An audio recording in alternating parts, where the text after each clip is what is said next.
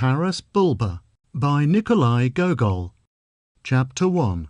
Turn round, my boy. How ridiculous you look. What sort of a priest's cassock have you got on? Does everybody at the academy dress like that? With such words did old Bulba greet his two sons, who had been absent for their education at the Royal Seminary of Kiev, and had now returned home to their father. His sons had but just dismounted from their horses. They were a couple of stout lads, who still looked bashful, as became youths recently released from the seminary. Their firm, healthy faces were covered with the first down of manhood, down which had, as yet, never known a razor. They were greatly discomfited by such a reception from their father, and stood motionless with eyes fixed upon the ground. "Stand still, let me have a good look at you," he continued, turning them around. "How long your gabardines are! What gabardines! There never were such gabardines in the world before. Just run, one of you. I want to see whether you will not get entangled in the skirts and fall down." Don't laugh, father," said the eldest lad at length. "How touchy we are! Why shouldn't I laugh?" "Because, although you are my father, if you laugh, by heavens, I will strike you." "What kind of son are you?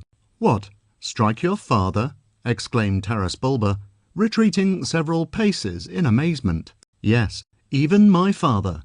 I don't stop to consider persons when an insult is in question." "So you want to fight me, with your fist, eh?" "Any way." "Well, let it be fisticuffs," said Taras Bulba, turning up his sleeves. "I'll see what sort of a man you are with your fists." And father and son, in lieu of a pleasant greeting after long separation, began to deal each other heavy blows on ribs, back, and chest, now retreating and looking at each other, now attacking afresh. "Look, good people, the old man has gone mad. He has lost his senses completely," screamed their pale, ugly, kindly mother, who was standing on the threshold and had not yet succeeded in embracing her darling children. "The children have come home. We have not seen them for over a year, and now he has taken some strange freak. He's pommelling them." "Yes, he fights well," said Bulba, pausing. "Well, by heavens," he continued, rather as if excusing himself, although he has never tried his hand at it before, "he will make a good Cossack. Now, welcome, son, embrace me," and father and son began to kiss each other. "Good lad. See that you hit every one as you pommelled me. Don't let any one escape. Nevertheless, your clothes are ridiculous, all the same. What rope is this hanging there? And you lout, why are you standing there with your hands hanging beside you?" he added, turning to the youngest. "Why don't you fight me, you son of a dog?" "What an idea," said the mother, who had managed in the meantime to embrace her youngest. "Who ever heard of children fighting their own father? That's enough for the present. The child is young. He has had a long journey. He is tired." The child was over 20 and about 6 feet high. "He ought to rest and eat something, and you set him to fighting." "You are a gabbler," said Bulba. "Don't listen to your mother, my lad. She is a woman and knows nothing. What sort of petting do you need? A clear field and a good horse. That's the kind of petting for you. And do you see this sword? That's your mother. All the rest people stuff your heads with is rubbish. The academy, books, primers, philosophy, and all that, I spit upon it all."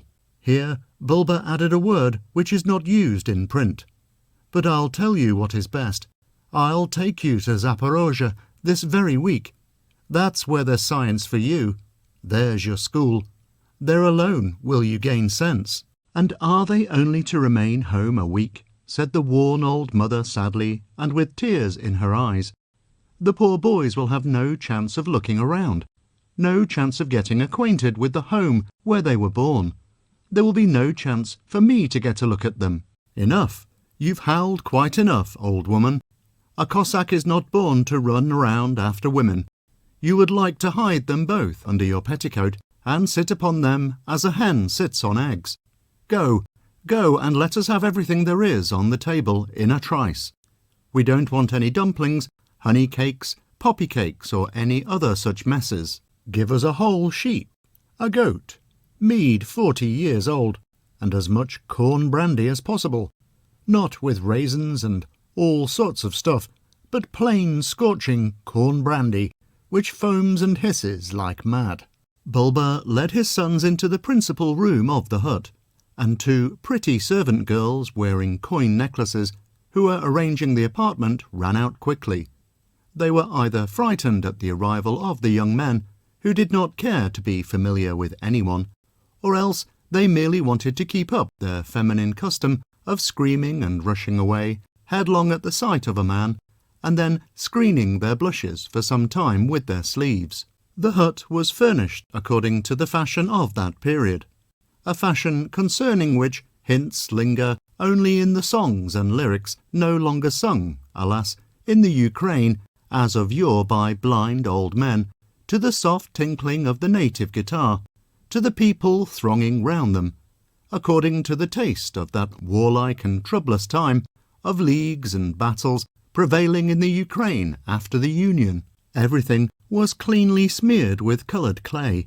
On the walls hung sabres, hunting whips, nets for birds, fishing nets, guns, elaborately carved powder horns, gilded bits for horses, and tether ropes with silver plates. The small window had round, dull panes, through which it was impossible to see except by opening the one movable one. Around the windows and doors red bands were painted.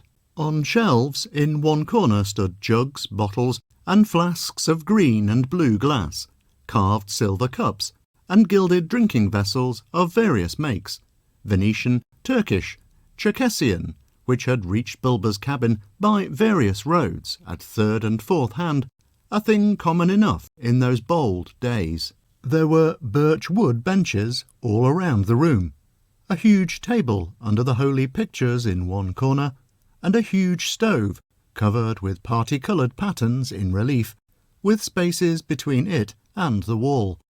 All this was quite familiar to the 2 young men, who were wont to come home every year during the dog days, since they had no horses, and it was not customary to allow students to ride afield on horseback. The only distinctive things permitted them were long locks of hair on the temples, which every Cossack who bore weapons was entitled to pull.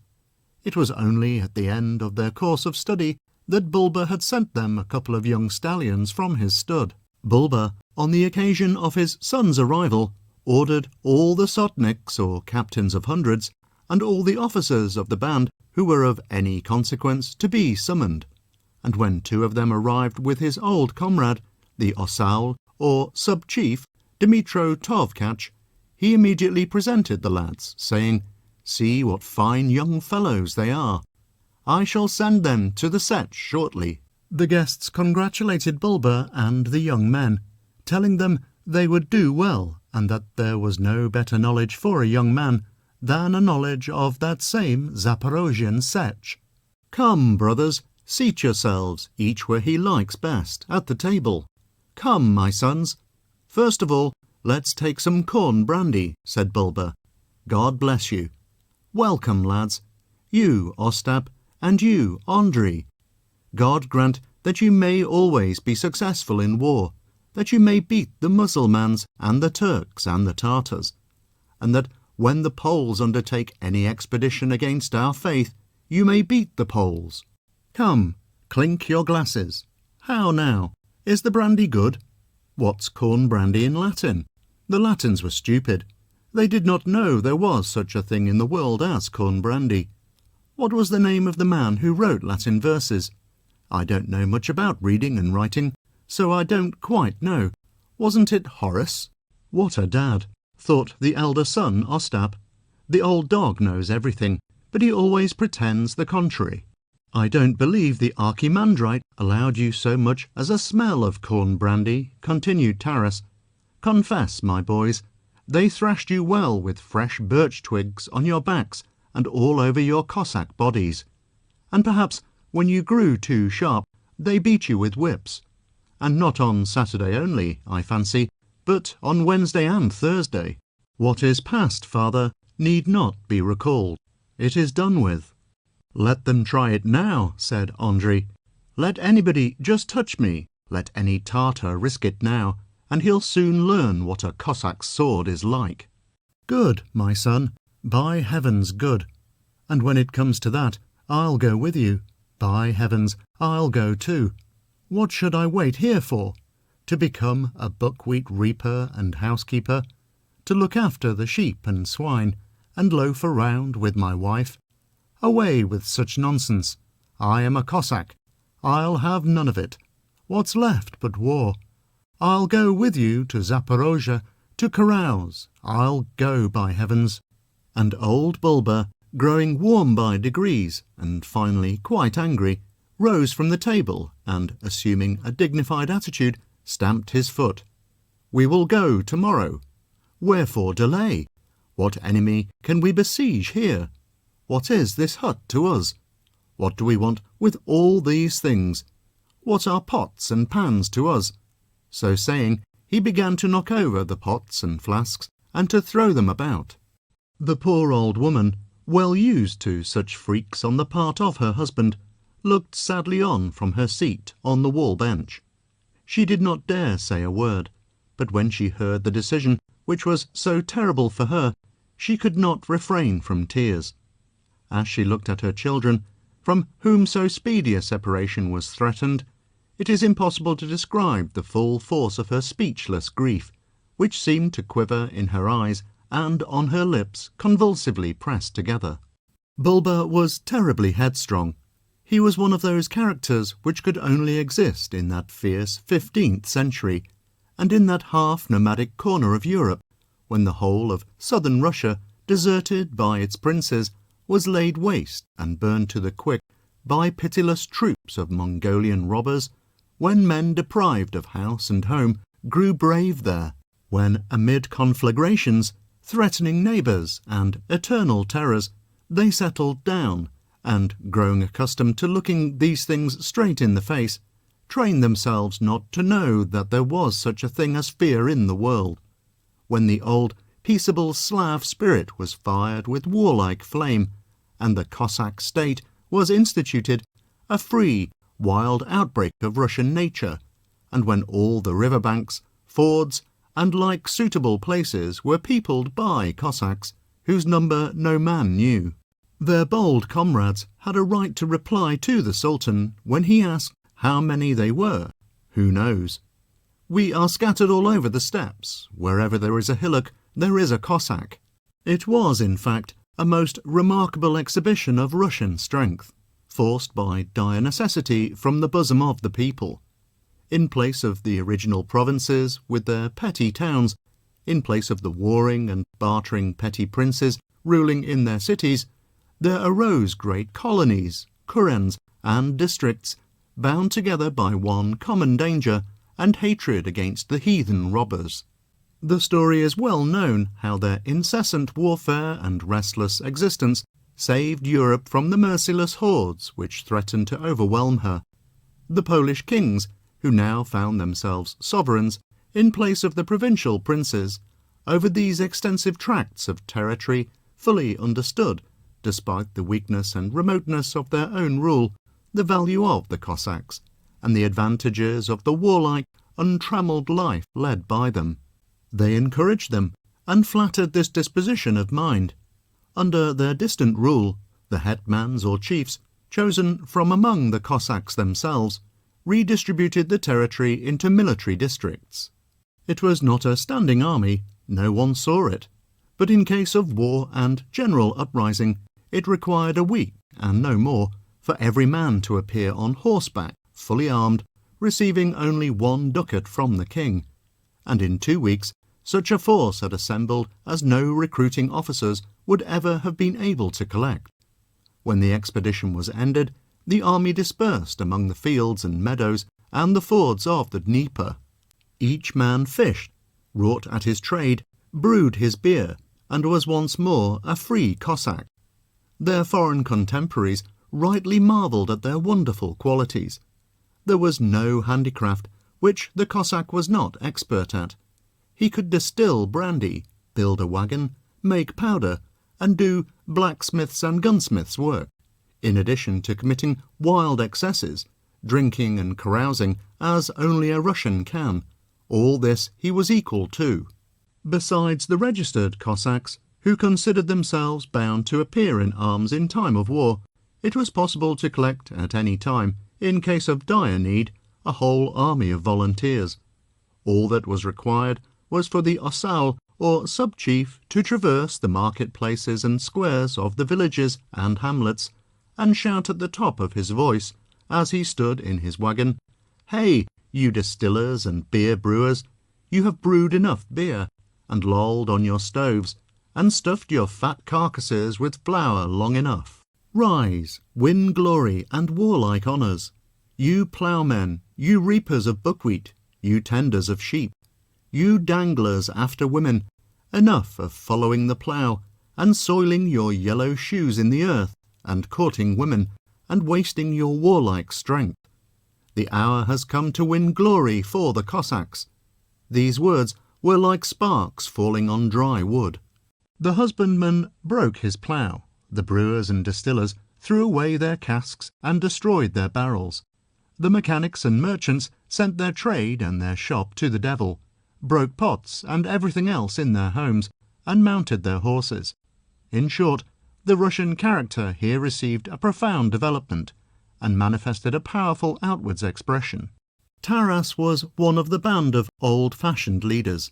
He was born for warlike emotions, and was distinguished for his uprightness of character. At that epoch, the influence of Poland had already begun to make itself felt upon the Russian nobility. Many had adopted Polish customs, and began to display luxury in splendid staffs of servants, hawks, huntsmen, dinners and palaces. This was not to Taras's taste.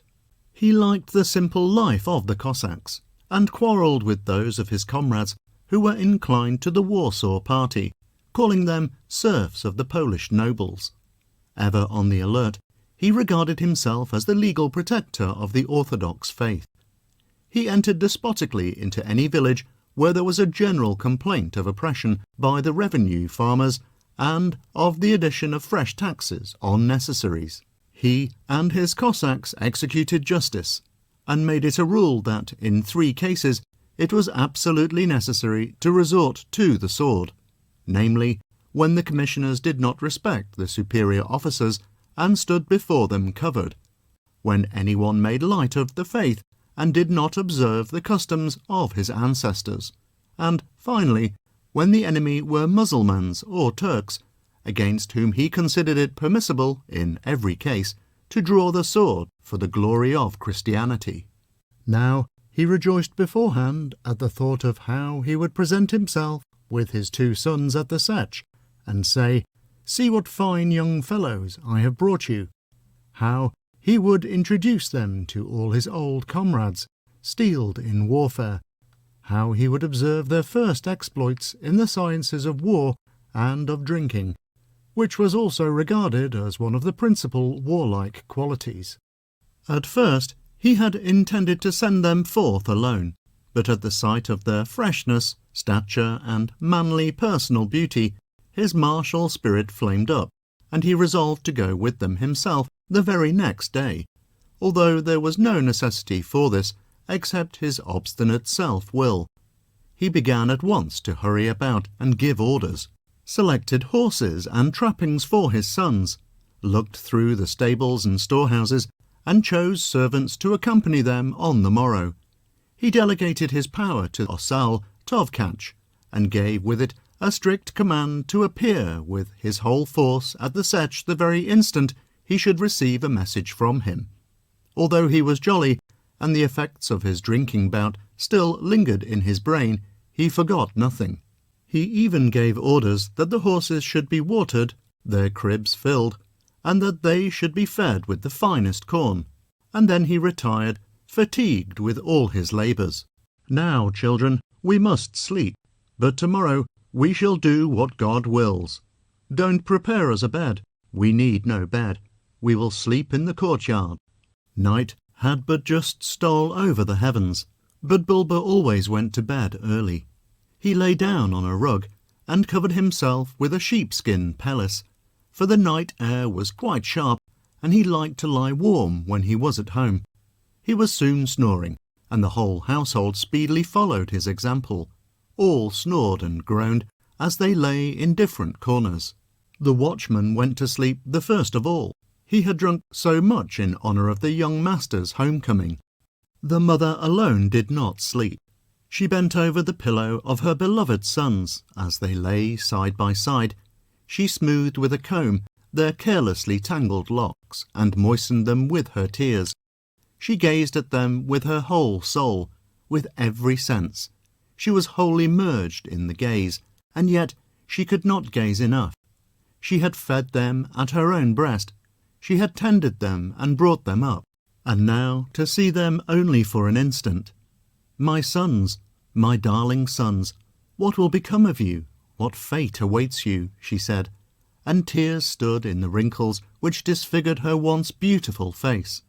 In truth, she was to be pitied, as was every woman of that period. She had lived only for a moment of love, only during the first ardour of passion, only during the first flush of youth, and then her grim betrayer had deserted her for the sword, for his comrades and his carouses. She saw her husband 2 or 3 days in a year, and then, for several years, heard nothing of him. And when she did see him, when they did live together, what a life was hers! She endured insult, even blows. She felt caresses bestowed only in pity. She was a misplaced object in that community of unmarried warriors, upon which wandering Zaporozhia cast a colouring of its own. Her pleasureless youth flitted by. Her ripe cheeks and bosom withered away unkissed, and became covered with premature wrinkles. Love, feeling, everything that is tender and passionate in a woman, was converted in her into maternal love. She hovered around her children with anxiety, passion, tears, like the gull of the steppes. They were taking her sons, her darling sons, from her, taking them from her so that she should never see them again. Who knew? Perhaps a Tartar would cut off their heads in the very first skirmish, and she would never know where their deserted bodies might lie, torn by birds of prey, and yet for each single drop of their blood she would have given all hers. Sobbing, she gazed into their eyes and thought, perhaps Bulba, when he wakes, will put off their departure for a day or two. Perhaps it occurred to him to go so soon because he had been drinking. The moon from the summit of the heavens had long since lit up the whole courtyard, filled with sleepers, the thick clump of willows, and the tall steppe grass, which hid the palisade surrounding the court. She still sat at her son's pillow, never removing her eyes from them for a moment, nor thinking of sleep. Already the horses, divining the approach of dawn, had ceased eating and lain down upon the grass. The topmost leaves of the willows began to rustle softly, and little by little the rippling rustle descended to their bases. She sat there until daylight, unwearied, and wishing in her heart that the night might prolong itself indefinitely. From the steppes came the ringing neigh of the horses, and red streaks shone brightly in the sky. Bulba suddenly awoke, and sprang to his feet. He remembered quite well what he had ordered the night before. "Now, my men, you've slept enough. 'Tis time, 'tis time. Water the horses. And where is the old woman?" He generally called his wife so. "Be quick, old woman. Get us something to eat. The way is long." The poor old woman, deprived of her last hope, slipped sadly into the hut. Whilst she, with tears, prepared what was needed for breakfast, Bulba gave his orders, went to the stable, and selected his best trappings for his children with his own hand. The scholars were suddenly transformed. Red morocco boots with silver heels took the place of their dirty old ones.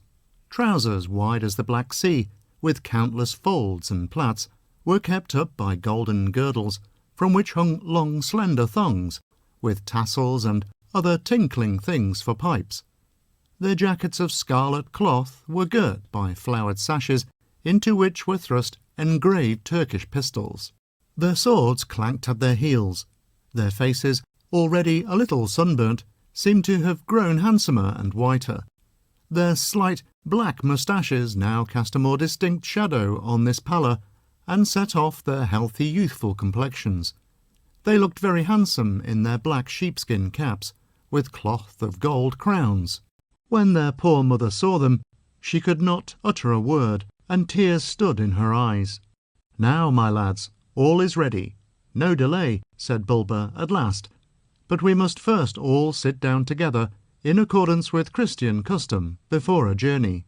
All sat down, not excepting the servants, who had been standing respectfully at the door.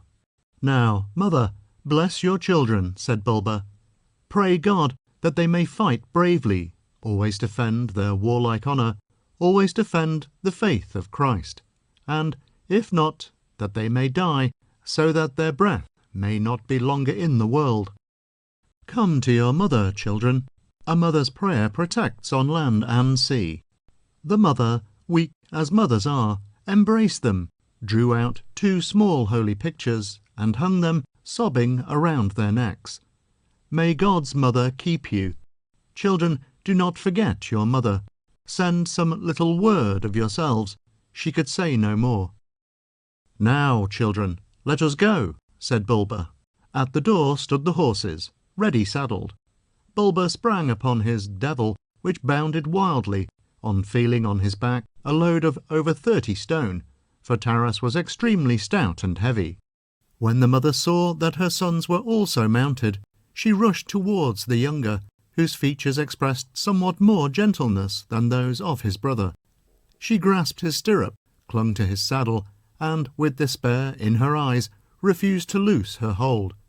2 stout Cossacks seized her carefully and bore her back into the hut. But before the cavalcade had passed out of the courtyard, she rushed with the speed of a wild goat, disproportionate to her years, to the gate, stopped a horse with irresistible strength, and embraced one of her sons with mad, unconscious violence. Then they led her away again. The young Cossacks rode on sadly, repressing their tears out of fear of their father, who, on his side, was somewhat moved, although he strove not to show it.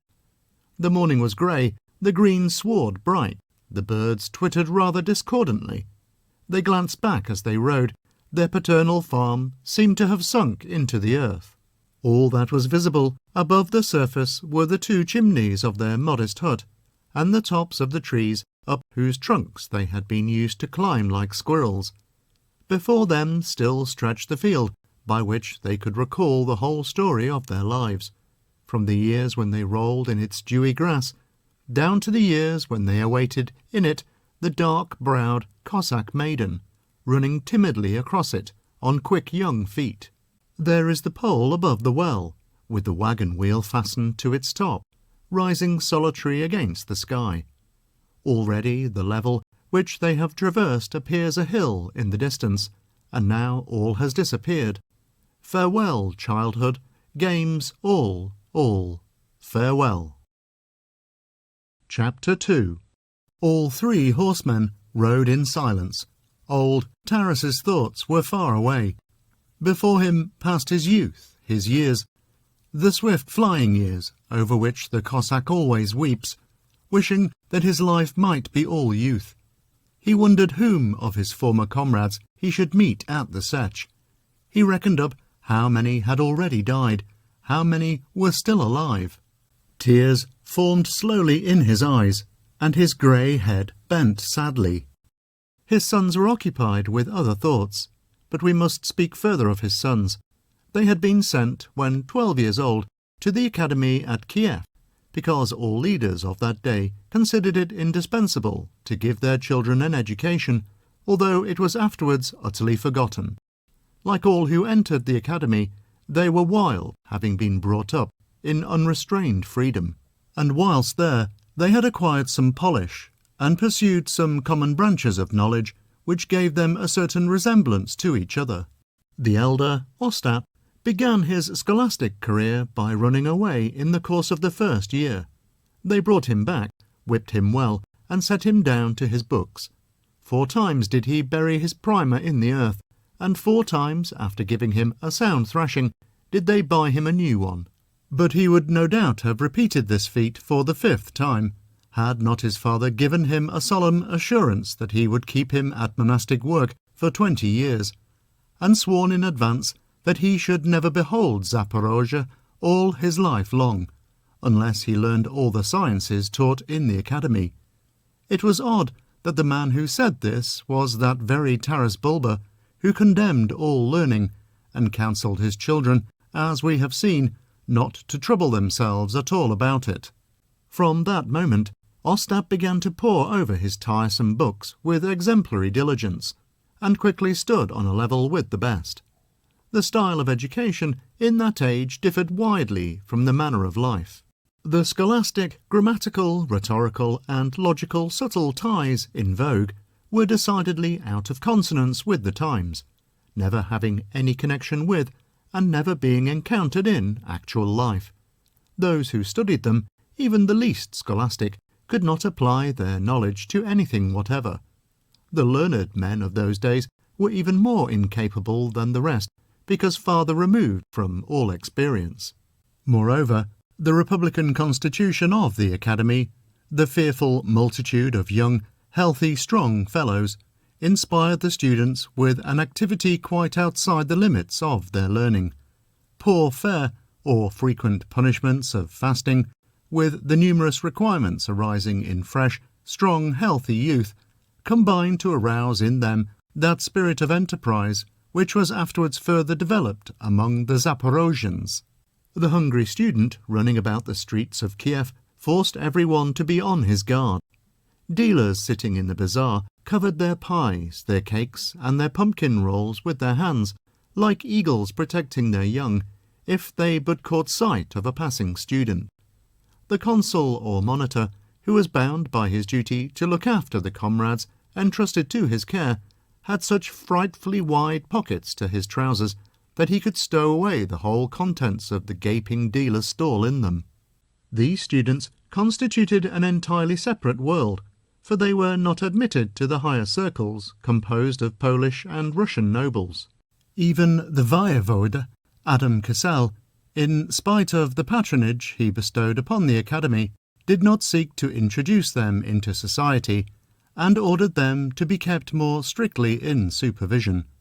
This command was quite superfluous, for neither the rector nor the monkish professors spared rod or whip, and the lictors sometimes, by their orders, lashed their consuls so severely that the latter rubbed their trousers for weeks afterwards. This was to many of them a trifle, only a little more stinging than good vodka with pepper. Others at length grew tired of such constant blisters, and ran away to Zaporozhye if they could find the road and were not caught on the way. Ostap Bulba, although he began to study logic and even theology with much zeal, did not escape the merciless rod. Naturally, all this tended to harden his character and give him that firmness which distinguishes the Cossacks. He always held himself aloof from his comrades. He rarely led others into such hazardous enterprises as robbing a strange garden or orchard, but, on the other hand, he was always among the first to join the standard of an adventurous student, and never, under any circumstances, did he betray his comrades. Neither imprisonment nor beatings could make him do so. He was unassailable by any temptations save those of war and revelry. At least, he scarcely ever dreamt of others. He was upright with his equals. He was kind-hearted, after the only fashion that kind-heartedness could exist in such a character and at such a time. He was touched to his very heart by his poor mother's tears, but this only vexed him, and caused him to hang his head in thought.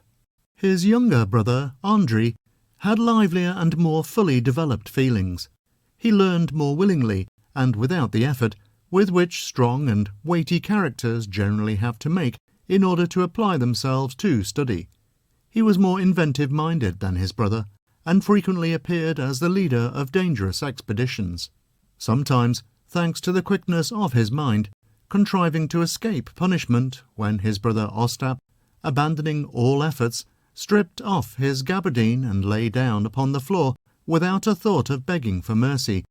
He too thirsted for action, but at the same time his soul was accessible to other sentiments. The need of love burned ardently within him.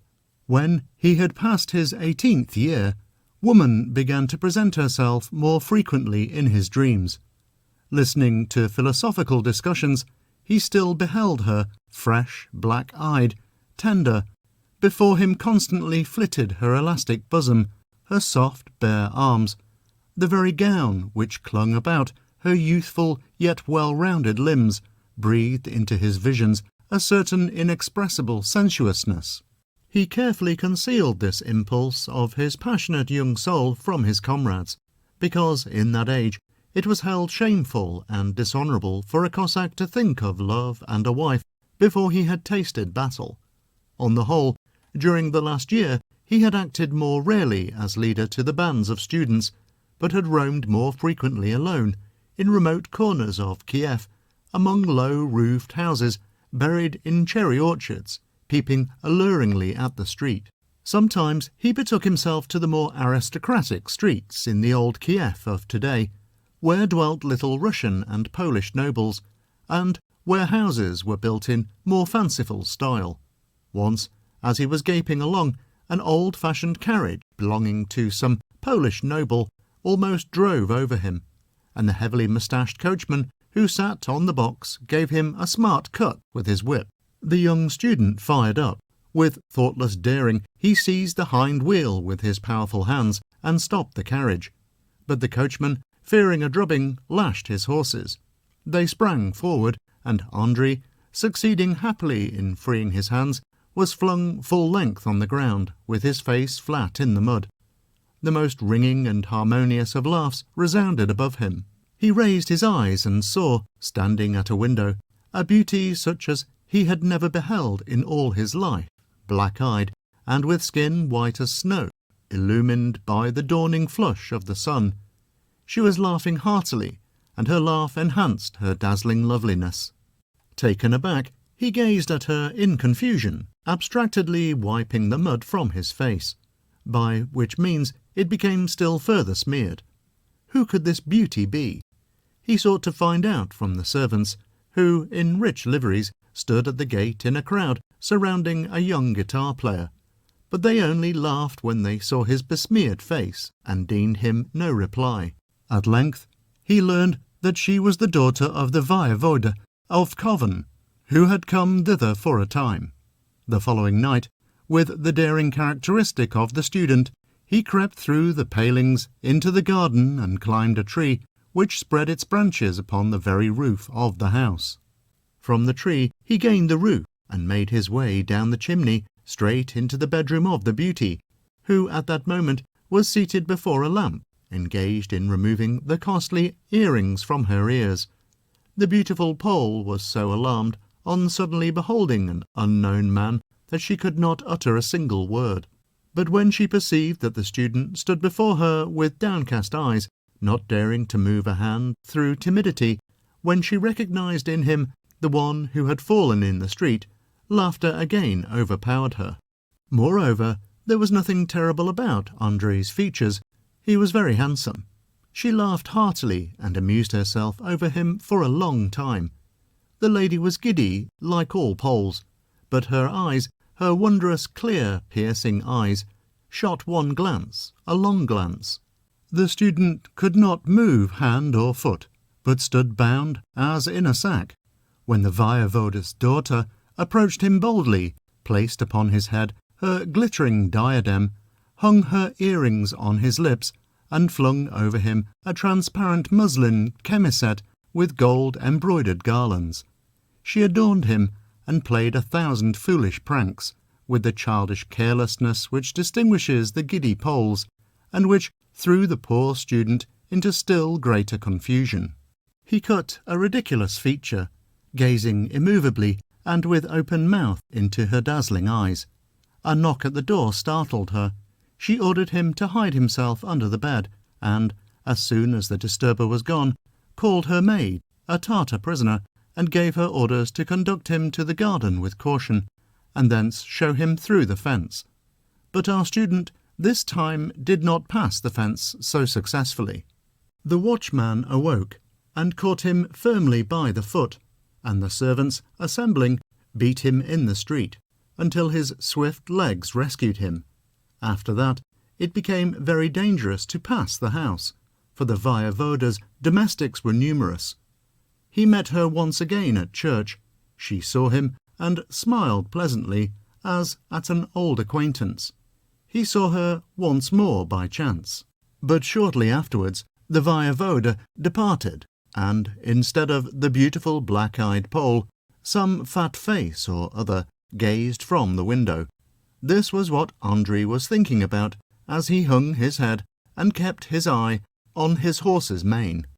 In the meantime, the steppe had long since received them all into its green embrace, and the high grass, closing round, concealed them, till only their black Cossack caps appeared above it. "Eh, why are you so quiet, lads?" said Bulba at length, waking from his own reverie. "You're like monks.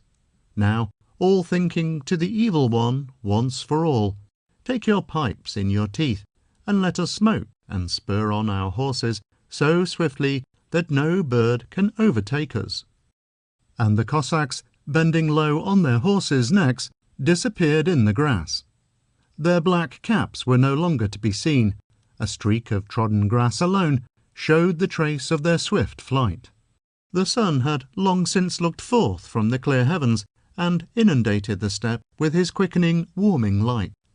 All that was dim and drowsy in the Cossacks' minds flew away in a twinkling. Their hearts fluttered like birds. The farther they penetrated the steppe, the more beautiful it became.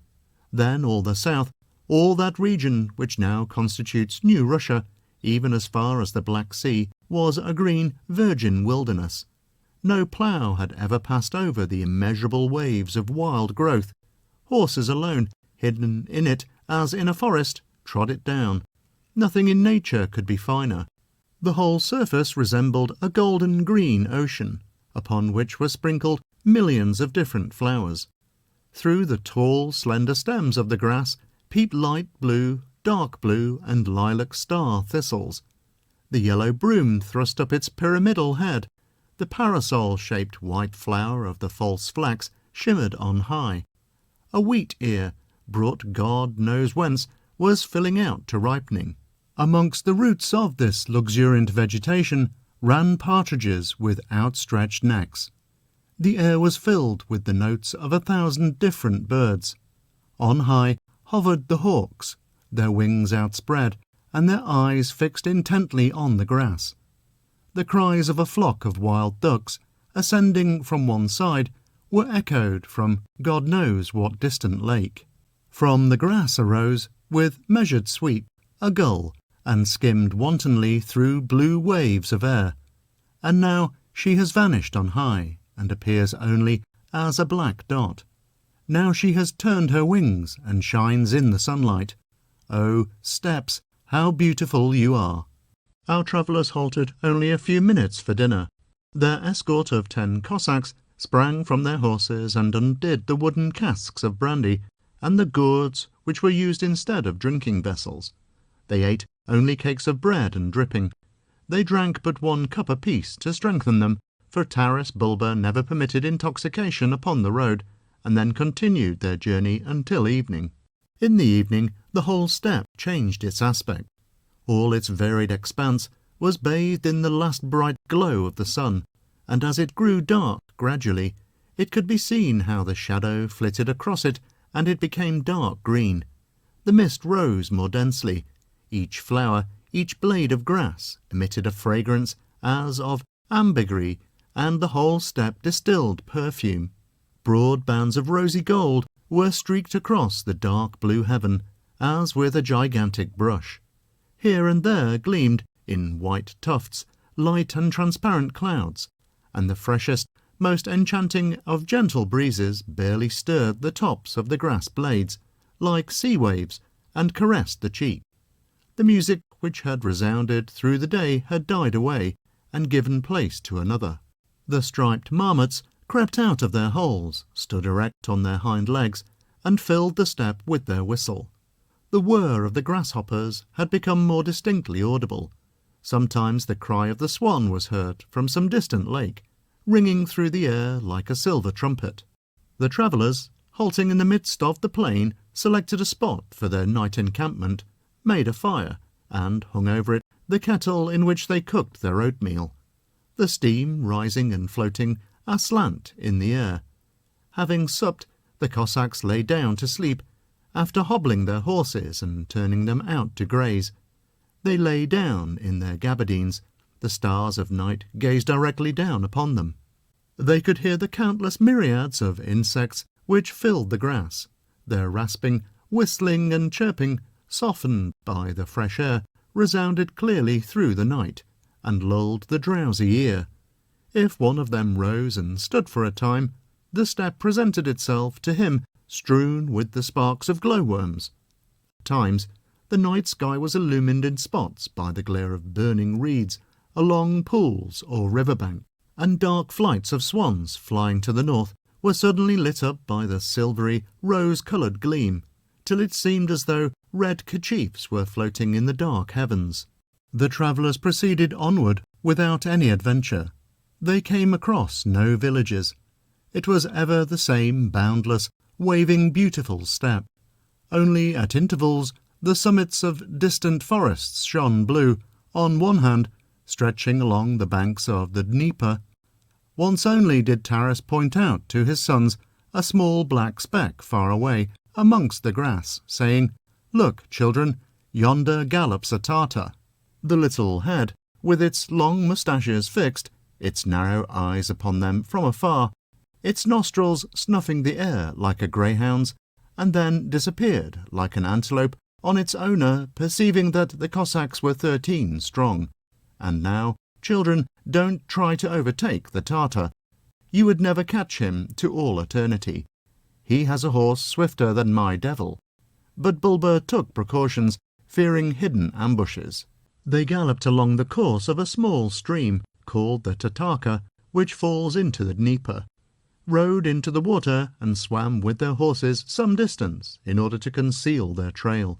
Then, scrambling out on the bank, they continued their road. 3 days later they were not far from the goal of their journey. The air suddenly grew colder. They could feel the vicinity of the Dnieper, and there it gleamed afar, distinguishable on the horizon as a dark band. It sent forth cold waves, spreading nearer, nearer, and finally seeming to embrace half the entire surface of the earth. This was that section of its course where the river, hitherto confined by the rapids, finally makes its own way, and, roaring like the sea, rushes on at will, where the islands, flung into its midst, have pressed it farther from their shores, and its waves have spread widely over the earth, encountering neither cliffs nor hills. The Cossacks, alighting from their horses, entered the ferry-boat, and after a 3 hours' sail, reached the shores of the island of Khortyts, where, at that time, stood the Setch, which so often changed its situation. A throng of people hastened to the shore with boats. The Cossacks arranged the horses' trappings. Taras assumed a stately air, pulled his belt tighter, and proudly stroked his moustache. His sons also inspected themselves from head to foot, with some apprehension and an undefined feeling of satisfaction, and all set out together for the suburb, which was half a verst from the Setch. On their arrival, they were deafened by the clang of 50 blacksmiths' hammers beating upon 25 anvils sunk in the earth. Stout tanners, seated beneath awnings, were scraping ox hides with their strong hands. Shopkeepers sat in their booths with piles of flint, steels, and powder before them.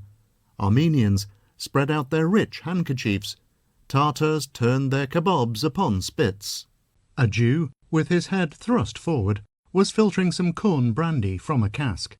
But the first man they encountered was a Zaporozhets, who was sleeping in the very middle of the road, with legs and arms outstretched. Taras Bulba could not refrain from halting to admire him. How splendidly developed he is! Phew, what a magnificent figure, he said, stopping his horse. It was, in fact, a striking picture. This Zaporozhets had stretched himself out in the road like a lion, his scalp lock thrown proudly behind him, extended over upwards of a foot of ground. His trousers of rich red cloth were spotted with tar, to show his utter disdain for them. Having admired to his heart's content, Bulba passed on through the narrow street, crowded with mechanics exercising their trades, and with people of all nationalities, who thronged this suburb of the Setch, resembling a fair and fed and clothed the Setch itself, which knew only how to revel and burn powder. At length they left the suburb behind them, and perceived some scattered kurens, covered with turf, or in Tartar fashion with felt. Some were furnished with cannon. Nowhere were any fences visible, or any of those low-roofed houses, with verandas supported upon low wooden pillars, such as were seen in the suburb. A low wall and a ditch, totally unguarded, betokened a terrible degree of recklessness. Some sturdy Zaporozhtzi, lying pipe in mouth in the very road, glanced indifferently at them, but never moved from their places. Taras threaded his way carefully among them, with his sons, saying, "Good day, gentles." "Good day to you," answered the Zaporozhtzi. Scattered over the plain were picturesque groups. From their weather-beaten faces it was plain that all were steeled in battle, and had faced every sort of bad weather. And there it was, the Setch. There was the lair from whence all those men, proud and strong as lions, issued forth. There was the spot whence poured forth liberty and Cossacks all over the Ukraine. The travellers entered the great square where the council generally met. On a huge overturned cask sat a Zaporozhets without his shirt. He was holding it in his hands and slowly sewing up the holes in it. Again their way was stopped by a whole crowd of musicians, in the midst of whom a young Zaporozhets was dancing, with head thrown back and arms outstretched. He kept shouting, "Play faster, musicians! Begrudge not, Toma, brandy to these Orthodox Christians." And Toma, with his blackened eye, went on measuring out without stint, to every one who presented himself, a huge jugful. About the youthful Zaporozhets 4 old men, moving their feet quite briskly, leaped like a whirlwind to one side, almost upon the musicians' heads, and, suddenly retreating, squatted down, and drummed the hard earth vigorously with their silver heels. The earth hummed dully all about, and afar the air resounded with national dance tunes, beaten by the clanging heels of their boots. But one shouted more loudly than all the rest, and flew after the others in the dance. His scalp lock streamed in the wind, his muscular chest was bare, his warm winter fur jacket was hanging by the sleeves, and the perspiration poured from him as from a pig. "Take off your jacket," said Taras at length. "See how he steams." "I can't," shouted the Cossack. "Why?" "I can't. I have such a disposition that whatever I take off, I drink up." And indeed, the young fellow had not had a cap for a long time, nor a belt to his kaftan, nor an embroidered neckerchief. All had gone the proper road. The throng increased, more folk joined the dancer, and it was impossible to observe, without emotion, how all yielded to the impulse of the dance, the freest, the wildest the world has ever seen, still called from its mighty originators the Kossachka. "Oh, if I had no horse to hold," exclaimed Taras, "I would join the dance myself." Meanwhile, there began to appear among the throng men who were respected for their prowess throughout all the Setch, old greyheads who had been leaders more than once. Taras soon found a number of familiar faces. Ostap and Andrei heard nothing but greetings. "Ah, it is you, pet Charitsa. Good day, Kozulup. Whence has God brought you, Taras? How did you come here, Doloto? Health to you, Kid Yaga. Hail to you, Gustwi. Did I ever think of seeing you, Remen?" And these heroes, gathered from all the roving population of eastern Russia, kissed each other and began to ask questions. "But what has become of Kasyan? Where is Borodavka and Kolopa and Pitsitok?" And in reply, Taras Bulba learned that Borodavka had been hung at Tolopan, that Kolopa had been flayed alive at Kitsikirman, that Pitsitok's head had been salted and sent in a cask to Constantinople. Old Bulba hung his head and said thoughtfully, "They were good Cossacks." Chapter 3. Taras Bulba and his sons had been in the Sech about a week. Ostap and Andrei occupied themselves but little with the science of war. The Sech was not fond of wasting time in warlike exercises. The young generation learned these by experience alone, in the very heat of battles, which were therefore incessant. The Cossacks thought it a nuisance to fill up the intervals of this instruction with any kind of drill, except perhaps shooting at a mark, and on rare occasions with horse racing and wild beast hunts, on the steppes and in the forests. All the rest of the time was devoted to revelry, a sign of the wide diffusion of moral liberty. The whole of the Sech presented an unusual scene. It was one unbroken revel, a ball noisily begun, which had no end. Some busied themselves with handicrafts, others kept little shops and traded, but the majority caroused from morning till night. If the wherewithal jingled in their pockets, and if the booty they had captured had not already passed into the hands of the shopkeepers and spirit sellers. This universal revelry had something fascinating about it.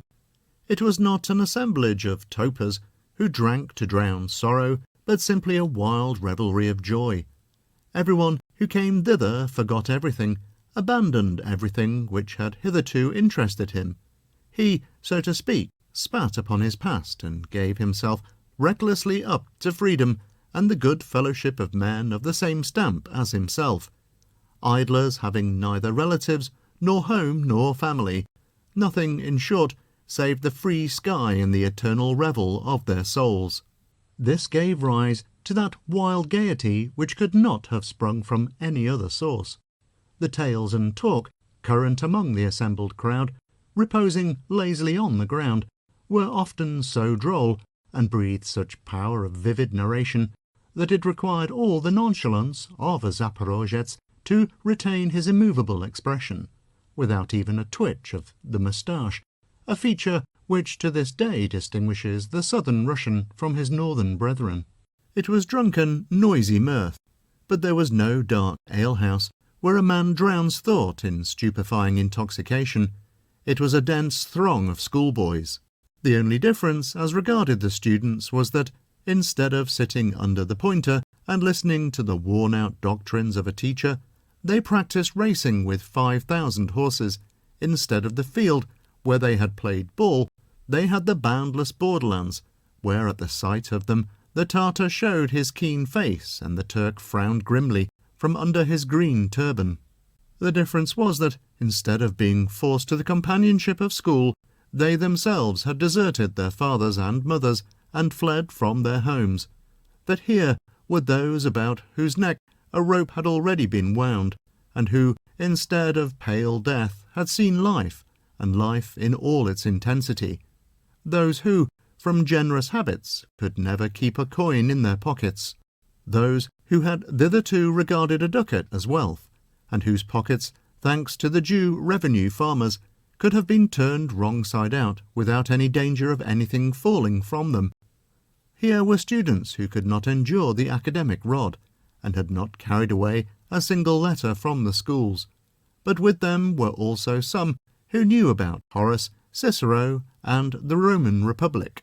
There were many leaders who afterwards distinguished themselves in the king's armies, and there were numerous clever partisans who cherished a magnanimous conviction that it was of no consequence where they fought, so long as they did fight, since it was a disgrace to an honourable man to live without fighting. There were many who had come to the Sech for the sake of being able to say afterwards that they had been there and were therefore hardened warriors. But who was not there? This strange republic was a necessary outgrowth of the epoch. Lovers of a warlike life, of golden beakers and rich brocades, of ducats and gold pieces, could always find employment there. The lovers of women alone could find naught, for no woman dared show herself even in the suburbs of the Sech. It seemed exceedingly strange to Ostap and Andrei that, although a crowd of people had come to the Sech with them, Not a soul inquired, "Whence come these men? Who are they? And what are their names?" They had come thither as though returning to a home whence they had departed only an hour before. The newcomer merely presented himself to the Koschevoi, or head chief of the Sech, who generally said, "Welcome. Do you believe in Christ?" "I do," replied the newcomer. "And do you believe in the Holy Trinity?" "I do." "And do you go to church?" "I do." "Now cross yourself." The newcomer crossed himself. "Very good," replied the Koschevoi. "Enter the Keren, where you have most acquaintances." This concluded the ceremony, and all the Sech prayed in one church, and were willing to defend it to their last drop of blood, although they would not hearken to aught about fasting or abstinence. Jews, Armenians, and Tartars, inspired by strong avarice, took the liberty of living and trading in the suburbs, for the Zaporozhtzi never cared for bargaining, and paid whatever money their hand chanced to grasp in their pocket. Moreover, the lot of these gain-loving traders was pitiable in the extreme. They resembled people settled at the foot of Vesuvius, for when the Zaporozhi lacked money, these bold adventurers broke down their booths and took everything gratis. The Sech consisted of over 60 kurens, each of which greatly resembled a separate independent republic, but still more a school or seminary of children, always ready for anything. No one had any occupation, no one retained anything for himself. Everything was in the hands of the hetman of the Keren, who, on that account, generally bore the title of father. In his hands were deposited the money, clothes, all the provisions, oatmeal, grain, even the firewood.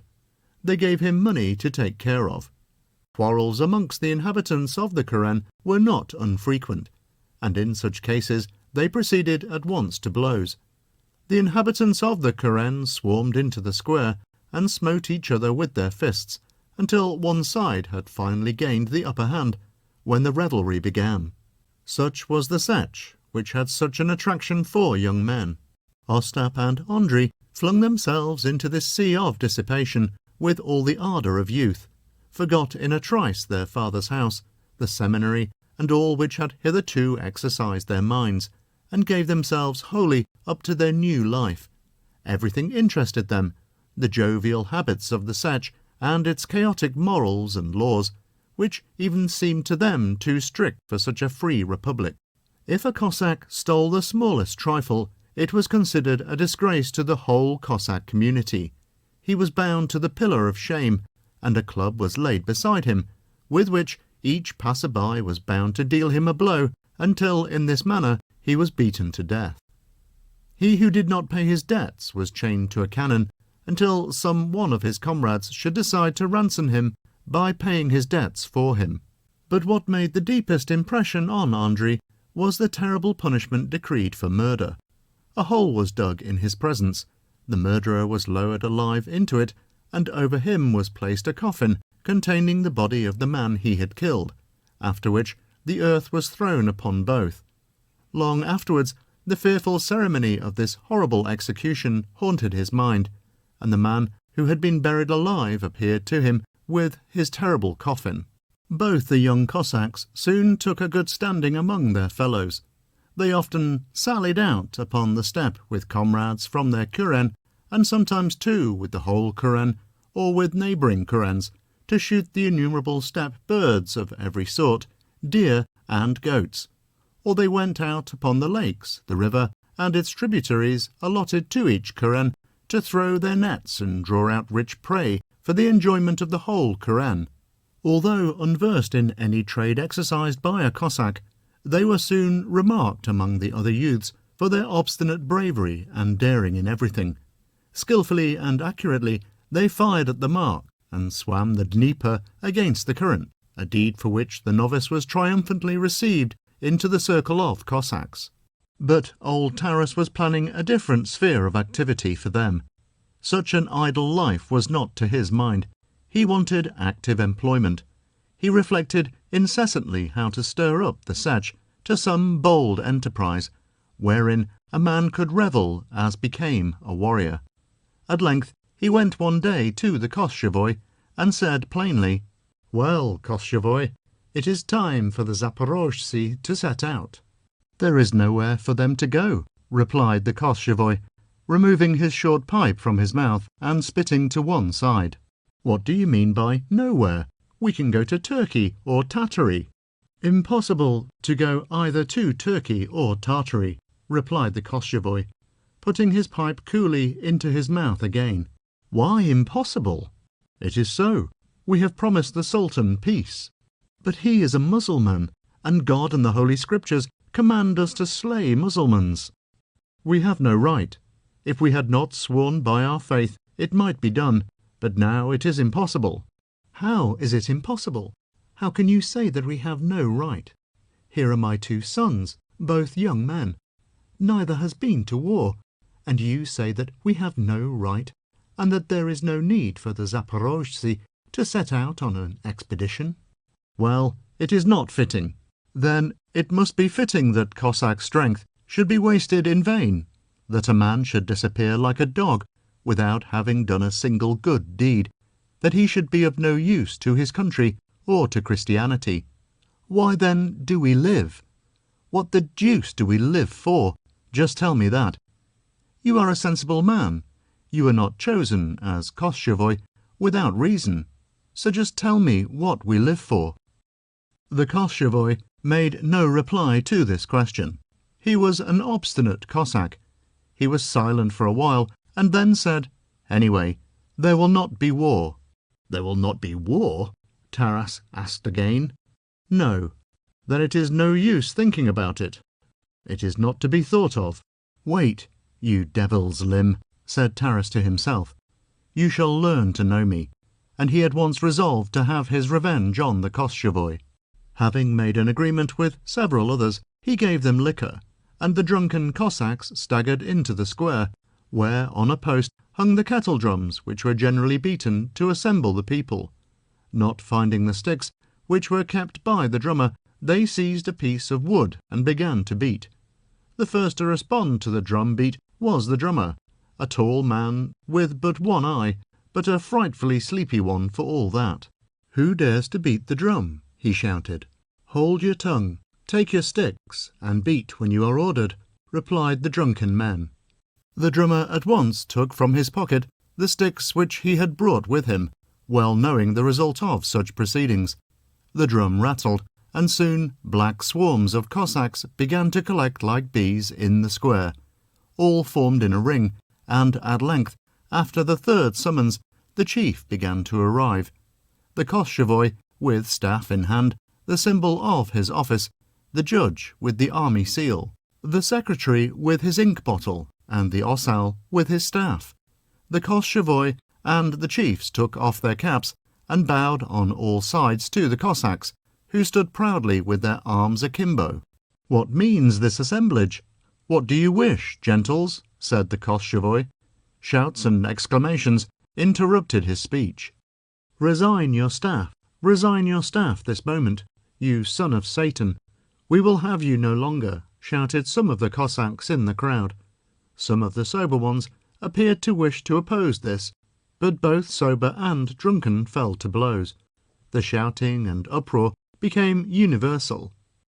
The Koschevoi attempted to speak, but knowing that the self-willed multitude, if enraged, might beat him to death, as almost always happened in such cases, he bowed very low, laid down his staff, and hid himself in the crowd. "Do you command us, gentles, to resign our insignia of office?" said the judge, the secretary, and the ossal, as they prepared to give up the inkhorn, army seal, and staff upon the spot. "No, you are to remain," was shouted from the crowd. "We only wanted to drive out the Koschevoi because he is a woman, and we want a man for Koschevoi." "Whom do you now elect as Koschevoi?" asked the chiefs. "We choose Kukubenko," shouted some. "We won't have Kukubenko," screamed another party. "He is too young. The milk has not dried off his lips yet." "Let Shilo be hetman," shouted some. "Make Shilo our Koschevoi." "Away with your Shilo," yelled the crowd. "What kind of a Cossack is he who is as thievish as a Tartar?" To the devil in a sack with your drunken shillo. Borodati, let us make Borodati our Koschevoi. We won't have Borodati. To the evil one's mother with Borodati. Shout Kiryaga, whispered Taras Bulba to several. Kiryaga, Kiryaga, shouted the crowd. Borodati, Borodati. Kiryaga, Kiryaga. Shilo, away with Shilo. Kiryaga. All the candidates, on hearing their names mentioned, quitted the crowd in order not to give anyone a chance of supposing that they were personally assisting in their election. Kiryaga, Kiryaga, echoed more strongly than the rest. Borodati! They proceeded to decide the matter by a show of hands, and Kiryaga won. Fetch Kiryaga, they shouted. Half a score of Cossacks immediately left the crowd, some of them hardly able to keep their feet, to such an extent had they drunk, and went directly to Kiryaga to inform him of his election. Kiryaga, a very old but wise Cossack, had been sitting for some time in his kuren, as if he knew nothing of what was going on. "What is it, gentles? What do you wish?" he inquired. "Come, they have chosen you for Koschevoi." "Have mercy, gentles," said Kiryaga. "How can I be worthy of such honour? Why should I be made Koschevoi? I have not sufficient capacity to fill such a post. Could no better person be found in all the army?" "Come, I say," shouted the Zaporozhtzi. Two of them seized him by the arms, and in spite of his planting his feet firmly, they finally dragged him to the square, accompanying his progress with shouts, blows from behind with their fists, kicks, and exhortations. "Don't hold back, you son of Satan. Accept the honour, you dog, when it is given." In this manner, Kiryaga was conducted into the ring of Cossacks. "How now, gentles?" announced those who had brought him. "Are you agreed that this Cossack shall be your Koschevoi?" "We are all agreed," shouted the throng, and the whole plain trembled for a long time afterwards from the shout. One of the chiefs took the staff and brought it to the newly elected Koschevoi. Kiryaga, in accordance with custom, immediately refused it. The chief offered it a second time. Kiryaga again refused it, and then, at the third offer, accepted the staff. A cry of approbation rang out from the crowd, and again the whole plain resounded afar with the Cossack's shout. Then there stepped out from among the people the four oldest of them all, white-bearded, white-haired Cossacks, though there were no very old men in the Sech, for none of the Zaporozhtzi ever died in their beds. Taking each a handful of earth, which recent rain had converted into mud, they laid it on Kiryaga's head. The wet earth trickled down from his head onto his moustache and cheeks and smeared his whole face. But Kiryaga stood immovable in his place, and thanked the Cossacks for the honour shown him. Thus ended the noisy election, concerning which we cannot say whether it was as pleasing to the others as it was to Bulba. By means of it, he had revenged himself on the former Koschevoi. Moreover, Kiryaga was an old comrade, and had been with him on the same expeditions by sea and land, sharing the toils and hardships of war. The crowd immediately dispersed to celebrate the election, and such revelry ensued as Ostap and Andrei had not yet beheld. The taverns were attacked, and mead, corn brandy, and beer seized without payment, the owners being only too glad to escape with whole skins themselves. The whole night passed amid shouts, songs, and rejoicings, and the rising moon gazed long at troops of musicians traversing the streets with guitars, flutes, tambourines, and the church choir, who were kept in the Sech to sing in church and glorify the deeds of the Zaporozhtzi. At length, drunkenness and fatigue began to overpower even these strong heads, and here and there a Cossack could be seen to fall to the ground, embracing a comrade in fraternal fashion, whilst maudlin and even weeping, the latter rolled upon the earth with him. Here a whole group would lie down in a heap. There a man would choose the most comfortable position and stretch himself out on a log of wood. The last and strongest still uttered some incoherent speeches. Finally, even they, yielding to the power of intoxication, flung themselves down, and all the Setch slept. Chapter 4. But next day, Taras Bulba had a conference with the new Koschevoi as to the method of exciting the Cossacks to some enterprise. The Koschevoi, a shrewd and sensible Cossack, who knew the Zaporozhtsi thoroughly, said at first, "Oaths cannot be violated by any means," but after a pause added, "No matter, it can be done. We will not violate them, but let us devise something. Let the people assemble, not at my summons, but of their own accord. You know how to manage that, and I will hasten to the square with the chiefs as though we know nothing about it." Not an hour had elapsed after their conversation when the drums again thundered. The drunken and senseless Cossacks assembled. A myriad Cossack caps were sprinkled over the square. A murmur arose. Why? What? Why was the assembly beaten? No one answered. At length, in one quarter and another, it began to be rumoured about, "Behold, the Cossack strength is being vainly wasted. There is no war. Behold, our leaders have become as marmots, every one. Their eyes swim in fat. Plainly, there is no justice in the world." The other Cossacks listened at first, and then began themselves to say, "In truth, there is no justice in the world." Their leaders seemed surprised at these utterances. Finally, the Koschevoi stepped forward. "Permit me, Cossacks, to address you."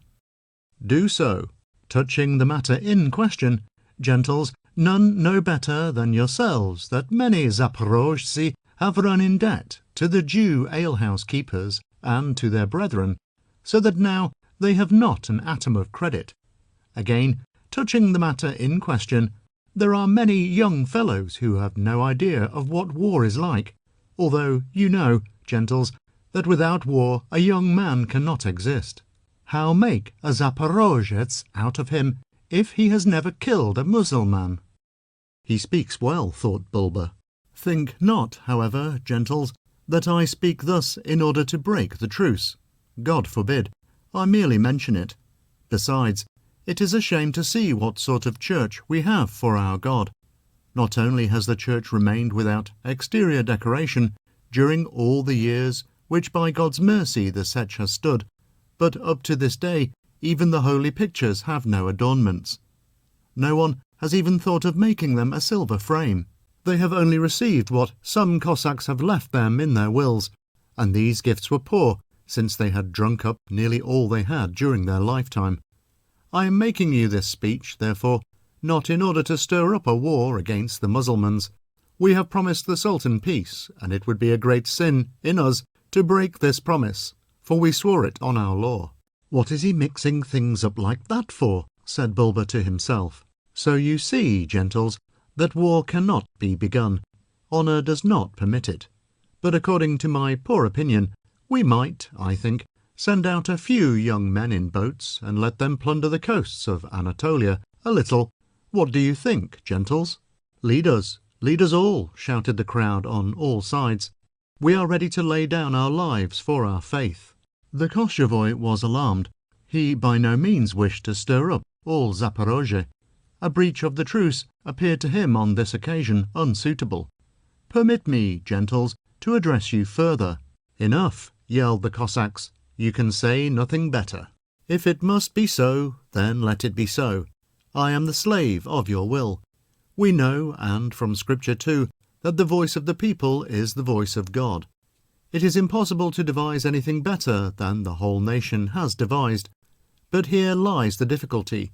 You know, gentles, that the Sultan will not permit that which delights our young men to go unpunished.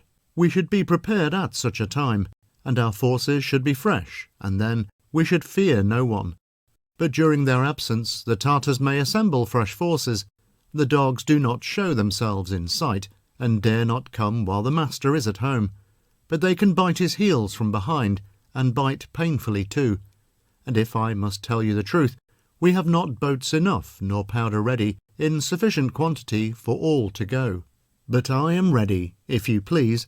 I am the slave of your will." The cunning hetman was silent. The various groups began to discuss the matter, and the hetmans of the kurens to take counsel together. Few were drunk, fortunately, so they decided to listen to reason.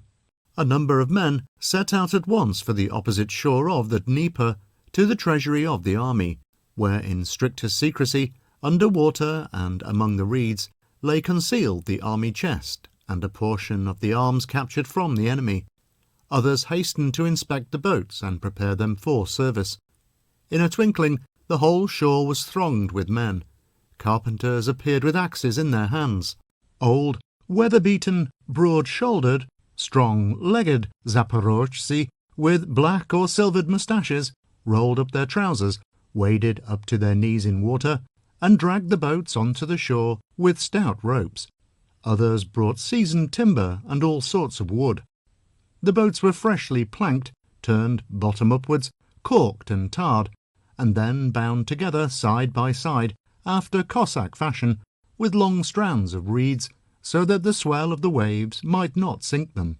Far along the shore they built fires and heated tar in copper cauldrons to smear the boats. The old and the experienced instructed the young. The blows and shouts of the workers rose all over the neighbourhood. The bank shook and moved about. About this time a large ferryboat began to near the shore. The mass of people standing in it began to wave their hands from a distance. They were Cossacks in torn, ragged gabardines. Their disordered garments, for many had on nothing but their shirts, with a short pipe in their mouths, showed that they had either escaped from some disaster or had caroused to such an extent that they had drunk up all they had on their bodies. A short, broad-shouldered Cossack of about 50 stepped out from the midst of them and stood in front. He shouted and waved his hand more vigorously than any of the others, but his words could not be heard for the cries and hammering of the workmen. "Whence come you?" asked the Koschevoi, as the boat touched the shore. All the workers paused in their labours and, raising their axes and chisels, looked on expectantly. "From a misfortune," shouted the short Cossack. "From what?" "Permit me, noble Zaporozhtzi, to address you." "Speak. Or would you prefer to assemble a council? Speak. We are all here." The people all pressed together in one mass. "Have you then heard nothing of what has been going on in the hetman's dominions?" "What is it?" inquired one of the Kuren hetmans. "Eh, what? Evidently the Tartars have plastered up your ears so that you might hear nothing. Tell us, then, what has been going on there?" "That is going on, the like of which no man born or christened ever yet has seen." "Tell us what it is, you son of a dog," shouted one of the crowd, apparently losing patience. "Things have come to such a pass that our holy churches are no longer ours." "How not ours?" "They are pledged to the Jews. If the Jew is not first paid, there can be no Mass." "What are you saying?" "And if the dog of a Jew does not make a sign with his unclean hand over the holy Easter bread, it cannot be consecrated." "He lies, brother gentles. It cannot be that an unclean Jew puts his mark upon the holy Easter bread." "Listen, I have not yet told all. Catholic priests are going about all over the Ukraine in carts. The harm lies not in the carts, but in the fact that not horses, but Orthodox Christians are harnessed to them. Listen, I have not yet told all. They say that the Jewesses are making themselves petticoats out of our Pope's vestments. Such are the deeds that are taking place in the Ukraine, gentles. And you sit here, revelling in Zaporozhe, and evidently the Tartars have so scared you that you have no eyes, no ears, no anything, and know nothing that is going on in the world." "Stop, stop," broke in the Koschevoi, who up to that moment had stood with his eyes fixed upon the earth, like all Zaporozhtzi, who, on important occasions, never yielded to their first impulse, but kept silence, and meanwhile concentrated inwardly all the power of their indignation. "Stop. I also have a word to say. But what were you about? When your father the devil was raging thus, what were you doing yourselves? Had you no swords? How came you to permit such lawlessness? Eh? How did we come to permit such lawlessness? You would have tried when there were 50,000 of the Lyakhs alone, yes, and it is a shame not to be concealed, when there are also dogs among us who have already accepted their faith. But your hetman and your leaders, what have they done? God preserve any one from such deeds as our leaders performed. How so? Our hetman, roasted in a brazen ox, now lies in Warsaw, and the heads and hands of our leaders are being carried to all the fairs as a spectacle for the people. That is what our leaders did. The whole throng became wildly excited. At first silence reigned all along the shore, like that which precedes a tempest, and then suddenly voices were raised and all the shore spoke. What? The Jews hold the Christian churches in pledge? Roman Catholic priests have harnessed and beaten Orthodox Christians? What? Such torture has been permitted on Russian soil by the cursed unbelievers? And they have done such things to the leaders and the hetman? Nay, this shall not be. It shall not be. Such words came from all quarters. The Zaporozhtzi were moved and knew their power. It was not the excitement of a giddy-minded folk. All who were thus agitated were strong, firm characters, not easily aroused, but, once aroused, preserving their inward heat long and obstinately. Hang all the Jews, rang through the crowd. They shall not make petticoats for their Jewesses out of Pope's vestments. They shall not place their signs upon the holy wafers. Drown all the heathens in the Dnieper. These words, uttered by someone in the throng, flashed like lightning through all minds, and the crowd flung themselves upon the suburb with the intention of cutting the throats of all the Jews. The poor sons of Israel, losing all presence of mind, and not being in any case courageous, hid themselves in empty brandy casks, in ovens, and even crawled under the skirts of their Jewesses. But the Cossacks found them wherever they were. "Gracious nobles," shrieked one Jew, tall and thin as a stick, thrusting his sorry visage, distorted with terror, from among a group of his comrades. "Gracious nobles, suffer us to say a word, only one word.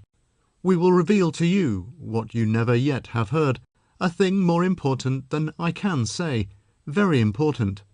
"Well, say it," said Bulba, who always liked to hear what an accused man had to say. "Gracious nobles," exclaimed the Jew, "such nobles were never seen, by heavens, never. Such good, kind, and brave men there never were in the world before." His voice died away and quivered with fear. How was it possible that we should think any evil of the Zaporozhtzi? Those men are not of us at all. Those who have taken pledges in the Ukraine, by heavens, they are not of us. They are not Jews at all. The evil one alone knows what they are. They are only fit to be spit upon and cast aside. Behold, my brethren, say the same. Is it not true, Shlomo? Is it not true, Shmuel? "By heavens, it is true," replied Shlomo and Shmuel, from among the crowd, both pale as clay in their ragged caps. "We never yet," continued the tall Jew, "have had any secret intercourse with your enemies, and we will have nothing to do with Catholics. May the evil one fly away with them. We are like own brothers to the Zaporozhtzi." "What? The Zaporozhtzi are brothers to you?" exclaimed someone in the crowd. "Don't wait, the cursed Jews. Into the Dnieper with them, gentles. Down, all the unbelievers." These words were the signal. They seized the Jews by the arms and began to hurl them into the waves. Pitiful cries resounded on all sides, but the stern Zaporozhtzi only laughed when they saw the Jewish legs, cased in shoes and stockings, struggling in the air.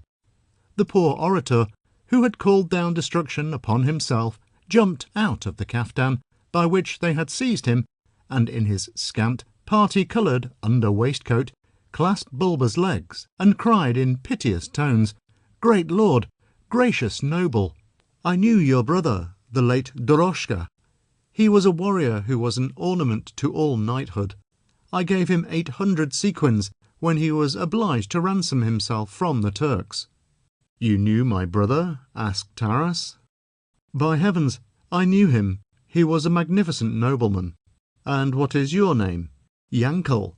"Good," said Taras, and after reflecting, he turned to the Cossacks and spoke as follows. There will always be plenty of time to hang the Jew, if it proves necessary, but for today give him to me." So saying, Taras led him to his wagon, beside which stood his Cossacks. "Crawl under the wagon, lie down, and do not move. And you, brothers, do not surrender this Jew." So saying, he returned to the square, for the whole crowd had long since collected there.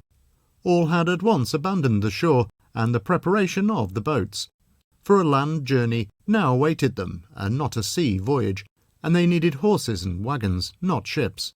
All, both young and old, wanted to go on the expedition, and it was decided, on the advice of the chiefs, the hetmans of the Kerens, and the Koschevoi, and with the approbation of the whole Zaporozhian army, to march straight to Poland, to avenge the injury and disgrace to their faith and to Cossack renown, to seize booty from the cities, to burn villages and grain, and spread their glory far over the steppe. All at once girded and armed themselves. The Koschevoi grew a whole foot taller.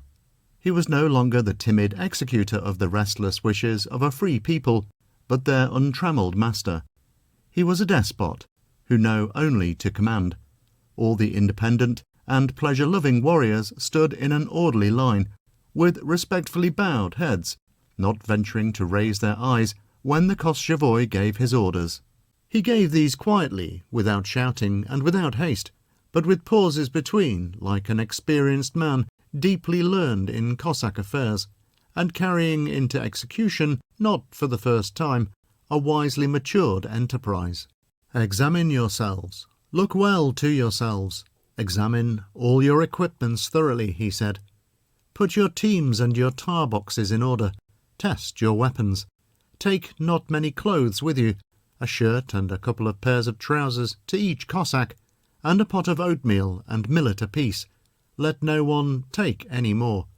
There will be plenty of provisions, all that is needed, in the wagons. Let every Cossack have 2 horses, and 200 yoke of oxen must be taken, for we shall require them at the fords and marshy places. Keep order, gentles, above all things. I know that there are some among you whom God has made so greedy that they would like to tear up silk and velvet for footcloths. Leave off such devilish habits. Reject all garments as plunder, and take only weapons. Though if valuables offer themselves, ducats or silver, they are useful in any case. I tell you this beforehand, gentles, if anyone gets drunk on the expedition, he will have a short shrift.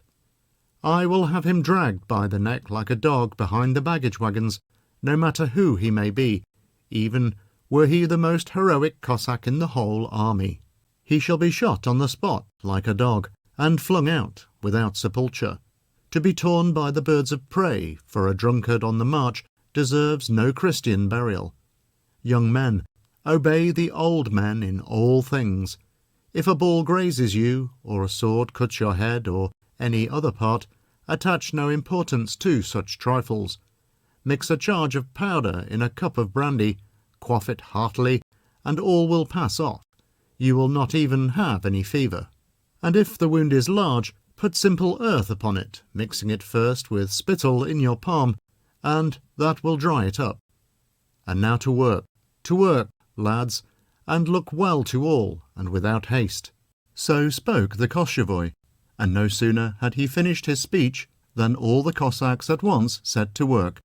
All the Sech grew sober. Nowhere was a single drunken man to be found.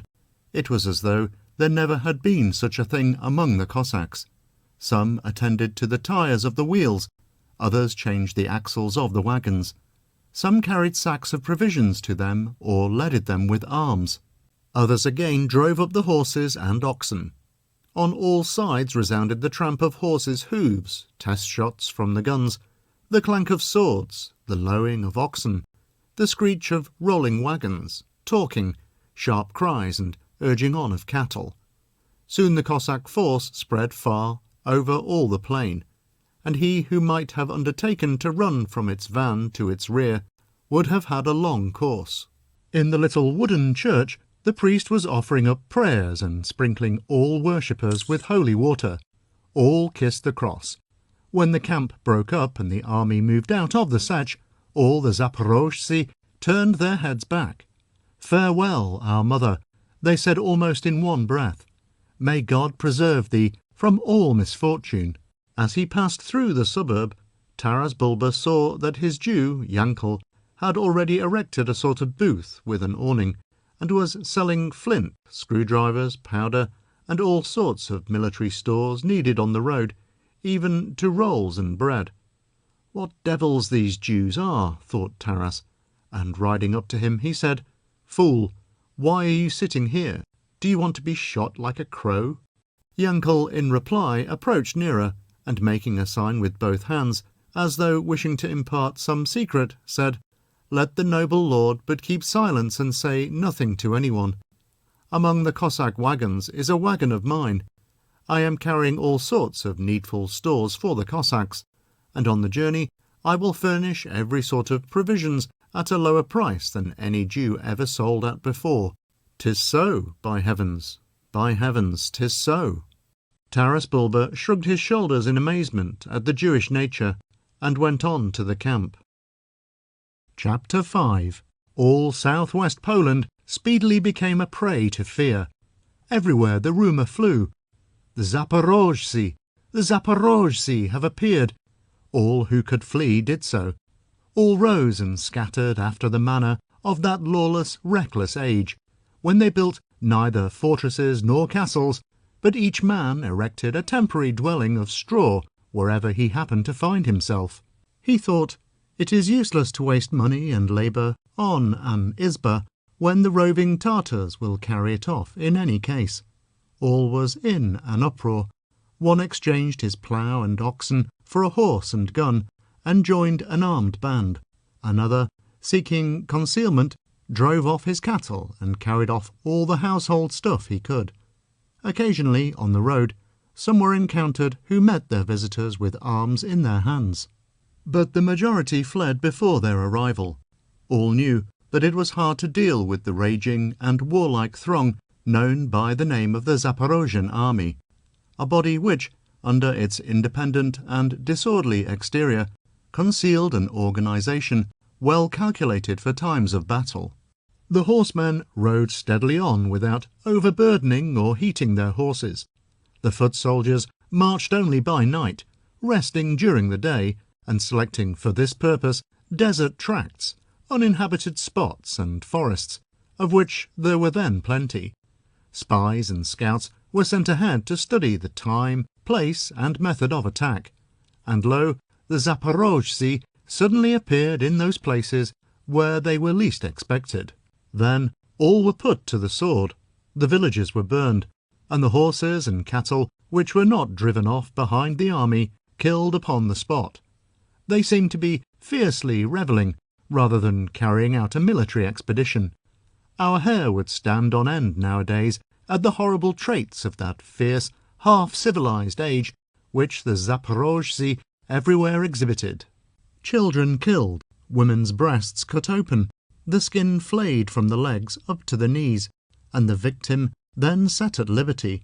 In short, the Cossacks paid their former debts in coin of full weight.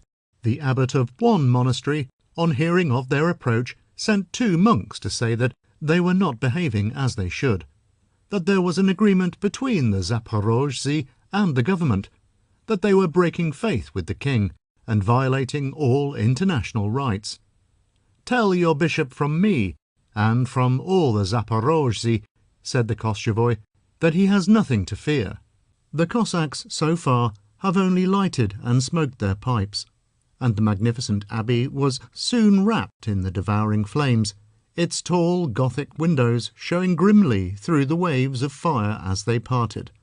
The fleeing mass of monks, women, and Jews thronged into those towns where any hope lay in the garrison and the civic forces. The aid sent in season by the government, but delayed on the way, consisted of a few troops which either were unable to enter the towns or, seized with fright, turned their backs at the very first encounter and fled on their swift horses. However, several of the royal commanders, who had conquered in former battles, resolved to unite their forces and confront the Zaporozhtzi.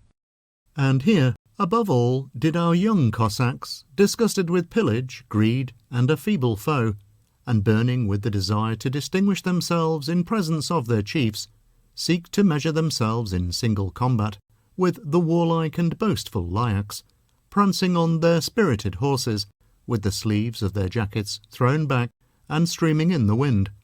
This game was inspiriting. They won at it many costly sets of horse trappings and valuable weapons. In a month the scarcely fledged birds attained their full growth, were completely transformed, and became men. Their features, in which hitherto a trace of youthful softness had been visible, grew strong and grim. But it was pleasant to old Taras to see his sons among the foremost.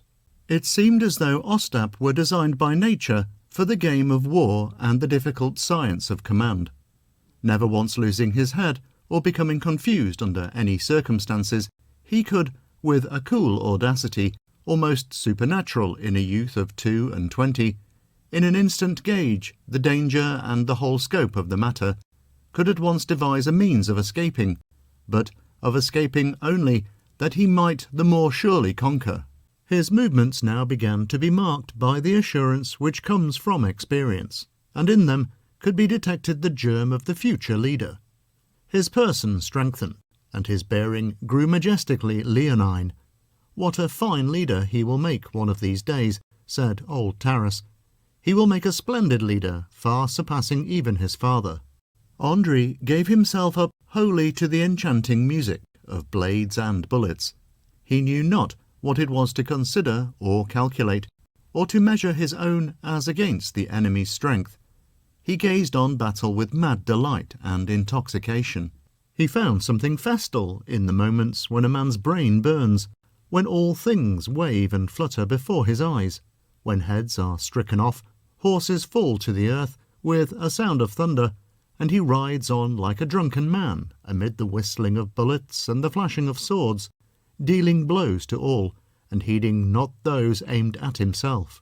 More than once their father marvelled too at Andrii, seeing him, stirred only by a flash of impulse, dash at something which a sensible man in cold blood never would have attempted, and, by the sheer force of his mad attack, accomplish such wonders as could not but amaze even men grown old in battle. Old Taras admired and said, "And he too will make a good warrior, if the enemy does not capture him meanwhile. He is not Ostap, but he is a dashing warrior nevertheless." The army decided to march straight on the city of Dubno, which, rumour said, contained much wealth and many rich inhabitants.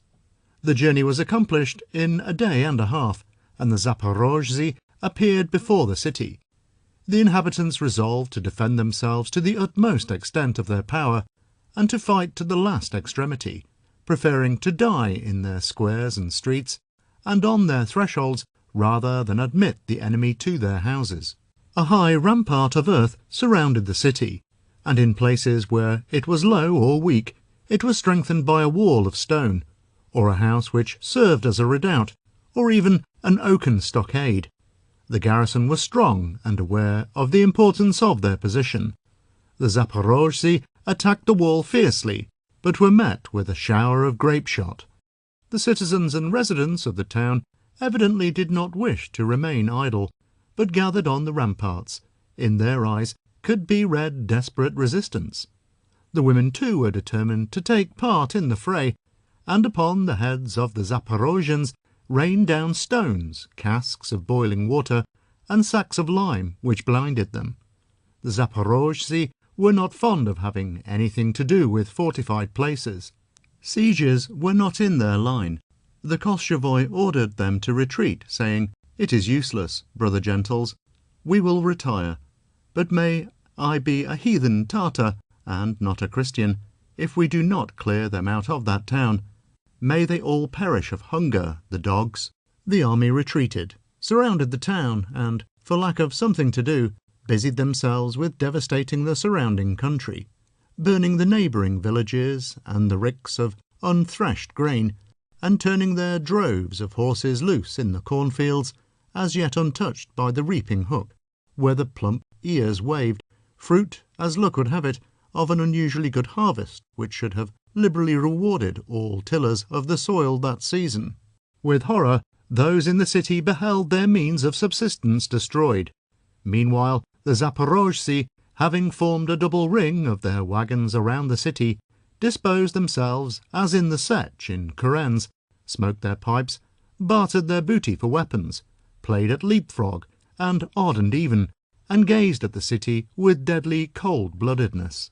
At night they lighted their campfires, and the cooks boiled the porridge for each kuren in huge copper cauldrons, whilst an alert sentinel watched all night beside the blazing fire. But the Zaporozhtzi soon began to tire of inactivity and prolonged sobriety, unaccompanied by any fighting. The Koschevoi even ordered the allowance of wine to be doubled, which was sometimes done in the army when no difficult enterprises or movements were on hand. The young men, and Taras Bulba's sons in particular, did not like this life. Andrei was visibly bored.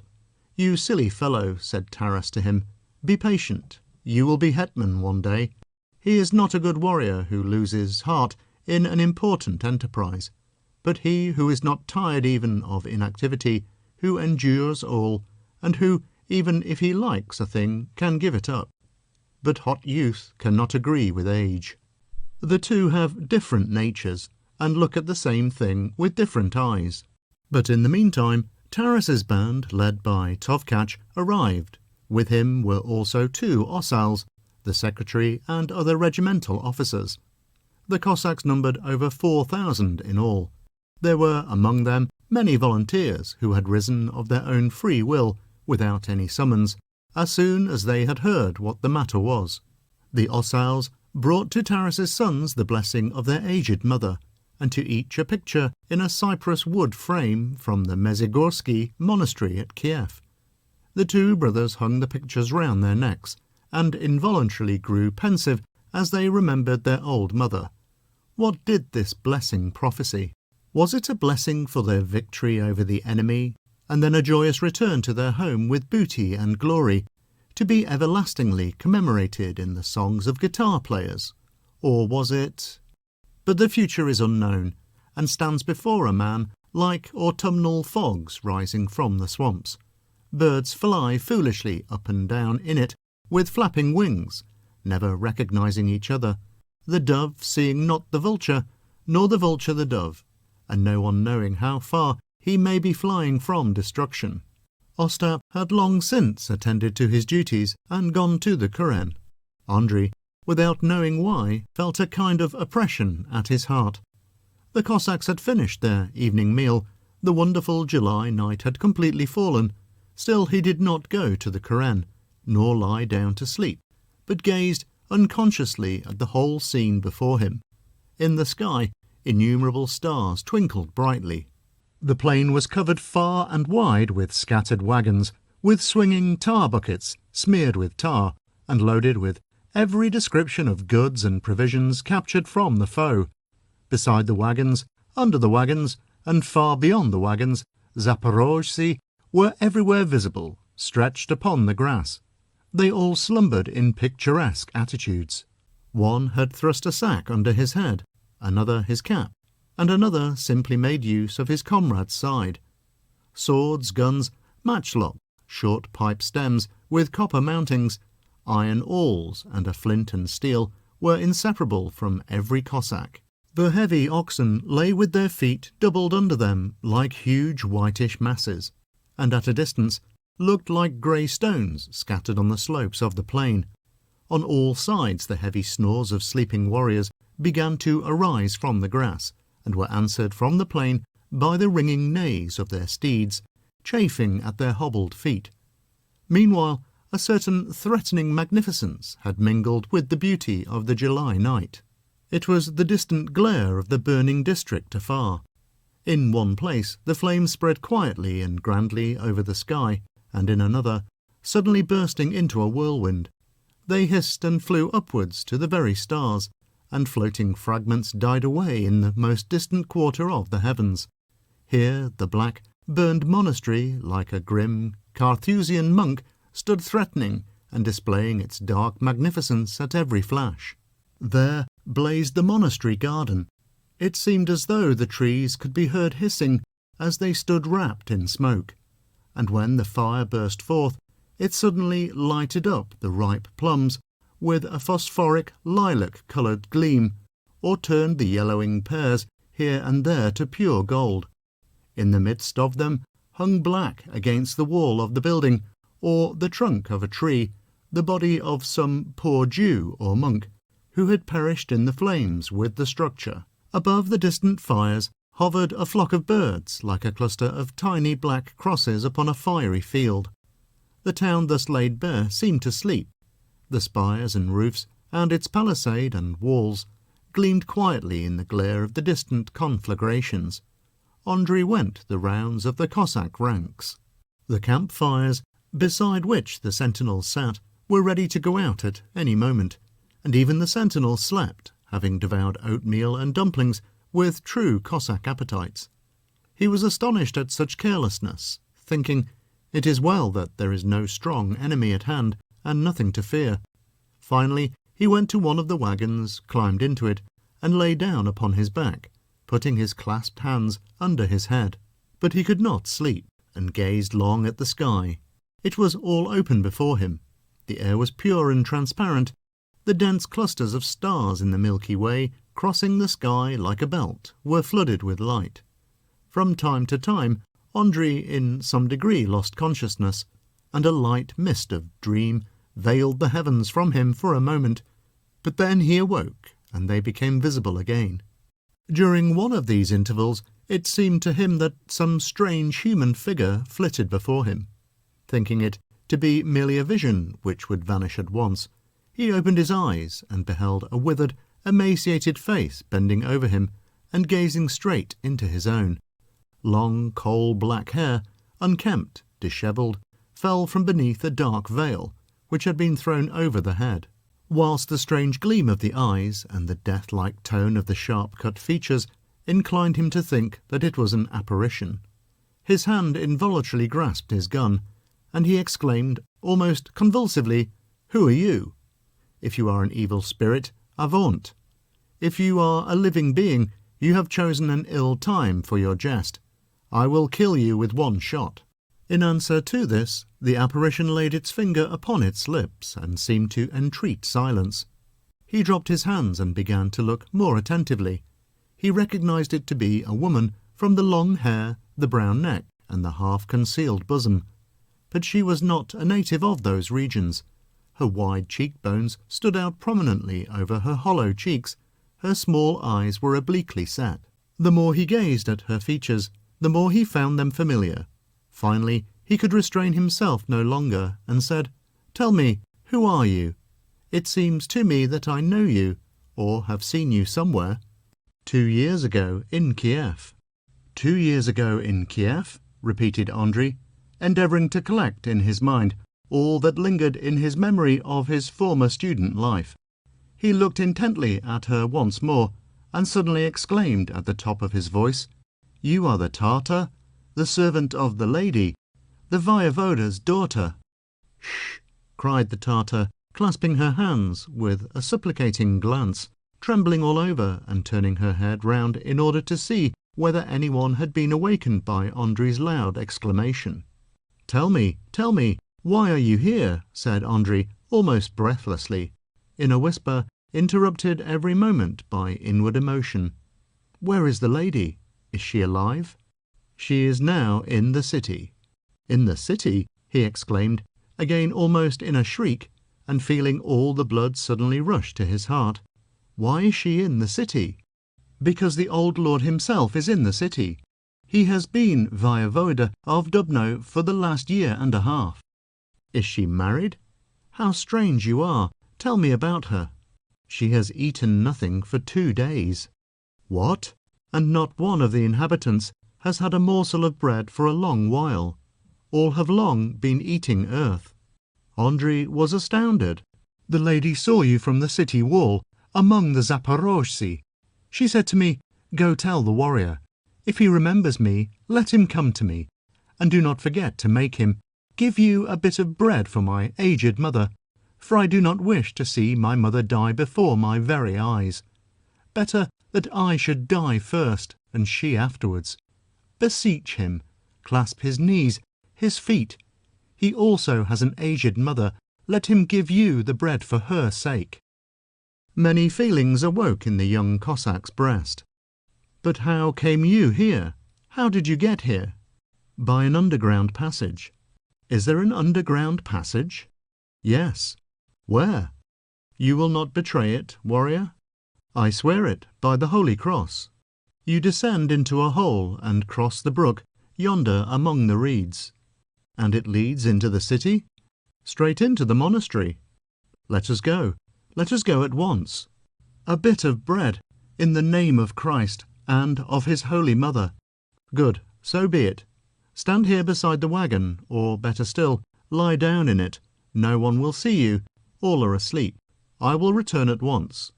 And he set off for the baggage wagons, which contained the provisions belonging to their Koren. His heart beat. All the past, all that had been extinguished by the Cossack bivouacs, and by the stern battle of life, flamed out at once on the surface and drowned the present in its turn. Again, as from the dark depths of the sea, the noble lady rose before him. Again, there gleamed in his memory her beautiful arms, her eyes, her laughing mouth, her thick, dark chestnut hair, falling in curls upon her shoulders, and the firm, well-rounded limbs of her maiden form. No, they had not been extinguished in his breast. They had not vanished. They had simply been laid aside, in order, for a time, to make way for other strong emotions. But often, very often, the young Cossack's deep slumber had been troubled by them, and often he had lain sleepless on his couch, without being able to explain the cause. His heart beat more violently at the thought of seeing her again, and his young knees shook. On reaching the baggage wagons, he had quite forgotten what he had come for. He raised his hand to his brow and rubbed it long, trying to recollect what he was to do. At length he shuddered and was filled with terror as the thought suddenly occurred to him that she was dying of hunger. He jumped upon the wagon and seized several large loaves of black bread. But then he thought, "Is this not food suited to a robust and easily satisfied Zaporozhetz, too coarse and unfit for her delicate frame?" Then he recollected that the Koschevoi, on the previous evening, had reproved the cooks for having cooked up all the oatmeal into porridge at once, when there was plenty for 3 times. Sure that he would find plenty of porridge in the kettles, he drew out his father's travelling kettle and went with it to the cook of their Koren, who was sleeping beside 2 big cauldrons, holding about 10 pailfuls, under which the ashes still glowed. Glancing into them, he was amazed to find them empty. It must have required supernatural powers to eat it all, the more so as their Koren numbered fewer than the others. He looked into the cauldron of the other Korens. Nothing anywhere. Involuntarily, the saying recurred to his mind, "The Zaporozhtsi are like children. If there is little, they eat it. If there is much, they leave nothing." What was to be done? There was, somewhere in the wagon belonging to his father's band, a sack of white bread, which they had found when they pillaged the bakery of the monastery. He went straight to his father's wagon, but it was not there. Ostap had taken it and put it under his head, and there he lay, stretched out on the ground, snoring so that the whole plain rang again. Andrei seized the sack abruptly with one hand and gave it a jerk, so that Ostap's head fell to the ground. The elder brother sprang up in his sleep and, sitting there with closed eyes, shouted at the top of his lungs, "Stop them! Stop the cursed Lyakhs! Catch the horses! Catch the horses!" "Silence! I'll kill you!" shouted Andrei in terror, flourishing the sack over him. But Ostap did not continue his speech, sank down again, and gave such a snore that the grass on which he lay waved with his breath. Andrei glanced timidly on all sides to see if Ostap's talking in his sleep had waked any of the Cossacks. Only one long-locked head was raised in the adjoining Koren, and after glancing about, was dropped back on the ground. After waiting a couple of minutes, he set out with his load. The Tartar woman was lying where he had left her, scarcely breathing. "Come, rise up. Fear not, all are sleeping. Can you take one of these loaves, if I cannot carry all?" So saying, he swung the sack on his back, pulled out another sack of millet as he passed the wagon, took in his hands the loaves he had wanted to give the Tartar woman to carry, and, bending somewhat under the load, went boldly through the ranks of the sleeping Zaporozhtzi. "Andrei," said old Bulba as he passed. His heart died within him. He halted, trembling, and said softly, "What is it?" "There's a woman with you. When I get up, I'll give you a sound thrashing. Women will lead you to no good." So saying, he leaned his hand upon his hand and gazed intently at the muffled form of the Tartar. Andrei stood there, more dead than alive, not daring to look in his father's face. When he did raise his eyes and glance at him, old Bulba was asleep, with his head still resting in the palm of his hand. Andrei crossed himself. Fear fled from his heart even more rapidly than it had assailed it.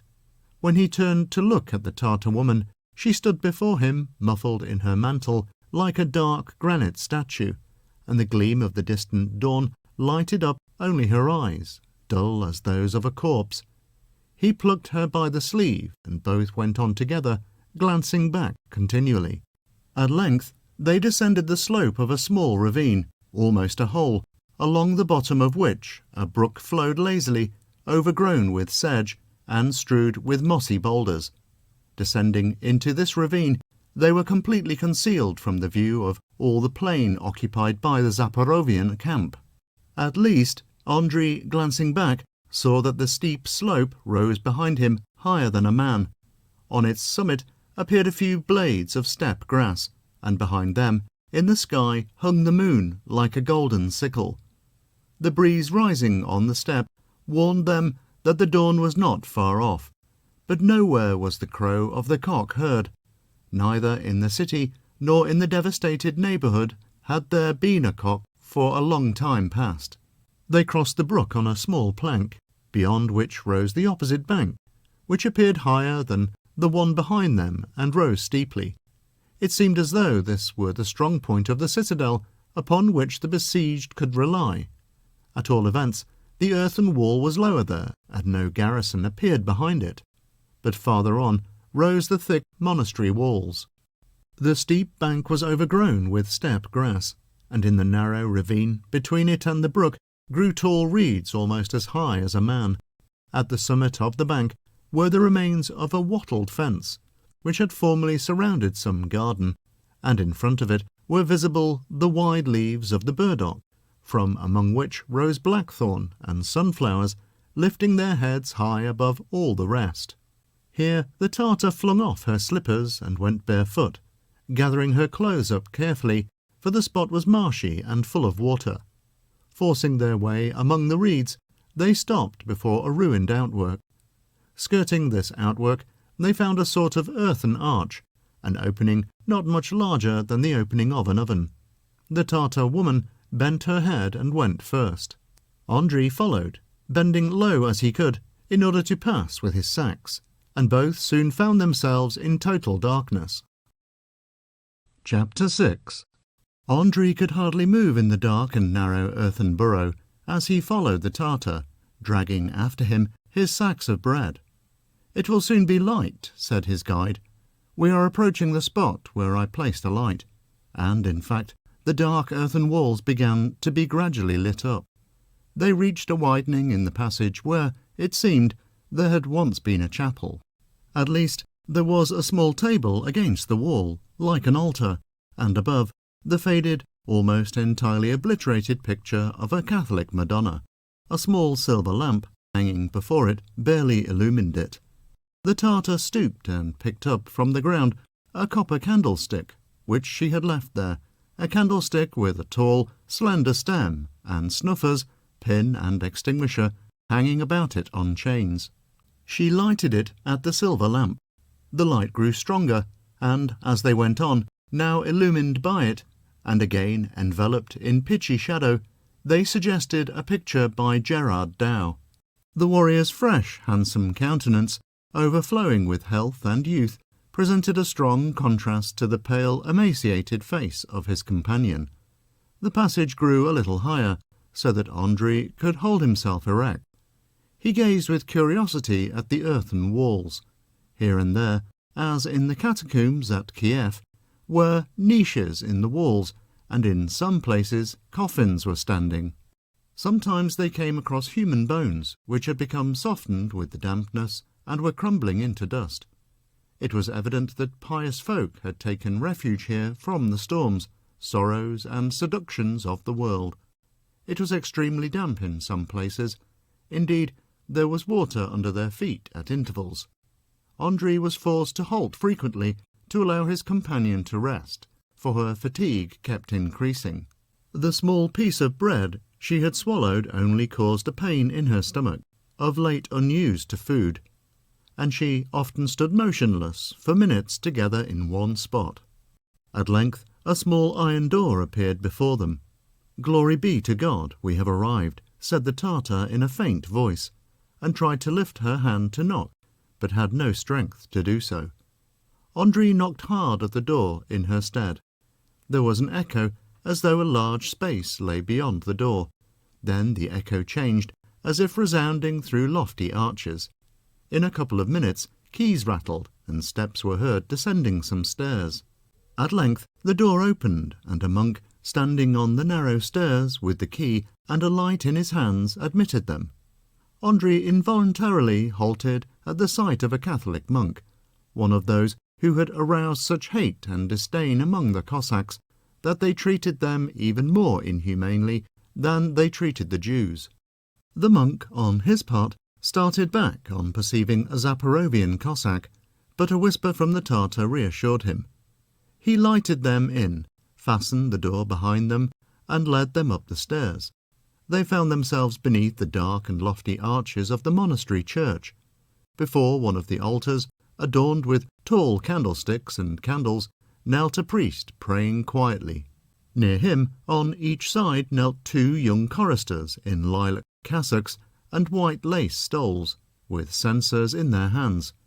He prayed for the performance of a miracle, that the city might be saved, that their souls might be strengthened, that patience might be given them, that doubt and timid, weak-spirited mourning over earthly misfortunes might be banished.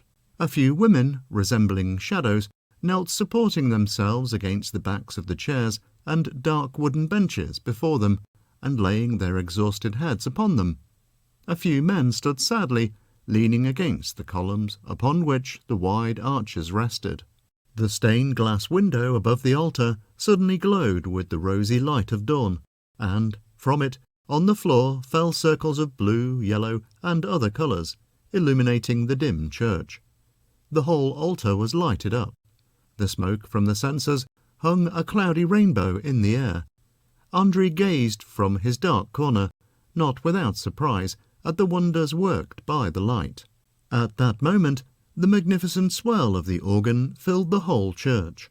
It grew deeper and deeper, expanded, swelled into heavy bursts of thunder, and then, all at once, turning into heavenly music, its ringing tones floated high among the arches, like clear maiden voices, and again descended into a deep roar and thunder, and then ceased. The thunderous pulsations echoed long and tremulously among the arches, and Andrei, with half-open mouth, admired the wondrous music. Then he felt someone plucking the shirt off his caftan. "It is time," said the Tartar. They traversed the church unperceived, and emerged upon the square in front. Dawn had long flushed the heavens, all announced sunrise. The square was empty. In the middle of it still stood wooden pillars, showing that, perhaps only a week before, there had been a market here stocked with provisions. The streets, which were unpaved, were simply a mass of dried mud. The square was surrounded by small one-storied stone or mud houses, in the walls of which were visible wooden stakes and posts, obliquely crossed by carved wooden beams, as was the manner of building in those days. Specimens of it can still be seen in some parts of Lithuania and Poland. They were all covered with enormously high roofs, with a multitude of windows and air-holes. On one side, close to the church, rose a building quite detached from and taller than the rest, probably the town hall or some official structure.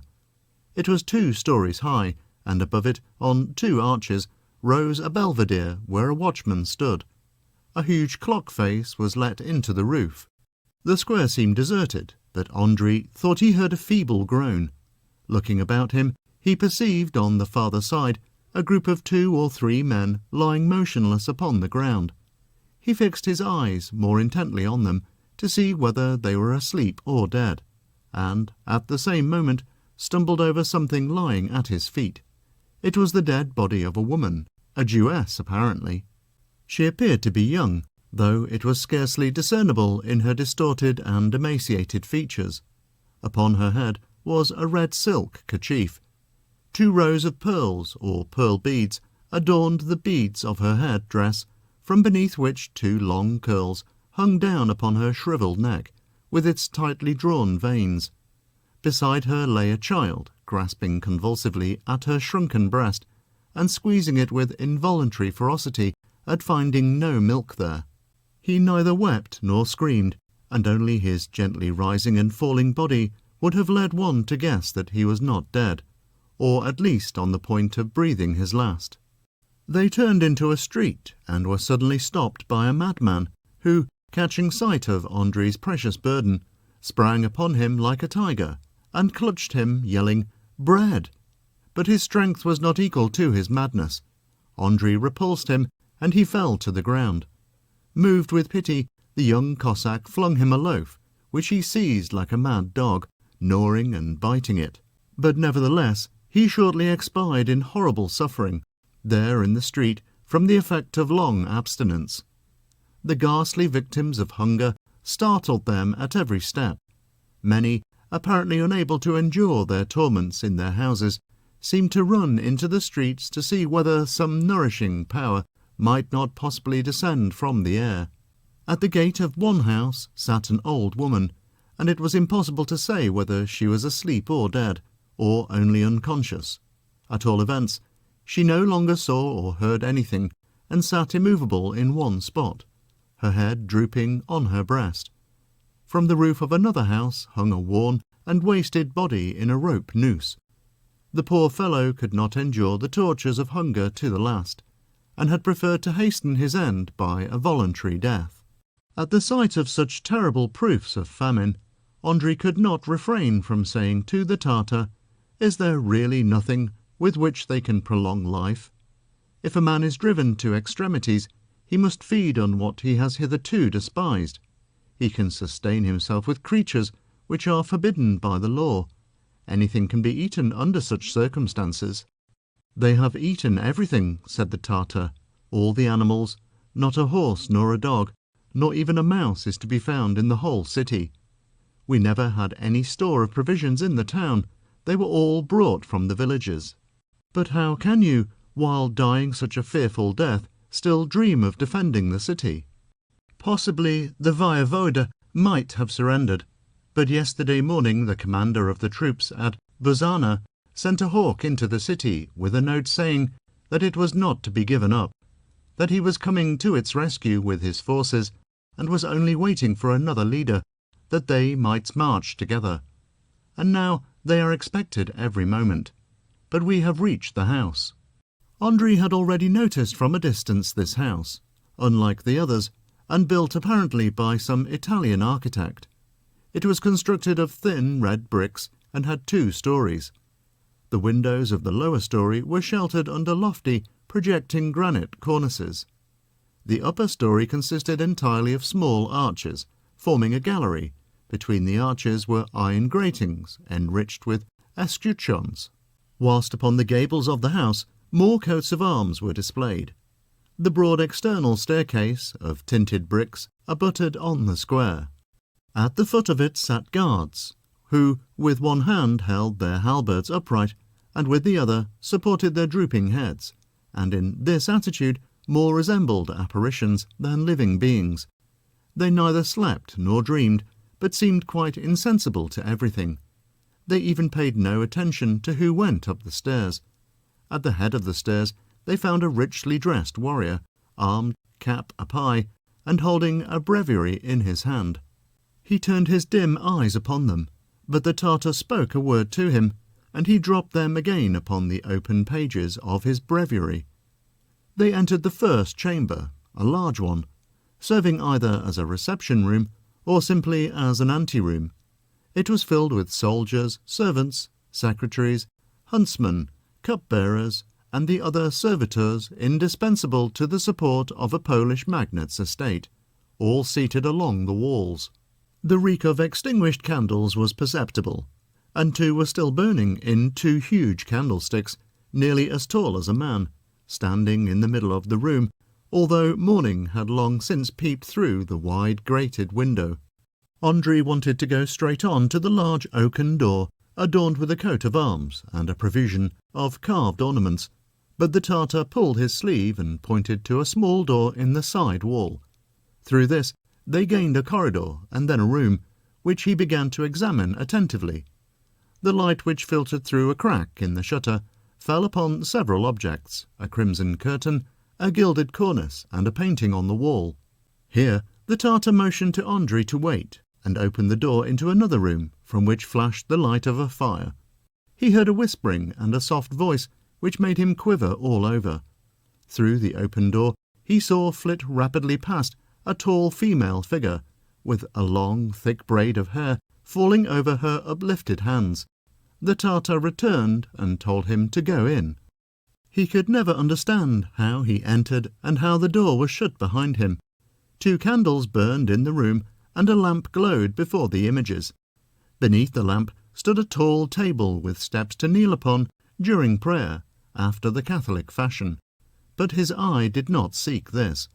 He turned to the other side and perceived a woman, who appeared to have been frozen or turned to stone in the midst of some quick movement. It seemed as though her whole body had sought to spring towards him and had suddenly paused, and he stood in like manner amazed before her. Not thus had he pictured to himself that he should find her. This was not the same being he had formerly known. Nothing about her resembled her former self, but she was twice as beautiful, twice as enchanting, now than she had been then. Then there had been something unfinished, incomplete about her. Now here was a production to which the artist had given the finishing stroke of his brush. That was a charming, giddy girl. This was a woman in the full development of her charms. As she raised her eyes, they were full of feeling, not of mere hints of feeling.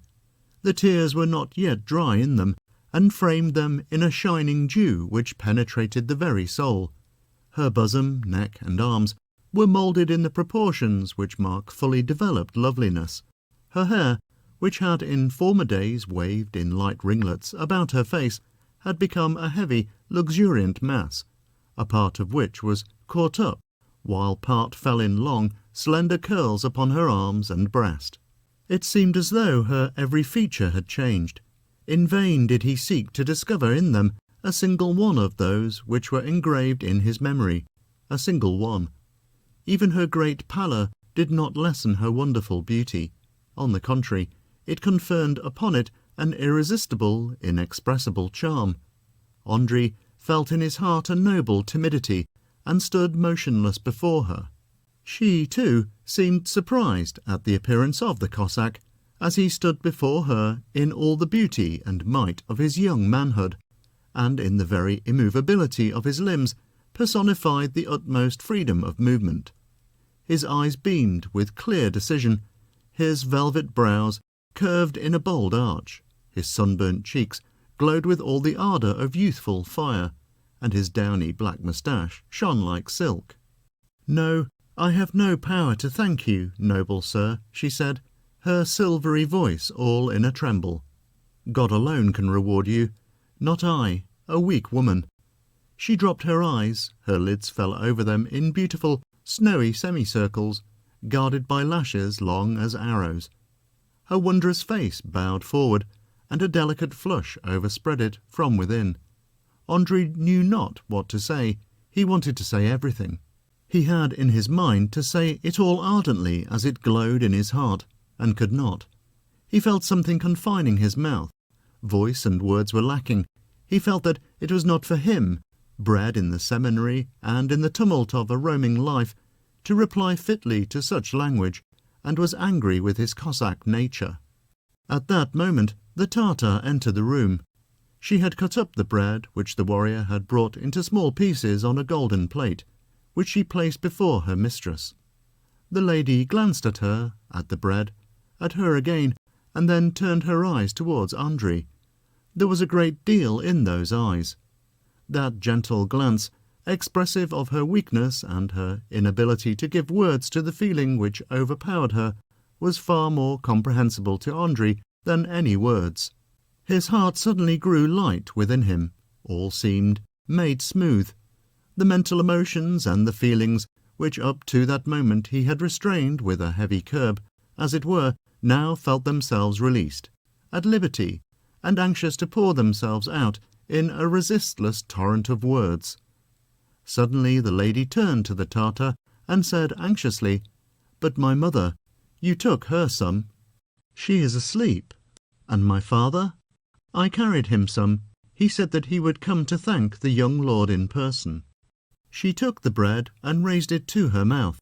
With inexpressible delight, Andrei watched her break it with her shining fingers and eat it. But all at once he recalled the man, mad with hunger, who had expired before his eyes on swallowing a morsel of bread. He turned pale and, seizing her hand, cried, "Enough! Eat no more! You have not eaten for so long that too much bread will be poison to you now." And she at once dropped her hand, laid her bread upon the plate, and gazed into his eyes like a submissive child. And if any words could express, but neither chisel nor brush nor mighty speech is capable of expressing what is sometimes seen in glances of maidens, nor the tender feeling which takes possession of him who receives such maiden glances. "My queen!" exclaimed Andrei, his heart and soul filled with emotion. "What do you need? What do you wish? Command me. Impose on me the most impossible task in all the world. I fly to fulfill it. Tell me to do that which is beyond the power of man to do. I will fulfill it if I destroy myself. I will ruin myself. And I swear by the Holy Cross that ruin for your sake is as sweet, but no, it is impossible to say how sweet. I have 3 farms. Half my father's droves of horses are mine. All that my mother brought my father, and which she still conceals from him, all this is mine. Not one of the Cossacks owns such weapons as I. For the pommel of my sword alone, they would give their best drove of horses and 3,000 sheep. And I renounce all this. I discard it. I throw it aside. I will burn and drown it, if you will but say the word, or even move your delicate black brows. But I know that I am talking madly and wide of the mark, that all this is not fitting here, that it is not for me, who have passed my life in the seminary and among the Zaporozhtzi, to speak as they speak, where kings, princes, and all the best of noble knighthood have been. I can see that you are a different being from the rest of us, and far above all other boyars, wives, and maiden daughters." With growing amazement, the maiden listened, losing no single word, to the frank, sincere language in which, as in a mirror, the young, strong spirit reflected itself. Each simple word of this speech, uttered in a voice which penetrated straight to the depths of her heart, was clothed in power. She advanced her beautiful face, pushed back her troublesome hair, opened her mouth, and gazed long, with parted lips. Then she tried to say something, and suddenly stopped, remembering that the warrior was known by a different name, that his father, brothers, country lay beyond grim avengers, that the Zaporozhtzi besieging the city were terrible, and that the cruel death awaited all who were within its walls, and her eyes suddenly filled with tears. She seized a silk-embroidered handkerchief and threw it over her face. In a moment it was all wet, and she sat for some time with her beautiful head thrown back, and her snowy teeth set on her lovely under lip, as though she suddenly felt the sting of a poisonous serpent, without removing the handkerchief from her face, lest he should see her shaken with grief. "Speak but one word to me," said Andrei, and he took her satin-skinned hand. A sparkling fire coursed through his veins at the touch, and he pressed the hand lying motionless in his. But she still kept silence, never taking the kerchief from her face, and remaining motionless. "Why are you so sad? Tell me, why are you so sad?" She cast away the handkerchief, pushed aside the long hair, which fell over her eyes, and poured out her heart in sad speech, in a quiet voice like the breeze which, rising on a beautiful evening, blows through the thick growth of reeds beside the stream. They rustle, murmur, and give forth delicately mournful sounds, and the traveller, pausing in inexplicable sadness, hears them, and heeds not the fading light, nor the gay songs of the peasants which float in the air as they return from their labours in meadow and stubble field, nor the distant rumble of the passing waggon. Am not I worthy of eternal pity? Is not the mother that bore me unhappy? Is it not a bitter lot which has befallen me? Art not thou a cruel executioner, fate? Thou hast brought all to my feet, the highest nobles in the land, the richest gentlemen, counts, foreign barons, all the flower of our knighthood. All loved me, and any one of them would have counted my love the greatest boon. I had but to beckon, and the best of them, the handsomest, the first in beauty and birth, would have become my husband. And to none of them didst thou incline my heart, O bitter fate, but thou didst turn it against the noblest heroes of our land, and towards a stranger, towards our enemy. O most holy Mother of God, for what sin dost thou so pitilessly, mercilessly persecute me? In abundance and superfluity of luxury my days were passed. The richest dishes and the sweetest wine were my food. And to what end was it all?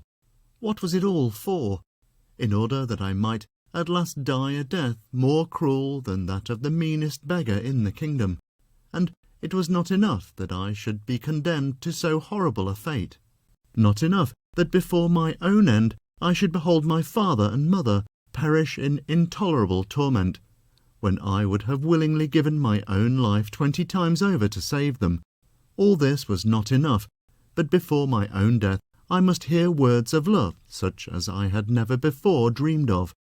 It was necessary that he should break my heart with his words, that my bitter lot should be rendered still more bitter, that my young life should be made yet more sad, that my death should seem even more terrible, and that, dying, I should reproach thee still more, O cruel fate, and thee, forgive my sin, O holy Mother of God.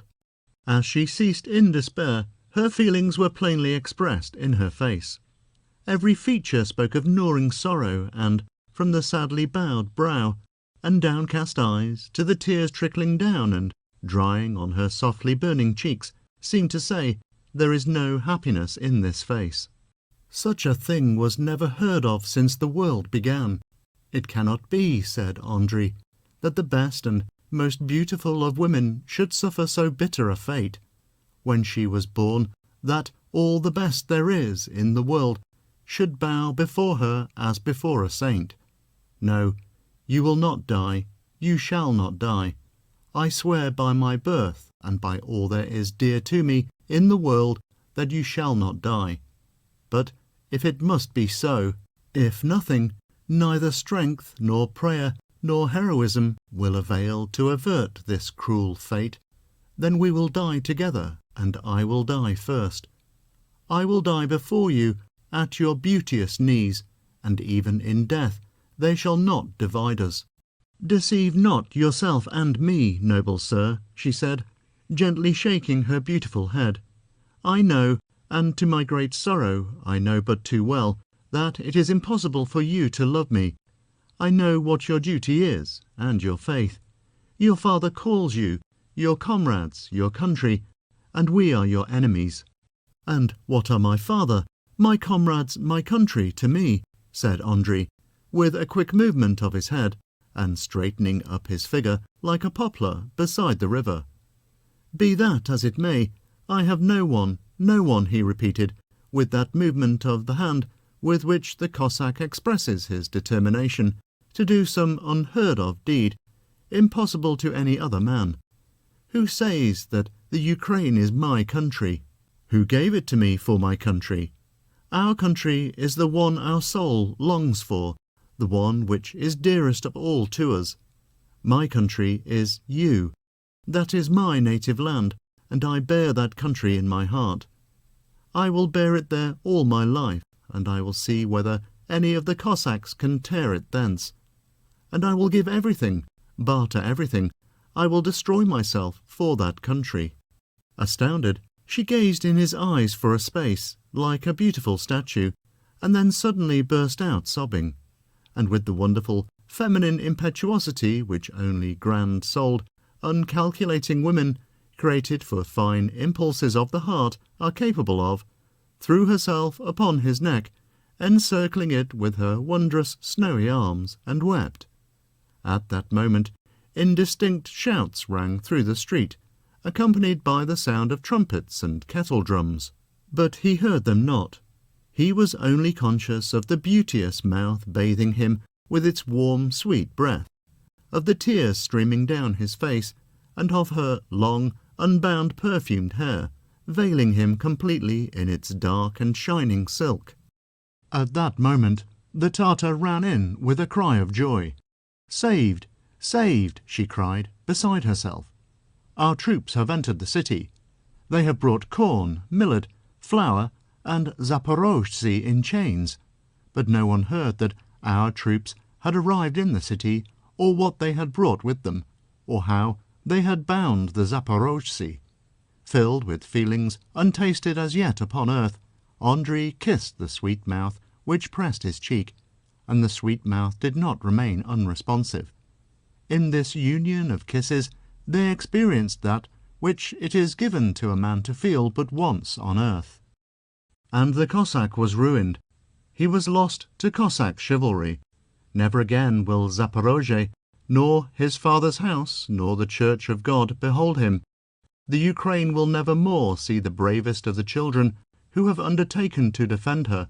Old Taras may tear the grey hair from his scalp-lock, and curse the day and hour in which such a son was born to dishonour him. Chapter 7. Noise and movement were rife in the Zaporozhian camp. At first, no one could account for the relieving army having made its way into the city, but it afterwards appeared that the Pereyaslawski Karen, encamped before the wide gate of the town, had been dead drunk. It was no wonder that half had been killed, and the other half bound, before they knew what it was all about.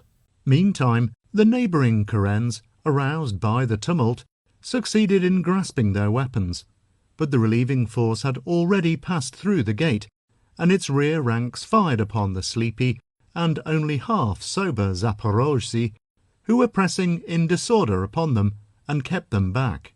The Koschevoi ordered a general assembly, and when all stood in a ring and had removed their caps and became quiet, he said, "See what happened last night, brother gentles. See what drunkenness has led to. See what shame the enemy has put upon us. It is evident that, if your allowances are kindly doubled, then you are ready to stretch out at full length, and the enemies of Christ can not only take your very trousers off you, but sneeze in your faces without you hearing them." The Cossacks all stood with drooping heads, knowing that they were guilty. Only Kukubenko, the hetman of the Nezamisky Karen, answered back. "Stop, father," said he. Although it is not lawful to make a retort when the Koschevoi speaks before the whole army, yet it is necessary to say that that was not the state of the case. You have not been quite just in your reprimand. The Cossacks would have been guilty and deserving of death had they got drunk on the march, or when engaged on heavy toilsome labour during war. But we have been sitting here unoccupied, loitering in vain before the city. There was no fast or other Christian restraint. How then could it be otherwise than that a man should get drunk in idleness? There is no sin in that. But we had better show them what it is to attack innocent people. They first beat us well, and now we will beat them so that not half a dozen of them will ever see home again. The speech of the hetman of the Karen pleased the Cossacks. They raised their drooping heads upright, and many nodded approvingly, muttering, "Kukubenko has spoken well." And Taras Bulba, who stood not far from the Koschevoi, said, "How now, Koschevoi? Kukubenko has spoken truth. What have you to say to this?" "What have I to say? I say, blessed be the father of such a son. It does not need much wisdom to utter words of reproof, but much wisdom is needed to find such words as do not embitter a man's misfortune, but encourage him, restore to him his spirit, put spurs to the horse of his soul, refreshed by water. I meant myself to speak words of comfort to you, but Kukubenko has forestalled me." "The Koschevoi has also spoken well," rang through the ranks of the Zaporozhtzi. "His words are good," repeated others, and even the greyheads, who stood there like dark blue doves, nodded their heads and, twitching their grey moustaches, muttered softly, "That was well said." "Listen now, gentles," continued the Koschevoi. "To take the city by scaling its walls, or undermining them, as the foreign engineers do, is not proper, not Cossack fashion. But, judging from appearances, the enemy entered the city without many provisions. They had not many wagons with them. The people in the city are hungry. They will all eat heartily, and the horses will soon devour the hay. I don't know whether their saints will fling them down anything from heaven with hay-forks. God only knows that, though there are a great many Catholic priests among them, by one means or another the people will seek to leave the city. Divide yourselves, therefore, into 3 divisions, and take up your posts before the 3 gates, 5 kurens before the principal gate, and 3 kurens before each of the others. Let the Dadikivsky and Korunsky kurens go into ambush, and Taras and his men into ambush too. The Titarevsky and Timoshevsky kurens are to guard the baggage train on the right flank, the Sherbinovsky and Steblikivsky on the left, and to select from their ranks the most daring young men to face the foe. The Lyakhs are of a restless nature and cannot endure a siege, and perhaps this very day they will sally forth from the gates. Let each hetman inspect his kuren. Those whose ranks are not full are to be recruited from the remains of the Pereaslavsky kuren. Inspect them all anew. Give a loaf and a beaker to each Cossack to strengthen him. But surely every one must be satiated from last night, for all stuffed themselves so that, to tell the truth, I am only surprised that no one burst in the night. And here is one further command. If any Jew spirit seller sells a Cossack so much as a single jug of brandy, I will nail pig's ears to his very forehead, the dog, and hang him up by his feet. To work, brothers, to work." Thus did the Koschevoi give his orders. All bowed to their girdles, and without putting on their caps, set out for their wagons and camps. It was only when they had gone some distance that they covered themselves. All began to equip themselves. They tested their swords, poured powder from the sacks into their powder flasks, drew up and arranged the wagons, and looked to their horses. On his way to his band, Taras wondered what had become of Andrei. Could he have been captured and found while asleep with the others? But no, Andrei was not the man to go alive into captivity. Yet he was not to be seen among the slaughtered Cossacks. Taras pondered deeply and went past his men without hearing that some one had for some time been calling him by name. "Who wants me?" he said, finally arousing himself from his reflections. Before him stood the Jew, Yankel. "Lord Colonel, Lord Colonel," said the Jew in a hasty and broken voice, as though desirous of revealing something not utterly useless, "I have been in the city, Lord Colonel." Taras looked at the Jew and wondered how he had succeeded in getting into the city. "What enemy took you there?" "I will tell you at once," said Yankel. "As soon as I heard the uproar this morning, when the Cossacks began to fire, I seized my kaftan and, without stopping to put it on, ran at the top of my speed, thrusting my arms in on the way, because I wanted to know as soon as possible the cause of the noise and why the Cossacks were firing at dawn. I ran to the very gate of the city, at the moment when the last of the army was passing through. I looked, and in command of the rear guard was Cornet Galeandovich. He is a man well known to me. He has owed me 100 ducats these 3 years past. I ran after him, as though to claim the debt of him, and so entered the city with them. You entered the city and wanted him to settle the debt, said Bulba. And he did not order you to be hung like a dog on the spot? By heavens, he did want to hang me, replied the Jew. His servants had already seized me and thrown a rope about my neck. But I besought the noble lord, and said that I would wait for the money as long as his lordship liked, and promised to lend him more if he would only help me to collect my debts from the other nobles. For I can tell my lord that the noble Cornet had not a ducat in his pocket, although he has farms and estates and 4 castles and steppe land that extends clear to Shklov. But he has not a penny any more than a Cossack. If the Breslau Jews had not equipped him, he would never have gone on this campaign. That was the reason he did not go to the Diet. What did you do in the city? Did you see any of our people? Certainly, there are many of them there.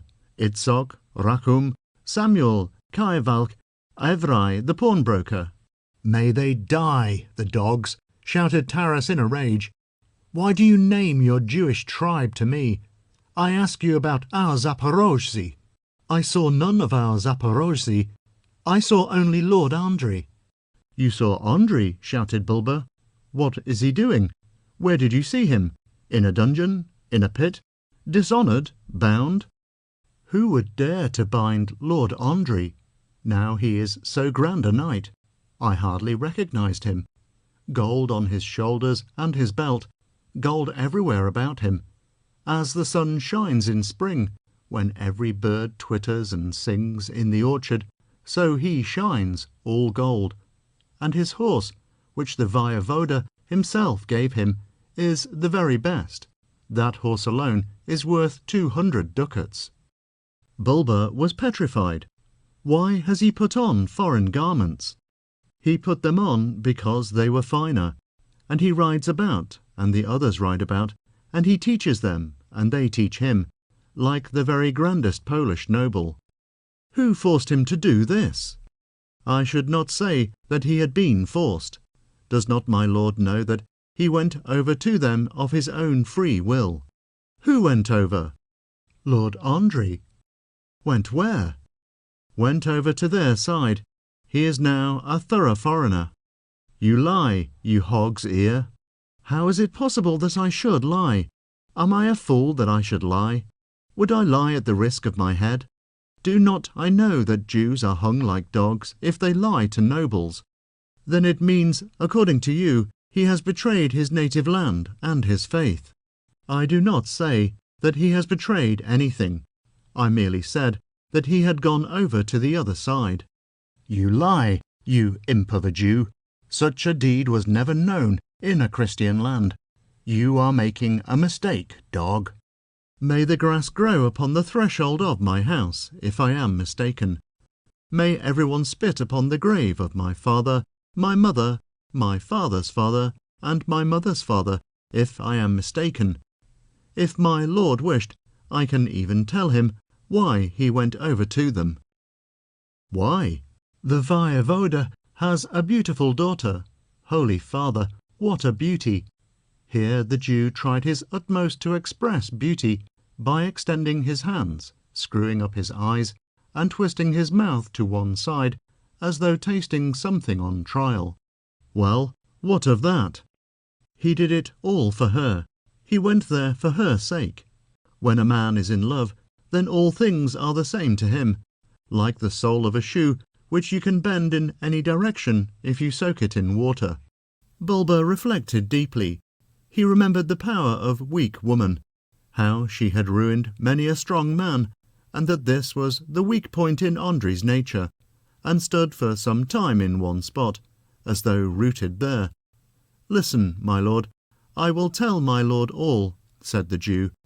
As soon as I heard the uproar, and saw them going through the city gate, I seized a string of pearls, in case of any emergency. For there are beauties and noble women there, and if there are beauties and noble women, I said to myself, they will buy pearls, even if they have nothing to eat. And as soon as ever the cornet's servants had set me at liberty, I hastened to the voivoda's residence to sell my pearls. I asked all manner of questions of the lady's Tartar maid. The wedding is to take place immediately, as soon as they have driven off the Zaporozhtsi. Lord Andrei has promised to drive off the Zaporovians. And you did not kill him on the spot, you devil's brat, shouted Bulba. Why should I kill him? He went over of his own free will. What is his crime?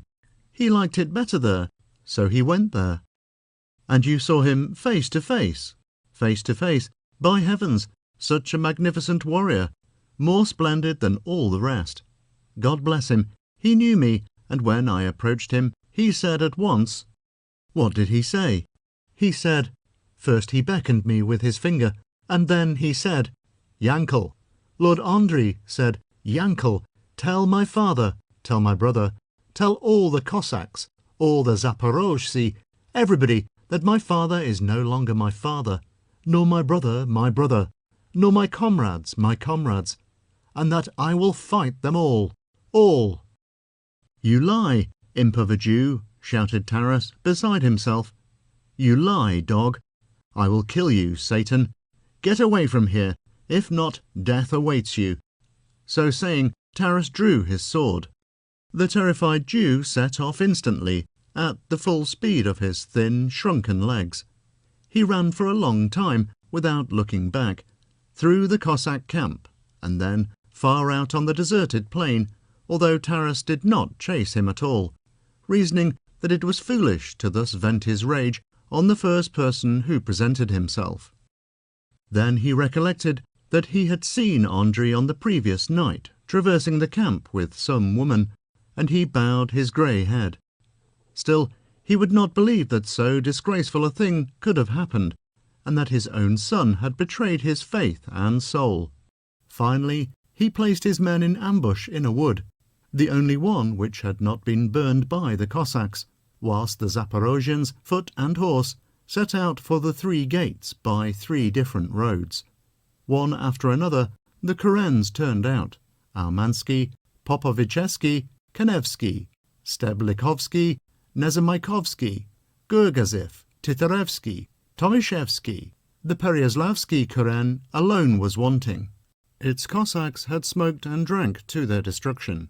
Some awoke to find themselves bound in the enemy's hands. Others never woke at all, but passed in their sleep into the damp earth. And the hetman Chlib himself, minus his trousers and accoutrements, found himself in the camp of the Lachs. The uproar among the Zaporozhtsi was heard in the city.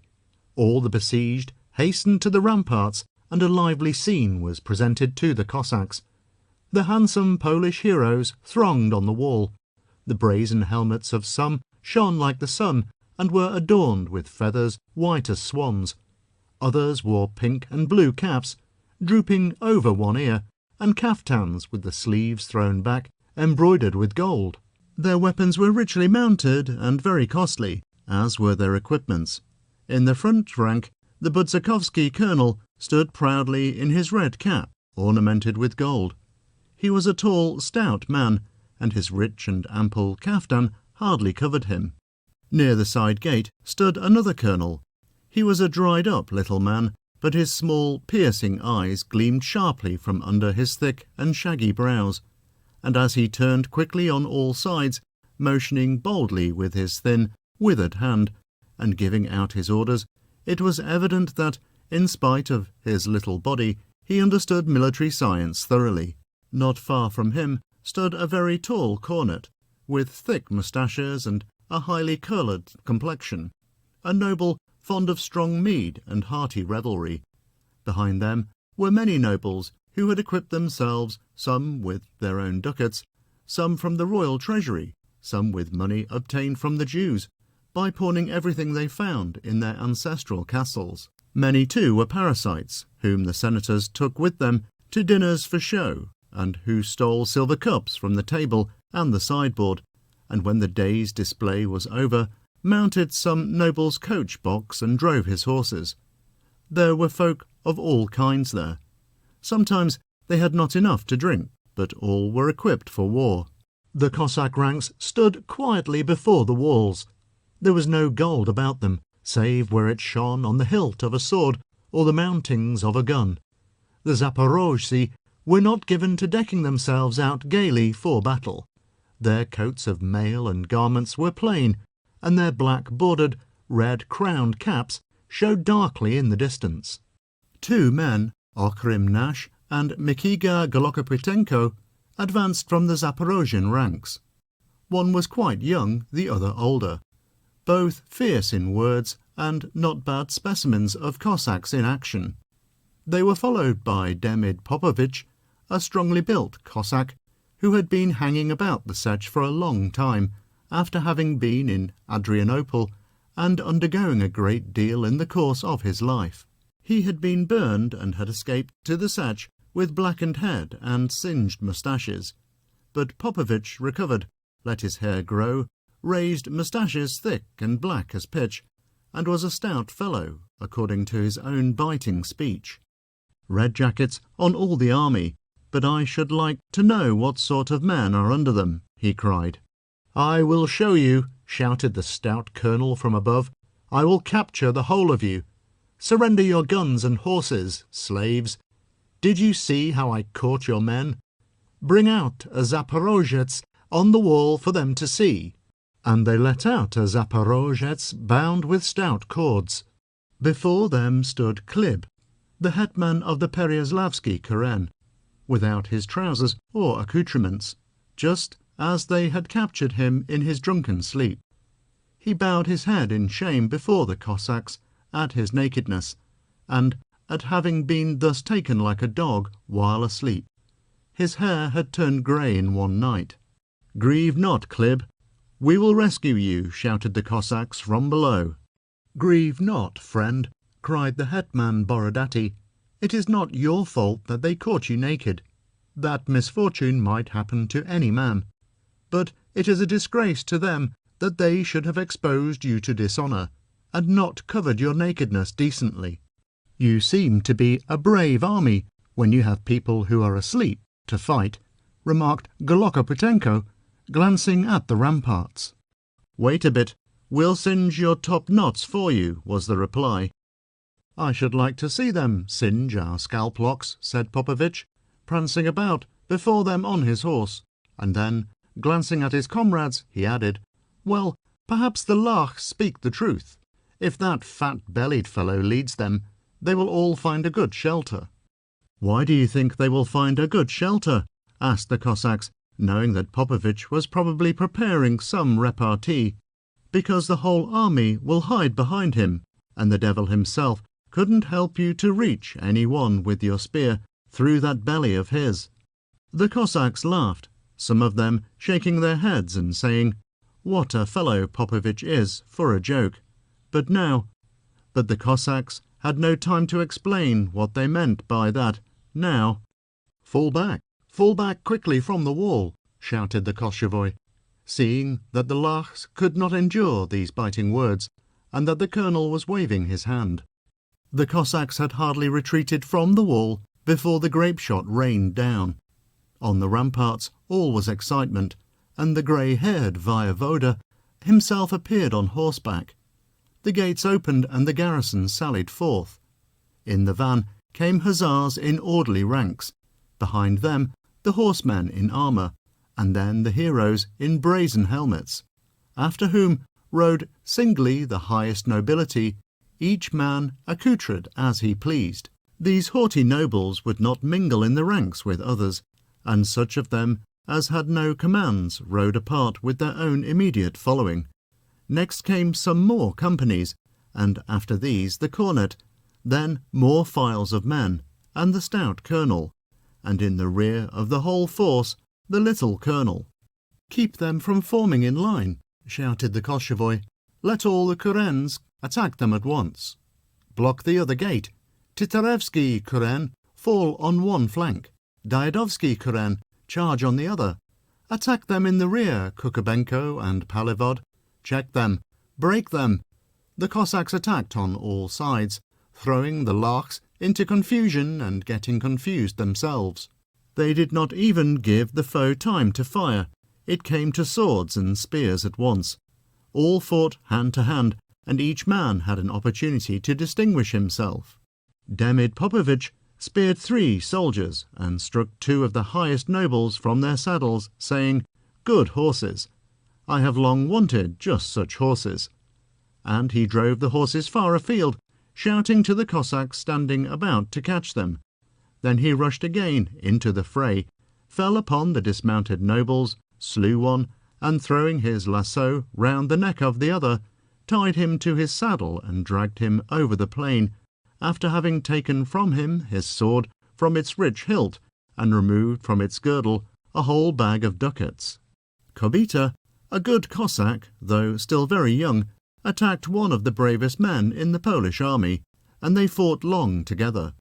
They grappled, and the Cossack, mastering his foe, and, throwing him down, stabbed him in the breast with his sharp Turkish knife. But he did not look out for himself, and the bullet struck him on the temple. The man who struck him down was the most distinguished of the nobles, the handsomest scion of an ancient and princely race.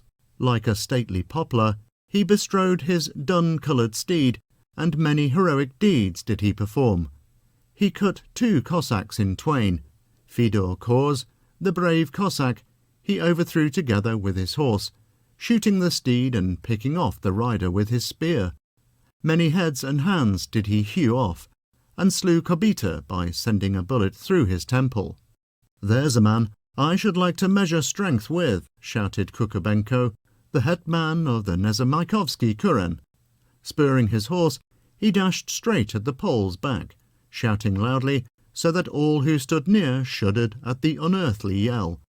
The boyard tried to wheel his horse suddenly and face him, but his horse would not obey him. Scared by the terrible cry, it bounded aside, and the Lyak received Kukubenko's fire. The ball struck him in the shoulder blade, and he rolled from his saddle. Even then, he did not surrender and strove to deal his enemy a blow, but his hand was weak. Kukubenko, taking his heavy sword in both hands, thrust it through his mouth. The sword, breaking out 2 teeth, cut the tongue in twain, pierced the windpipe, and penetrated deep into the earth, nailing him to the ground. His noble blood, red as viburnum berries beside the river, welled forth in a stream, staining his yellow, gold-embroidered kaftan. But Kukubenko had already left him, and was forcing his way, with his Nezamaikovsky Kuren, towards another group. "He has left untouched rich plunder," said Borodati, hetman of the Aumansky Kuren, leaving his men and going to the place where the nobleman killed by Kukubenko lay. "I have killed 7 nobles with my own hand, but such spoil I never beheld on anyone." Prompted by greed, Borodati bent down to strip off the rich armour, and had already secured the Turkish knife set with precious stones, and taken from the foe's belt a purse of ducats, and from his breast a silver case containing a maiden's curl, cherished tenderly as a love token. But he heeded not how the red-faced cornet, whom he had already once hurled from the saddle and given a good blow as a remembrance, flew upon him from behind. The cornet swung his arm with all his might, and brought his sword down upon Borodati's bent neck. Greed led to no good. The head rolled off, and the body fell headless, sprinkling the earth with blood far and wide. Whilst the Cossack's soul ascended, indignant and surprised at having so soon quitted so stout a frame. The cornet had not succeeded in seizing the hetman's head by its scalp lock and fastening it to his saddle before an avenger had arrived. As a hawk floating in the sky, sweeping in great circles with his mighty wings, suddenly remains poised in air, in one spot, and thence darts down like an arrow upon the shrieking quail, so Taras's son Ostap darted suddenly upon the cornet and flung a rope about his neck with one cast.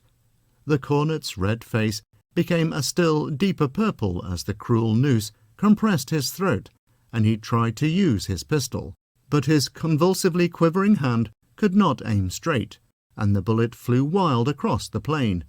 Ostap immediately unfastened a silken cord which the cornet carried at his saddle bow to bind prisoners, and having with it bound him hand and foot, attached the cord to his saddle and dragged him across the field, calling on all the Cossacks of the Armansky Kuren to come and render the last honours to their hetman.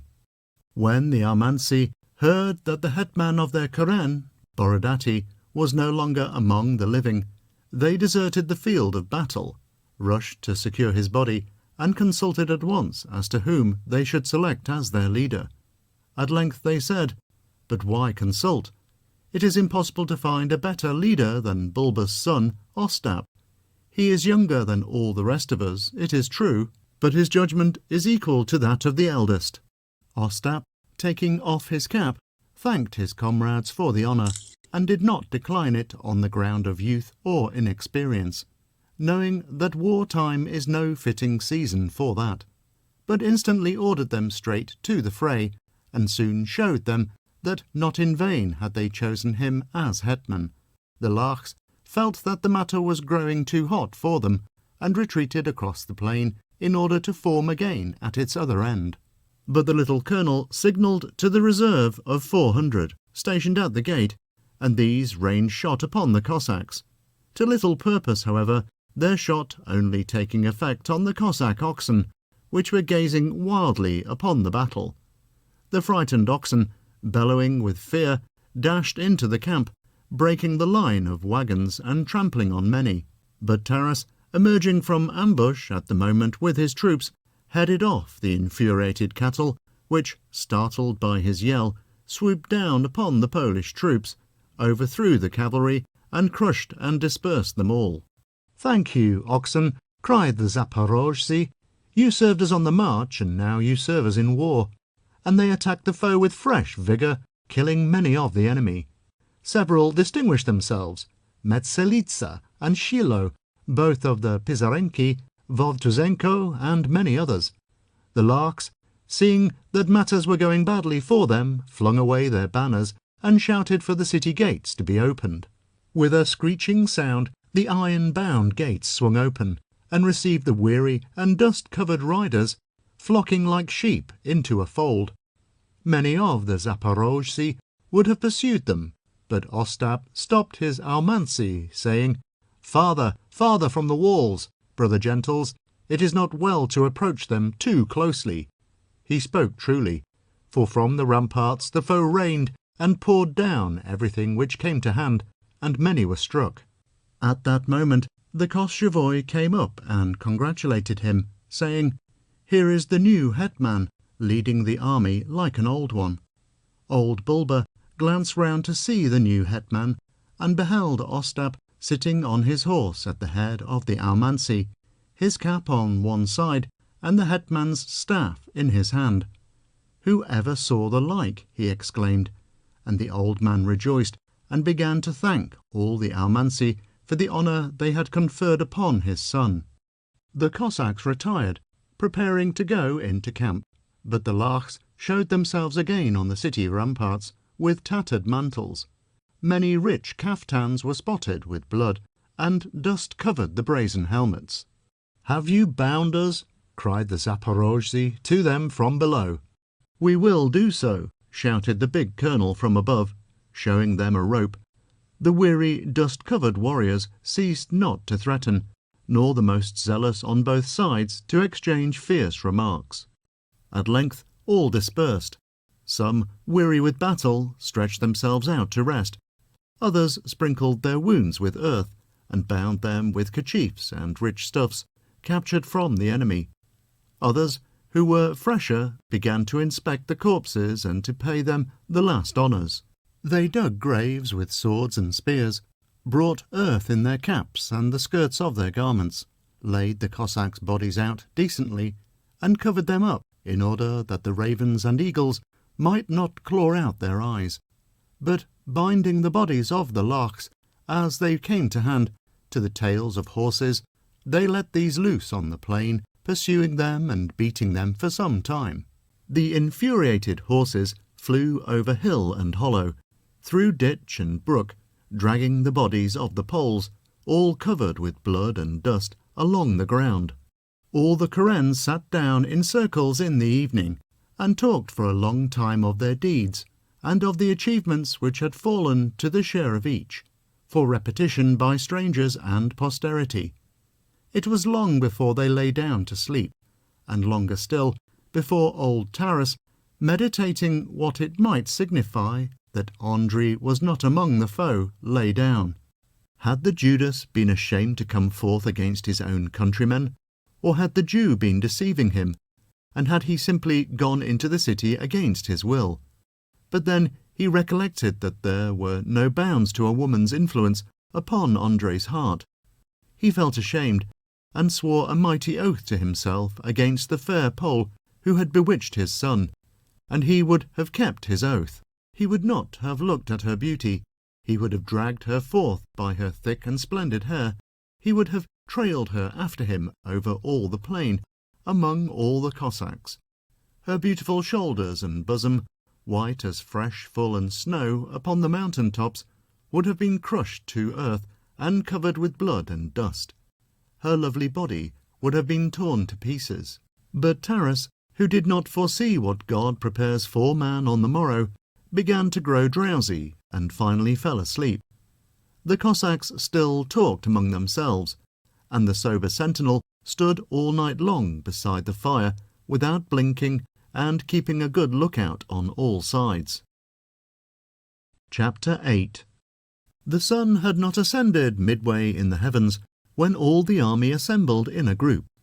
News had come from the Sech that during the Cossacks' absence the Tartars had plundered it completely, unearthed the treasures which were kept concealed in the ground, killed or carried into captivity all who had remained behind, and straightway set out, with all the flocks and droves of horses they had collected, for Perekop. One Cossack only, Maxim Galoducha, had broken loose from the Tartars' hands, stabbed the Mirza, seized his bag of sequins, and on a Tartar horse, in Tartar garments, had fled from his pursuers for 2 nights and a day and a half, ridden his horse to death, obtained another, killed that one too, and arrived at the Zaporozhian camp upon a 3rd, having learned upon the road that the Zaporozhtsi were before Dubno. He could only manage to tell them that this misfortune had taken place, but as to how it happened, whether the remaining Zaporozhtsi had been carousing after Cossack fashion, and had been carried drunk into captivity, and how the Tartars were aware of the spot where the treasures of the army were concealed, he was too exhausted to say. Extremely fatigued, his body swollen, and his face scorched and weather-beaten, he had fallen down, and a deep sleep had overpowered him. In such cases, it was customary for the Cossacks to pursue the robbers at once, endeavouring to overtake them on the road, for, let the prisoners once be got to the bazaars of Asia Minor, Smyrna, or the island of Crete, and God knows in what places the tufted heads of the Zaporozhtsi might not be seen. This was the occasion of the Cossacks assembling. They all stood to a man with their caps on, for they had not met to listen to the commands of their hetman, but to take counsel together as equals among equals. Let the old men first advise, was shouted to the crowd. Let the Koschevoi give his opinion, cried others. The Koschevoi, taking off his cap, and speaking not as commander, but as a comrade among comrades, thanked all the Cossacks for the honour, and said, "There are among us many experienced men and much wisdom. But since you have thought me worthy, my counsel is not to lose time in pursuing the Tartars, for you know yourselves what the Tartar is. He will not pause with his stolen booty to await our coming, but will vanish in a twinkling, so that you can find no trace of him. Therefore, my advice is to go. We have had good sport here. The Larks now know what Cossacks are. We have avenged our faith to the extent of our ability. There is not much to satisfy greed in the famished city, and so my advice is to go." "To go," rang heavily through the Zaporozhian kurens, but such words did not suit Taras Bulba at all, and he brought his frowning, iron-grey brows still lower down over his eyes, brows like bushes growing on dark mountain heights, whose crowns are suddenly covered with sharp northern frost. "No, Koschevoi, your counsel is not good," said he. "You cannot say that. You have evidently forgotten that those of our men captured by the Laks will remain prisoners. You evidently wish that we should not heed the first holy law of comradeship, that we should leave our brethren to be flayed alive, or carried about through the towns and villages after their Cossack bodies have been quartered, as was done with the hetman and the bravest Russian warriors in the Ukraine. Have the enemy not desecrated the holy things sufficiently without that? What are we? I ask you all, what sort of a Cossack is he who would desert his comrade in misfortune, and let him perish like a dog in a foreign land? If it has come to such a pass that no one has any confidence in Cossack honour, permitting men to spit upon his grey moustache and upbraid him with offensive words, then let no one blame me. I will remain here alone." All the Zaporozhtzi who were there wavered. "And have you forgotten, brave comrades," said the Koschevoi, "that the Tartars also have comrades of ours in their hands, that if we do not rescue them now, their lives will be sacrificed in eternal imprisonment among the infidels, which is worse than the most cruel death? Have you forgotten that they now hold all our treasure, won by Christian blood?" The Cossacks reflected, not knowing what to say. None of them wished to deserve ill repute. Then there stepped out in front of them the oldest in years of all the Zaporozhian army, Kasyan Bovdug. He was respected by all the Cossacks. Twice had he been chosen Koschevoi, and had also been a stout warrior. But he had long been old, and had ceased to go upon raids. Neither did the old man like to give advice to anyone, but loved to lie upon his side in the circle of Cossacks, listening to tales of every occurrence on the Cossack marches.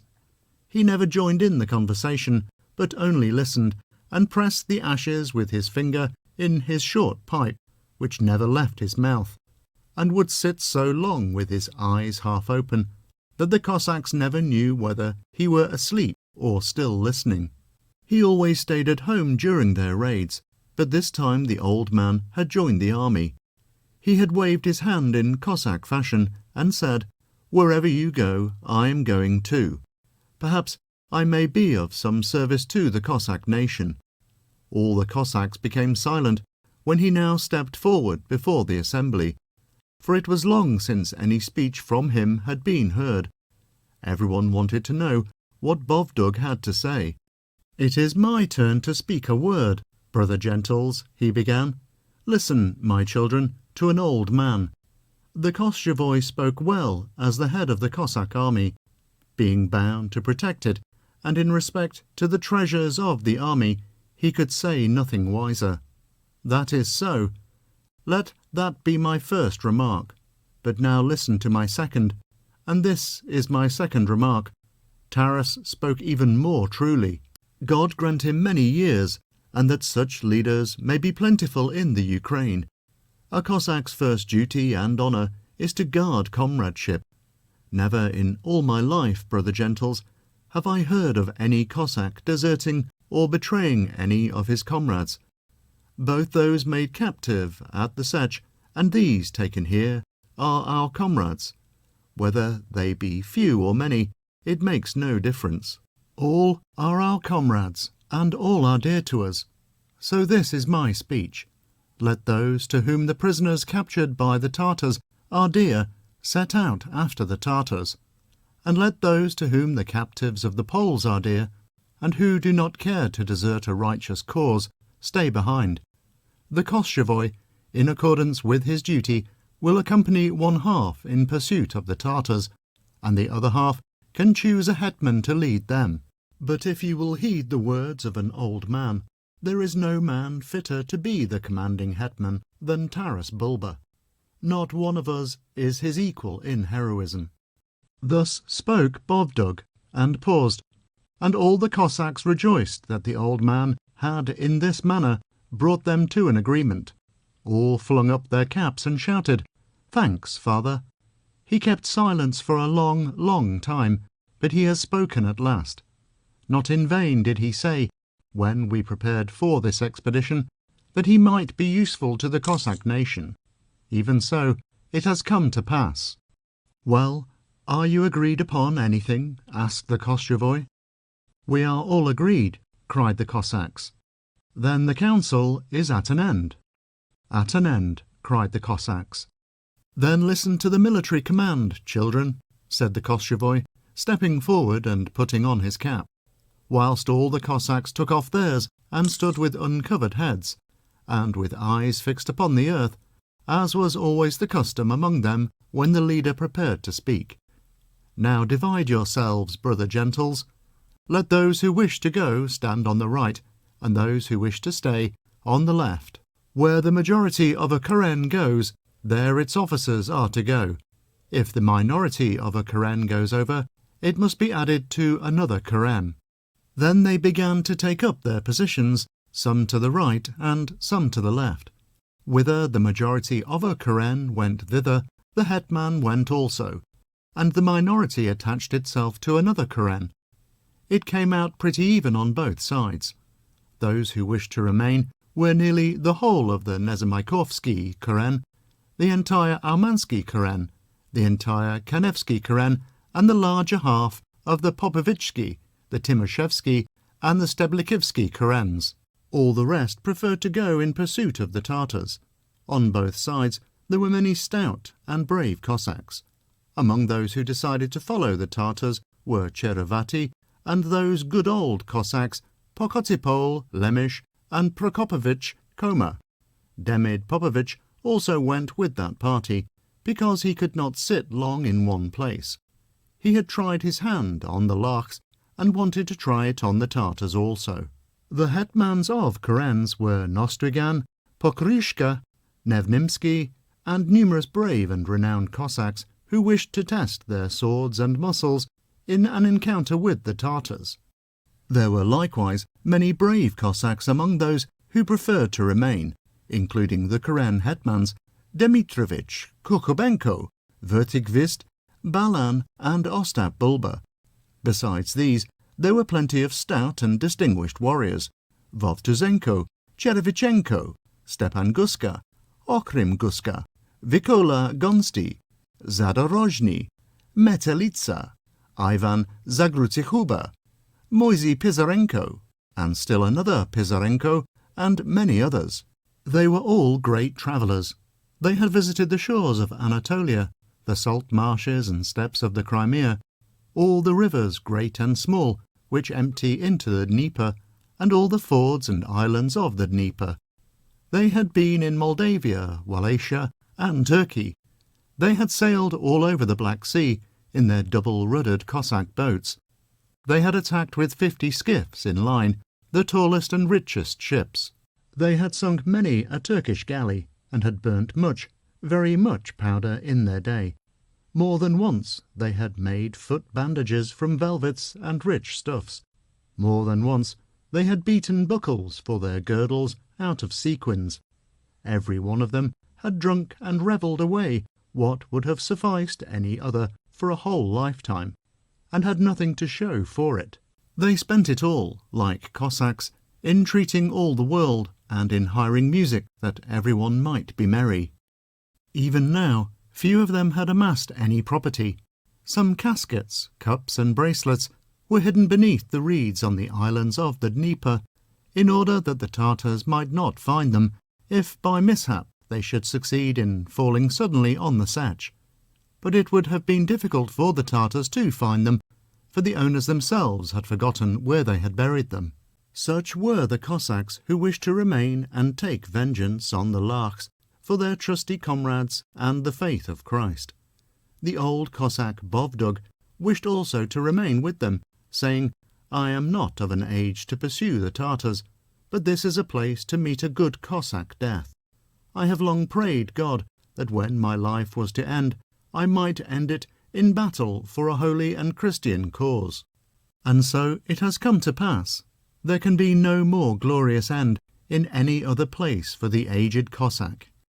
When they had all separated and were ranged in 2 lines on opposite sides, the Koschevoi passed through the ranks and said, "Well, brother gentles, are the 2 parties satisfied with each other?" "All satisfied, father," replied the Cossacks. "Then kiss each other and bid each other farewell, for God knows whether you will ever see each other alive again. Obey your hetman, but you know yourselves what you have to do. You know yourselves what Cossack honour requires." And all the Cossacks kissed each other. The hetmans first began it. Stroking down their grey moustaches, they kissed each other, making the sign of the cross, and then, grasping hands firmly, wanted to ask of each other, "Well, brother, shall we see one another again or not?" But they did not ask the question. They kept silence, and both grey heads were lost in thought. Then the Cossacks took leave of each other to the last man, knowing that there was a great deal of work before them all. Yet they were not obliged to part at once. They would have to wait until night, in order not to let the Lachs perceive the diminution in the Cossack army. Then all went off by kurens to dine. After dinner, all who had the prospect of the journey before them lay down to rest, and fell into a deep and long sleep, as though foreseeing that it was the last sleep they should enjoy in such security. They slept even until sunset, and when the sun had gone down, and it had grown somewhat dusky, began to tar the wagons. All being in readiness, they sent the wagons ahead, and having pulled off their caps once more to their comrades, quietly followed the baggage train. The cavalry, without shouts or whistles to the horses, tramped lightly after the foot soldiers, and all soon vanished in the darkness. The only sound was the dull thud of horses' hoofs, or the squeak of some wheel which had not got into working order, or had not been properly tarred amid the darkness. Their comrades stood for some time waving their hands, though nothing was visible. But when they returned to their camping places, and saw by the light of the gleaming stars that half the wagons were gone, and many of their comrades, each man's heart grew sad. All became involuntarily pensive, and drooped their heads towards the earth.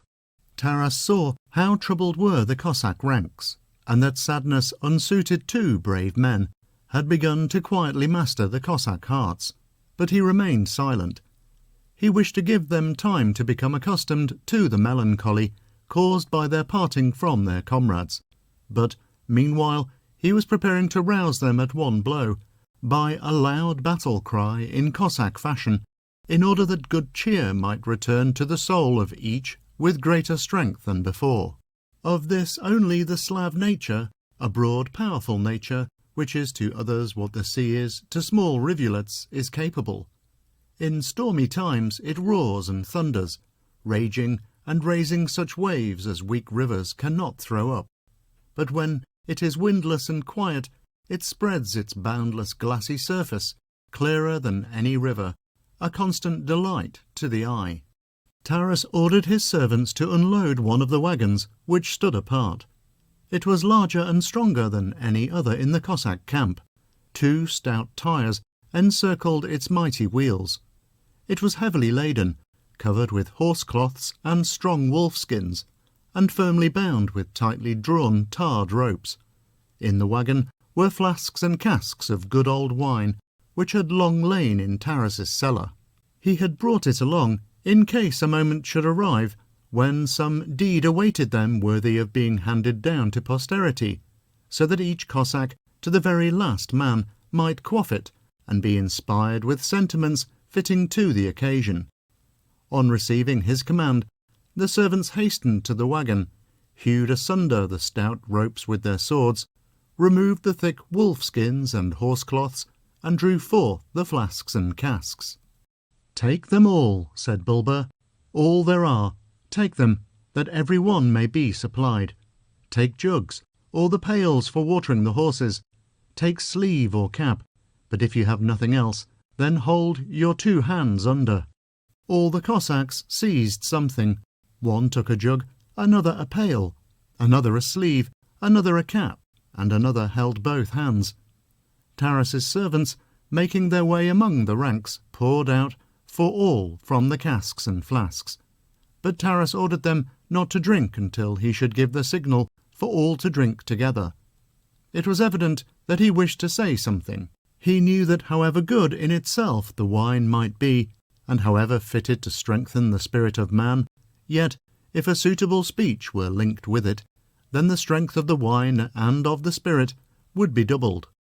"I treat you, brother gentles," thus spoke Bulba, "not in honour of your having made me hetman, however great such an honour may be, nor in honour of our parting from our comrades. To do both would be fitting at a fitting time, but the moment before us is not such a time. The work before us is great, both in labour and in glory for the Cossacks. Therefore, let us drink all together. Let us drink before all else to the holy Orthodox faith, that the day may finally come when it may be spread over all the world, and that everywhere there may be but one faith, and that all Mussulmans may become Christians. And let us also drink together to the Sach, that it may stand long for the ruin of the Mussulmans, and that every year there may issue forth from it young men, each better, each handsomer than the other. And let us drink to our own glory, that our grandsons and their sons may say that there were once men who were not ashamed of comradeship, and who never betrayed each other. Now to the faith, brother gentles, to the faith." "To the faith," cried those standing in the ranks hard by, with thick voices. "To the faith." Those more distant took up the cry, and all, both young and old, drank to the faith. "To the Sech," said Taras, raising his hand high above his head. "To the Sech," echoed the foremost ranks. "To the Sech," said the old men, softly twitching their grey moustaches. And eagerly as young hawks the youths repeated, "To the Sech." And the distant plain heard how the Cossacks mentioned their Sech. "Now a last draught, comrades, to the glory of all Christians now living in the world." And every Cossack drank a last draught to the glory of all Christians in the world, and among all the ranks in the Kerens they long repeated, "To all the Christians in the world." The pails were empty, but the Cossacks still stood with their hands uplifted. Although the eyes of all gleamed brightly with the wine, they were thinking deeply. Not of greed or the spoils of war were they thinking now, nor of who would be lucky enough to get ducats, fine weapons, embroidered kaftans, and Circassian horses. But they meditated like eagles perched upon the rocky crests of mountains, from which the distant sea is visible, dotted, as with tiny birds, with galleys, ships, and every sort of vessel, bounded only by their scarcely visible lines of shore, with their ports like gnats, and their forests like fine grass. Like eagles, they gazed out on all the plain, with their fate darkling in the distance. All the plain, with its slopes and roads, will be covered with their white projecting bones, lavishly washed with their Cossack blood, and strewn with shattered wagons, and with broken swords and spears. The eagles will swoop down and tear out their Cossack eyes. But there is one grand advantage. Not a single noble deed will be lost, and the Cossack glory will not vanish like the tiniest grain of powder from a gun barrel. The guitar player with grey beard falling upon his breast, and perhaps a white-headed old man, still full of ripe, manly strength will come, and will speak his low, strong words of them, and their glory will resound through all the world, and all who are born thereafter will speak of them.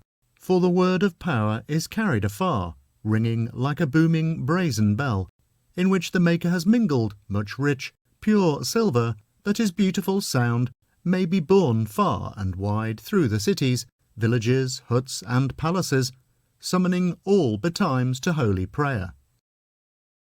Chapter 9. In the city, no one knew that one half of the Cossacks had gone in pursuit of the Tartars. From the tower of the town hall, the sentinel only perceived that a part of the wagons had been dragged into the forest, but it was thought that the Cossacks were preparing an ambush, a view taken by the French engineer also. Meanwhile, the Koshevoy's words proved not unfounded, for a scarcity of provisions arose in the city. According to a custom of past centuries, the army did not separate as much as was necessary.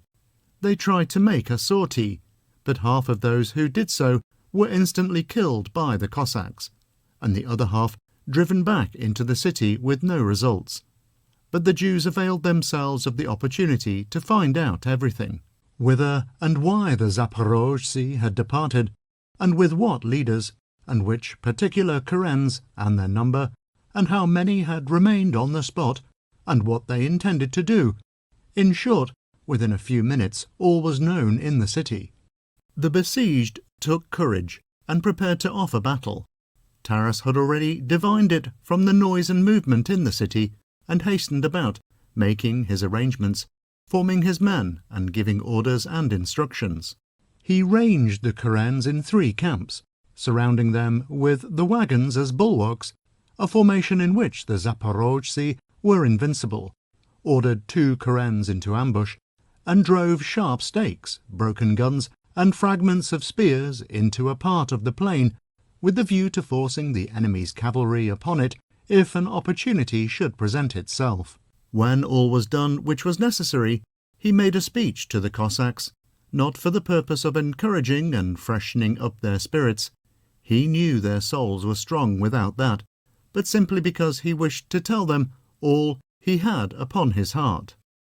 I want to tell you, brother gentles, what our brotherhood is.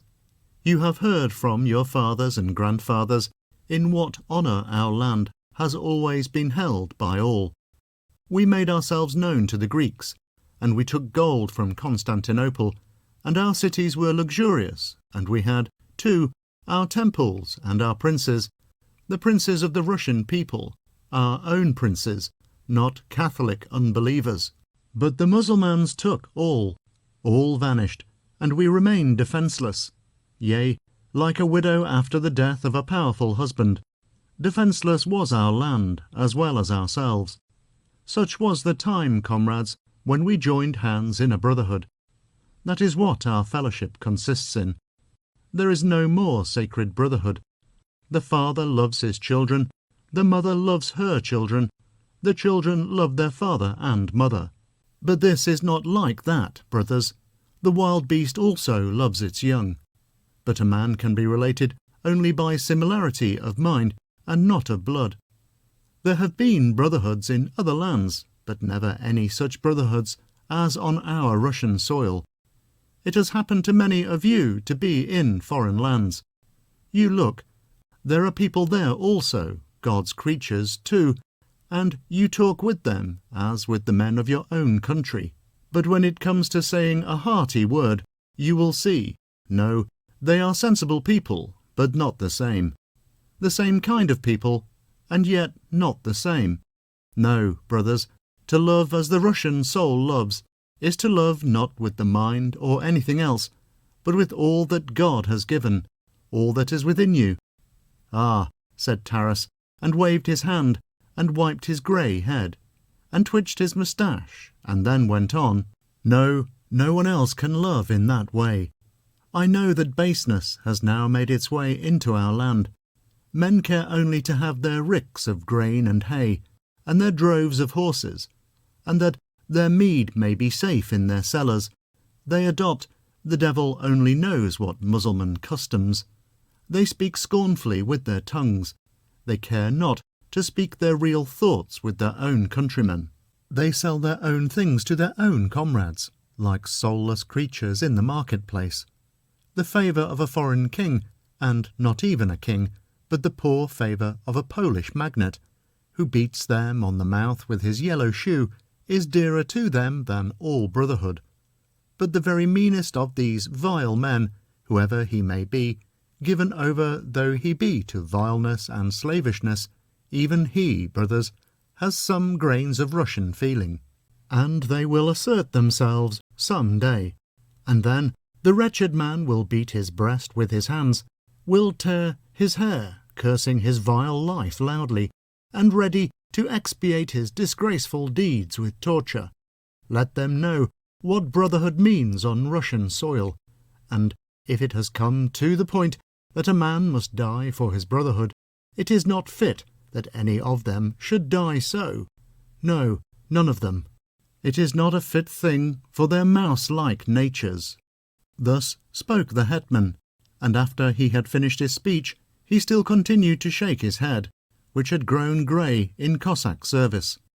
All who stood there were deeply affected by his speech, which went to their very hearts.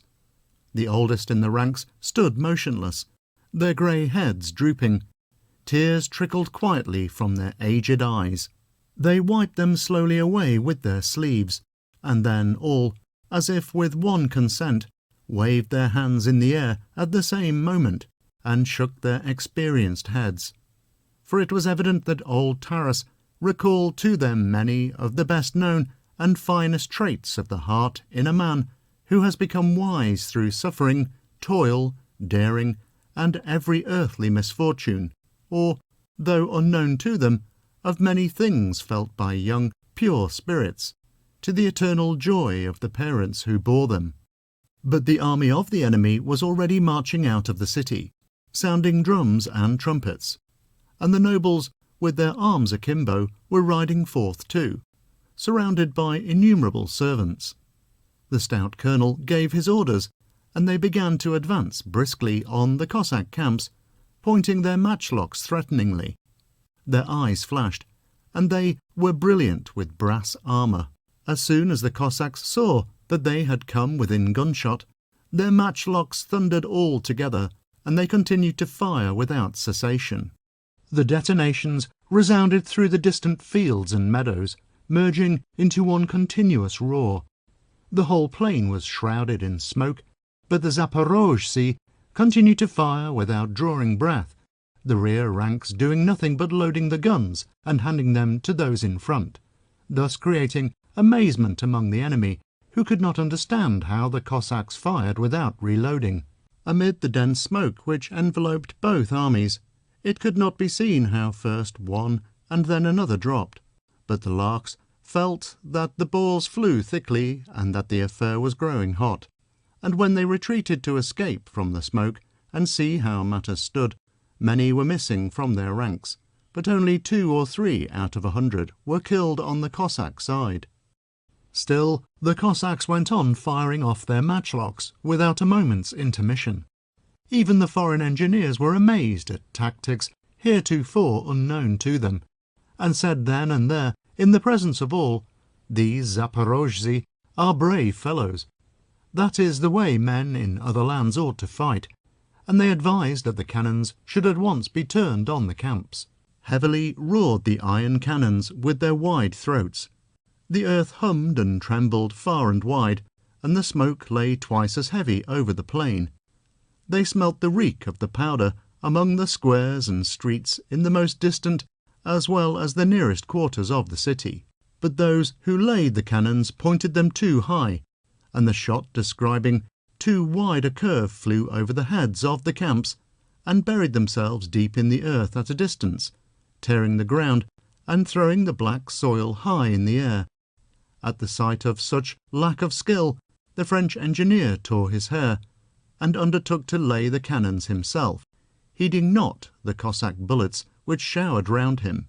Taras saw from afar that destruction menaced the whole Nezamaikovsky and Steblikivsky kurens, and gave a ringing shout, "Get away from the wagons instantly, and mount your horses." But the Cossacks would not have succeeded in effecting both these movements if Ostap had not dashed into the middle of the foe and wrenched the lint stocks from 6 cannoneers. But he could not wrench them from the other 4, for the larks drove him back. Meanwhile, the foreign captain had taken the lunt in his own hand to fire the largest cannon, such a cannon as none of the Cossacks had ever beheld before. It looked horrible with its wide mouth, and 1,000 deaths poured forth from it. And as it thundered, the 3 others followed, shaking in fourfold earthquake, the dully responsive earth. Much woe did they cause, for more than one Cossack wailed the aged mother, beating with bony hands her feeble breast.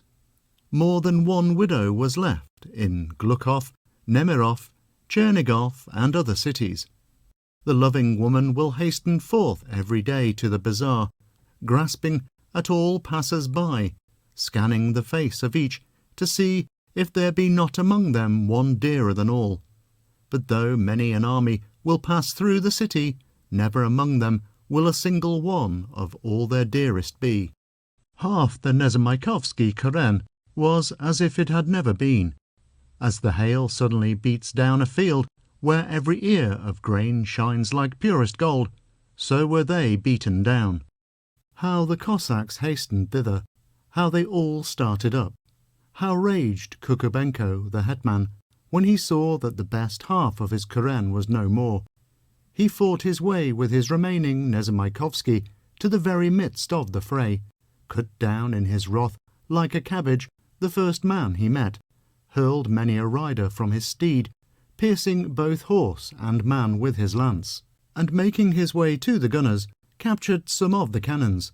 Here he found the hetman of the Almansky Karen and Stepan Guska hard at work, having already seized the largest cannon. He left those Cossacks there, and plunged with his own into another mass of the foe, making a lane through it. Where the Nezamaikovsky passed, there was a street. Where they turned about, there was a square, as where streets meet. The foemen's ranks were visibly thinning, and the larks falling in sheaves. Beside the wagons stood Vovtuzenko, and in front Cherevichenko, and by the more distant ones Decharenko, and behind them the Karen hetman Vertikvist. Decharenko had pierced 2 larks with his spear, and now attacked a third, a stout antagonist. Agile and strong was the lark, with glittering arms and accompanied by 50 followers. He fell fiercely upon Decharenko, struck him to the earth, and, flourishing his sword above him, cried, "There is not one of you Cossack dogs who has dared to oppose me." "Here is one," said Mosey Shilo, and stepped forward. He was a muscular Cossack who had often commanded at sea and undergone many vicissitudes. The Turks had once seized him and his men at Trebizond and borne them captives to the galleys, where they bound them hand and foot with iron chains, gave them no food for a week at a time, and made them drink sea-water. The poor prisoners endured and suffered all, but would not renounce their orthodox faith. Their hetman, Mosey Shilo, could not bear it. He trampled the Holy Scriptures under foot, wound the vile turban about his sinful head, and became the favourite of a pasha, steward of a ship, and ruler over all the galley slaves. The poor slaves sorrowed greatly thereat, for they knew that if he had renounced his faith he would be a tyrant, and his hand would be the more heavy and severe upon them. So it turned out. Mosey Shilo had them put in new chains, 3 to an oar. The cruel fetters cut to the very bone, and he beat them upon the back. But when the Turks, rejoicing at having obtained such a servant, began to carouse, and, forgetful of their law, got all drunk, he distributed all the 64 keys among the prisoners, in order that they might free themselves, fling their chains and manacles into the sea, and, seizing their swords, in turn kill the Turks. Then the Cossacks collected great booty, and returned with glory to their country. And the guitar player celebrated Mosey Shilo's exploits for a long time. They would have elected him Koschevoi, but he was a very eccentric Cossack. At one time he would perform some feat which the most sagacious would never have dreamed of. At another, folly simply took possession of him, and he drank and squandered everything away, was in debt to everyone in the Sech, and, in addition to that, stole like a street thief. He carried off a whole Cossack equipment from a strange Karen by night, and pawned it to the tavern-keeper. For this dishonourable act, they bound him to a post in the bazaar, and laid a club beside him, in order that everyone who passed should, according to the measure of his strength, deal him a blow. But there was not one Zaporozhets out of them all to be found who would raise the club against him, remembering his former services. Such was the Cossack Mosey Shilo. "Here is one who will kill you, dog," he said, springing upon the Lach. How they hacked away, their shoulder plates and breastplates bent under their blows. The hostile Lach cut through Shilo's shirt of mail, reaching the body itself with his blade. The Cossack's shirt was dyed purple, but Shilo heeded it not. He brandished his brawny hand, heavy indeed was the mighty fist, and brought the pommel of his sword down unexpectedly upon his foeman's head. The brazen helmet flew into pieces, and the Lyak staggered and fell, but Shilo went on hacking and cutting gashes in the body of the stunned man. "Kill not utterly thine enemy, Cossack. Look back rather." The Cossack did not turn, and one of the dead man's servants plunged a knife into his neck. Shilo turned and tried to seize him, but he disappeared amid the smoke of the powder. On all sides rose the roar of matchlocks. Shilo knew that his wound was mortal. He fell with his hand upon his wound, and said, turning to his comrades, "Farewell, brother gentles, my comrades. May the holy Russian land stand forever, and may it be eternally honoured." And as he closed his failing eyes, the Cossack soul fled from his grim body. Then Zadorozhny came forward with his men. Vertikvist issued from the ranks, and Balaban stepped forth. "What now, gentles?" said Taras, calling to the hetmans by name. "There is yet powder in the powder flasks? The Cossack force is not weakened? The Cossacks do not yield?" "There is yet powder in the flasks, father. The Cossack force is not weakened yet. The Cossacks yield not." And the Cossacks pressed vigorously on. The foeman's ranks were disordered. The short colonel beat the assembly and ordered 8 painted standards to be displayed to collect his men, who were scattered over all the plain.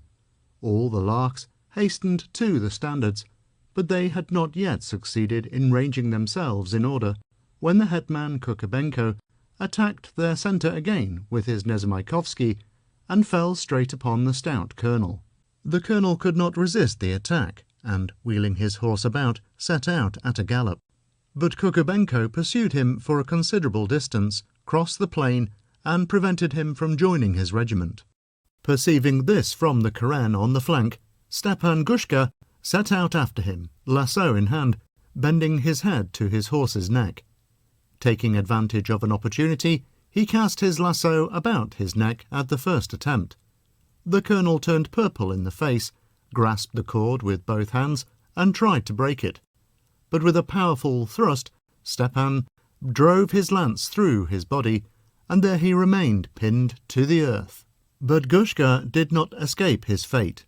The Cossacks had but time to look round, when they beheld Stepan Gushka elevated on 4 spears.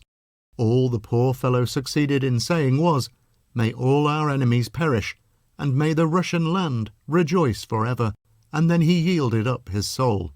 The Cossacks glanced around, and there was Metelitsa on one side, entertaining the Lachs by dealing blows on the head to one and another. On the other side, the hetman Nevelitsky was attacking with his men, and Zakruti-Huba was repulsing and slaying the enemy by the wagons. The third, Pisarenko, had repulsed a whole squadron from the more distant wagons, and they were still fighting and killing amongst the other wagons, and even upon them. "How now, gentles?" cried Taras, stepping forward before them all. "Is there still powder in your flasks? Is the Cossack force still strong? Do the Cossacks yield?" "There is still powder in the flasks, father. The Cossack force is still strong. The Cossacks yield not." But Bovdug had already fallen from the wagons. A bullet had struck him just below the heart. The old man collected all his strength and said, "I sorrow not to part from the world. God grant every man such an end. May the Russian land be forever glorious." And Bovdug's spirit flew above, to tell the old men who had gone on long before that men still knew how to fight on Russian soil, and better still, that they knew how to die for it, and the holy faith. Balaban, hetman of a Karen, soon after fell to the ground also from a wagon. 3 mortal wounds had he received from a lance, a bullet, and a sword. He had been one of the very best of Cossacks, and had accomplished a great deal as a commander on naval expeditions. But more glorious than all the rest was his raid on the shores of Anatolia. They collected many sequins, much valuable Turkish plunder, kaftans and adornments of every description. But misfortune awaited them on their way back. They came across the Turkish fleet and were fired on by the ships. Half the boats were crushed and overturned, drowning more than one. But the bundles of reeds bound to the sides, Cossack fashion, saved the boats from completely sinking. Balaban rowed off at full speed and steered straight in the face of the sun, thus rendering himself invisible to the Turkish ships.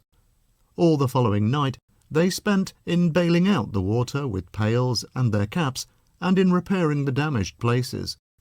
They made sails out of their Cossack trousers, and, sailing off, escaped from the fastest Turkish vessels. And not only did they arrive unharmed at the Sech, but they brought a gold-embroidered vesture for the Archimandrite at the Mezigorsky monastery in Kiev, and an icon frame of pure silver for the church in honour of the intercession of the Virgin Mary, which is in Zaporozhye. The guitar players celebrated the daring of Balaban and his Cossacks for a long time afterwards. Now he bowed his head, feeling the pains which precede death, and said quietly, "I am permitted, brother gentles, to die a fine death. 7 have I hewn in pieces, 9 have I pierced with my lance, many have I trampled upon with my horse's hoofs, and I no longer remember how many my bullets have slain. May our Russian land flourish forever." And his spirit fled. "Cossacks, Cossacks, abandon not the flower of your army." Already was Kukubenko surrounded, and 7 men only remained of all the Nezamaikovsky Karen, exhausted and with garments already stained with their blood. Taras himself, perceiving their straits, hastened to their rescue, but the Cossacks arrived too late. Before the enemies who surrounded him could be driven off, a spear was buried just below Kukubenko's heart. He sank into the arms of the Cossacks who caught him, and his young blood flowed in a stream, like precious wine brought from the cellar in a glass vessel by careless servants, who, stumbling at the entrance, break the rich flask. The wine streams over the ground, and the master, hastening up, tears his hair, having reserved it in order that if God should grant him, in his old age, to meet again the comrade of his youth, they might over it recall together former days, when a man enjoyed himself otherwise and better than now. Kukubenko cast his eyes around and said, "I thank God that it has been my lot to die before your eyes, comrades. May they live better who come after us than we have lived, and may our Russian land, beloved by Christ, flourish forever." And his young spirit fled. The angels took it in their arms and bore it to heaven. It will be well with him there. "Sit down at my right hand, Kukubenko," Christ will say to him. "You never betrayed your comrades. You never committed a dishonourable act. You never sold a man into misery. You preserved and defended my church." The death of Kukubenko saddened them all. The Cossack ranks were terribly thinned. Many brave men were missing, but the Cossacks still stood their ground. "How now, gentles?" cried Taras to the remaining Karens. "Is there still powder in your flasks? Are your swords blunted? Are the Cossack forces wearied? Have the Cossacks given way?" "There is still an abundance of powder. Our swords are still sharp. The Cossack forces are not wearied, and the Cossacks have not yet yielded."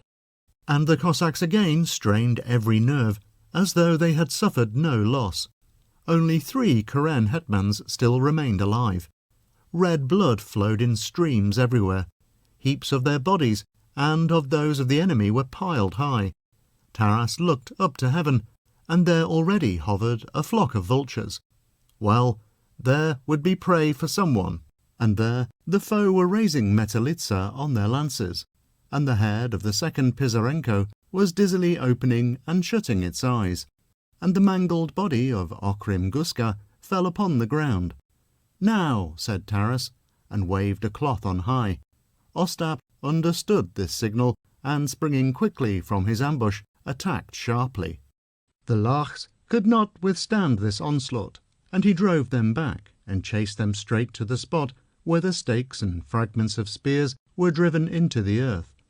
The horses began to stumble and fall, and the Lachs to fly over their heads. At that moment the Corsack's, who had stood till the last by the baggage wagons, perceived that they still had some bullets left, and suddenly fired a volley from their matchlocks. The Lachs became confused and lost their presence of mind, and the Cossacks took courage. "The victory is ours," rang Cossack voices on all sides. The trumpets sounded, and the banner of victory was unfurled. The beaten Lachs ran in all directions and hid themselves. "No, the victory is not yet complete," said Taras, glancing at the city gate, and he was right. The gates opened, and out dashed a hussar band, the flower of all the cavalry. Every rider was mounted on a matched brown horse from the Kabardai, and in front rode the handsomest, the most heroic of them all. His black hair streamed from beneath his brazen helmet, and from his arm floated a rich scarf, embroidered by the hands of a peerless beauty.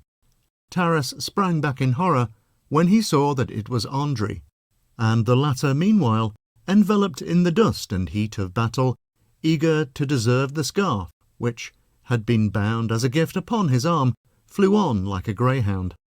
The handsomest, most agile and youngest of all the band. The experienced huntsman urges on the greyhound, and he springs forward, tossing up the snow, and a score of times outrunning the hare in the ardour of his course. And so it was with Andrei. Old Taras paused and observed how he cleared a path before him, hewing away and dealing blows to the right and the left. Taras could not restrain himself, but shouted, your comrades, you devil's brat! Would you kill your own comrades?" But Andrei distinguished not who stood before him, comrades or strangers. He saw nothing. Curls, long curls, were what he saw, and a bosom like that of a river swan, and a snowy neck and shoulders, and all that is created for rapturous kisses. "Hey there, lads, only draw him to the forest. Entice him to the forest for me," shouted Taras. Instantly 30 of the smartest Cossacks volunteered to entice him thither, and setting their tall caps firmly, spurred their horses straight at a gap in the hussars. They attacked the front ranks in flank, beat them down, cut them off from the rear ranks, and slew many of them. Goloputenko struck Andrei on the back with his sword, and immediately set out to ride away at the top of his speed. How Andrei flew after him! How his young blood coursed through all his veins! Driving his sharp spurs into his horse's flanks, he tore along after the Cossacks, never glancing back, and not perceiving that only 20 men at the most were following him. The Cossacks fled at full gallop, and directed their course straight for the forest. Andrei overtook them, and was on the point of catching Goloputenko, when a powerful hand seized his horse's bridle. Andrei looked. Before him stood Taras. He trembled all over, and turned suddenly pale, like a student who, receiving a blow on the forehead with a ruler, flushes up like fire, springs in wrath from his seat to chase his comrade, and suddenly encounters his teacher entering the classroom. In the instant his wrathful impulse calms down, and his futile anger vanishes. In this wise, in an instant, Andrei's wrath was as if it had never existed, and he beheld before him only his terrible father. "Well, what are we going to do now?" said Taras, looking him straight in the eyes. But Andrei could make no reply to this, and stood with his eyes fixed on the ground. "Well, son, did your Lachs help you?" Andrei made no answer. "To think that you should be such a traitor, that you should betray your faith, betray your comrades. Dismount from your horse." Obedient as a child, he dismounted, and stood before Taras more dead than alive. "Stand still, do not move. I gave you life, I will also kill you," said Taras, and, retreating a step backwards, he brought his gun up to his shoulder. Andrei was white as a sheet. His lips moved gently, and he uttered a name. But it was not the name of his native land, nor of his mother, nor his brother. It was the name of the beautiful Pole. Taras fired.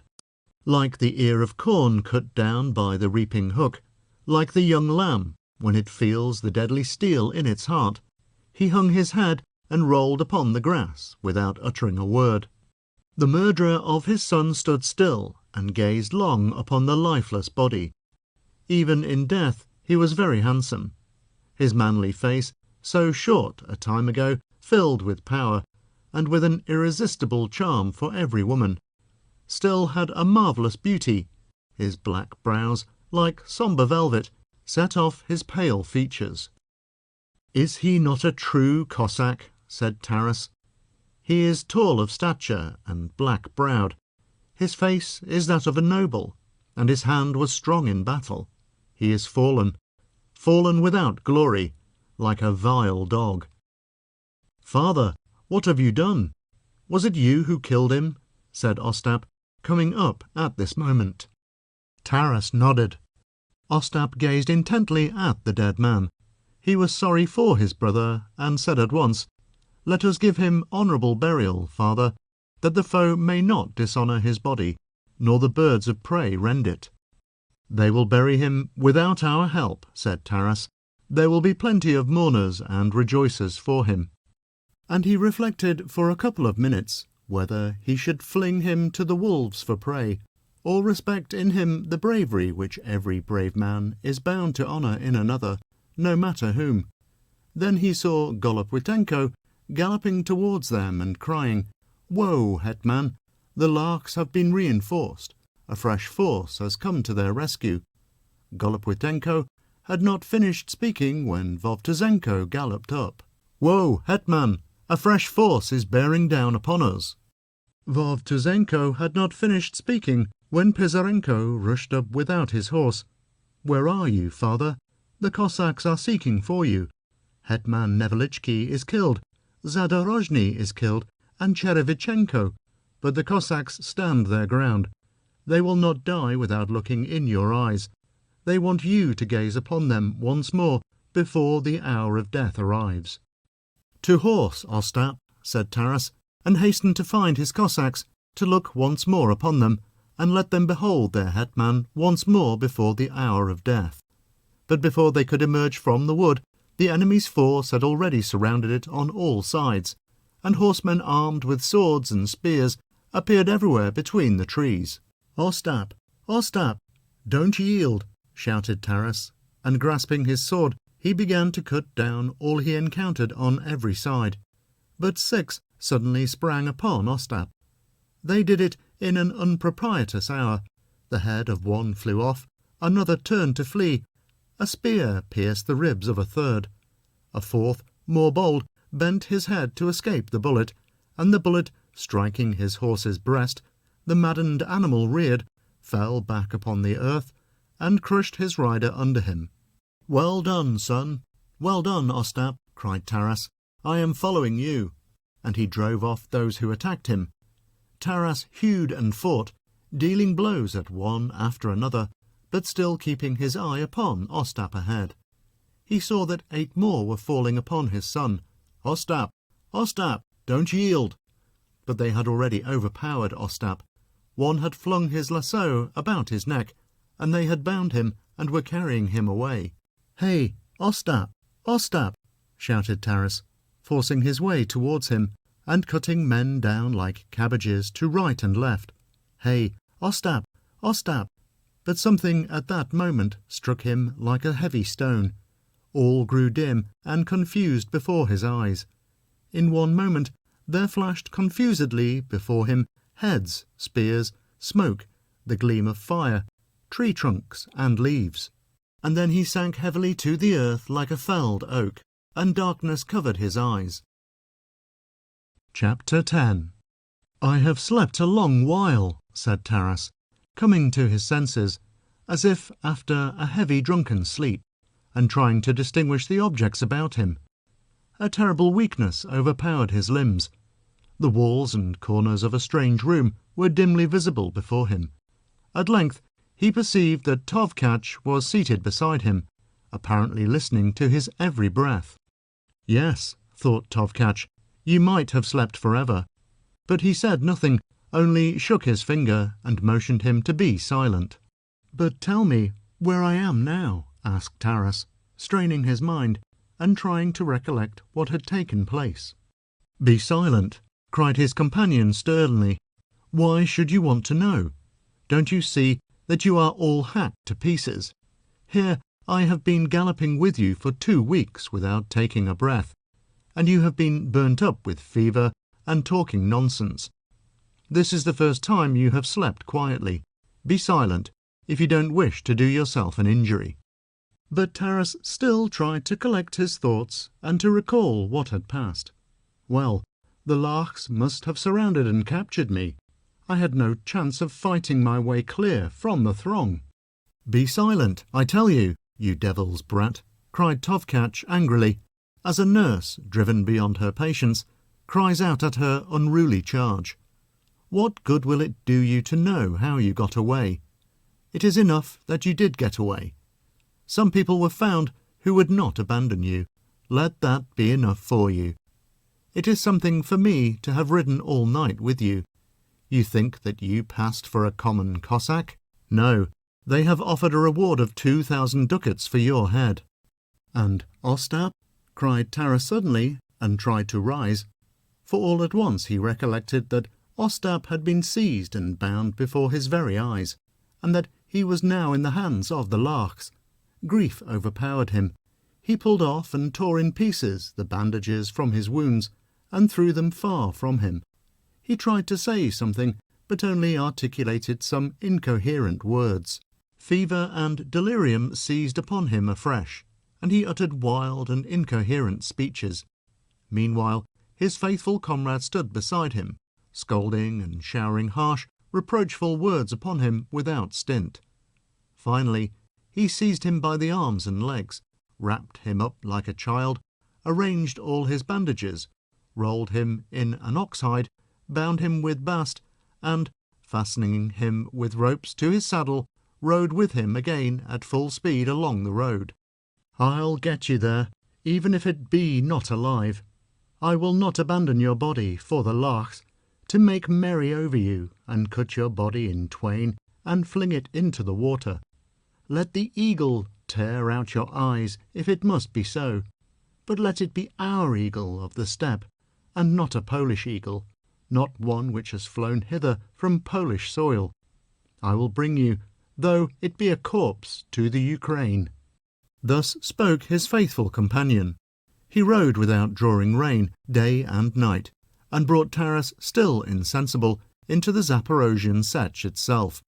There he undertook to cure him, with unswerving care, by the aid of herbs and liniments. He sought out a skilled Jewess, who made Taras drink various potions for a whole month, and at length he improved. Whether it was owing to the medicine, or to his iron constitution gaining the upper hand, at all events, in 6 weeks he was on his feet. His wounds had closed, and only the scars of the sabre cuts showed how deeply injured the old Cossack had been. But he was markedly sad and morose. 3 deep wrinkles engraved themselves upon his brow, and never more departed thence. Then he looked around him. All was new in the Sech. All his old companions were dead. Not one was left of those who had stood up for the right, for faith and brotherhood, and those who had gone forth with the Koschevoi in pursuit of the Tartars, they also had long since disappeared. All had perished. One had lost his head in battle, another had died for lack of food amid the salt marshes of the Crimea. Another had fallen in captivity and been unable to survive the disgrace. Their former Koschevoi was no longer living, nor any of his old companions, and the grass was growing over those once alert with power. He felt as one who had given a feast, a great noisy feast. All the dishes had been smashed in pieces, not a drop of wine was left anywhere. The guests and servants had all stolen valuable cups and platters. and he, like the master of the house, stood sadly thinking that it would have been no feast. In vain did they try to cheer Taras and to divert his mind. In vain did the long-bearded, grey-haired guitar players come by twos and threes to glorify his Cossack deeds. He gazed grimly and indifferently at everything, with inappeasable grief printed on his stolid face, and said softly, as he drooped his head, "My son, my Ostap." The Zaporozhtzi assembled for a raid by sea. 200 boats were launched on the Dnieper, and Asia Minor saw those who manned them, with their shaven heads and long scalp locks, devote her thriving shores to fire and sword. She saw the turbans of her Mahometan inhabitants strewn, like her innumerable flowers, over the blood-sprinkled fields, and floating along her river-banks. She saw many tarry Zaporozhian trousers and strong hands with black hunting whips. The Zaporozhtzi ate up and laid waste all the vineyards. In the mosques they left heaps of dung.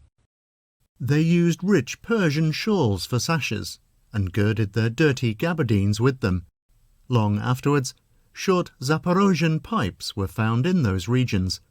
They sailed merrily back. A 10-gun Turkish ship pursued them and scattered their skiffs, like birds, with a volley from its guns. A third part of them sank in the depths of the sea, but the rest again assembled and gained the mouth of the Dnieper with 12 kegs full of sequins. But all this did not interest Taras. He went off upon the steppe, as though to hunt, but the charge remained in his gun, and, laying down the weapon, he would seat himself sadly on the shores of the sea. He sat there long with drooping head, repeating continually, "My Ostap, my Ostap." Before him spread the gleaming Black Sea. In the distant reeds the seagulls screamed. His grey moustache turned to silver, and the tears fell one by one upon it. At last Taras could endure it no longer. "Whatever happens, I must go and find out what he is doing. Is he alive or in the grave? I will know, cost what it may." Within a week he found himself in the city of Auman, fully armed and mounted, with lance, sword, canteen, pot of oatmeal, powder horn, cord to hobble his horse, and other equipments. He went straight to a dirty, ill-kept little house, the small windows of which were almost invisible, blackened as they were with some unknown dirt. The chimney was wrapped in rags, and the roof, which was full of holes, was covered with sparrows. A heap of all sorts of refuse lay before the very door. From the window peered the head of a Jewess, in a headdress with discoloured pearls.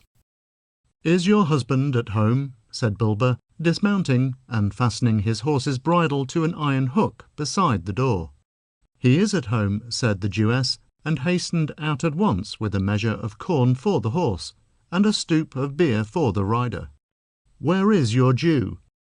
"He is in the other room at prayer," replied the Jewess, bowing and wishing Bulba good health as he raised the cup to his lips.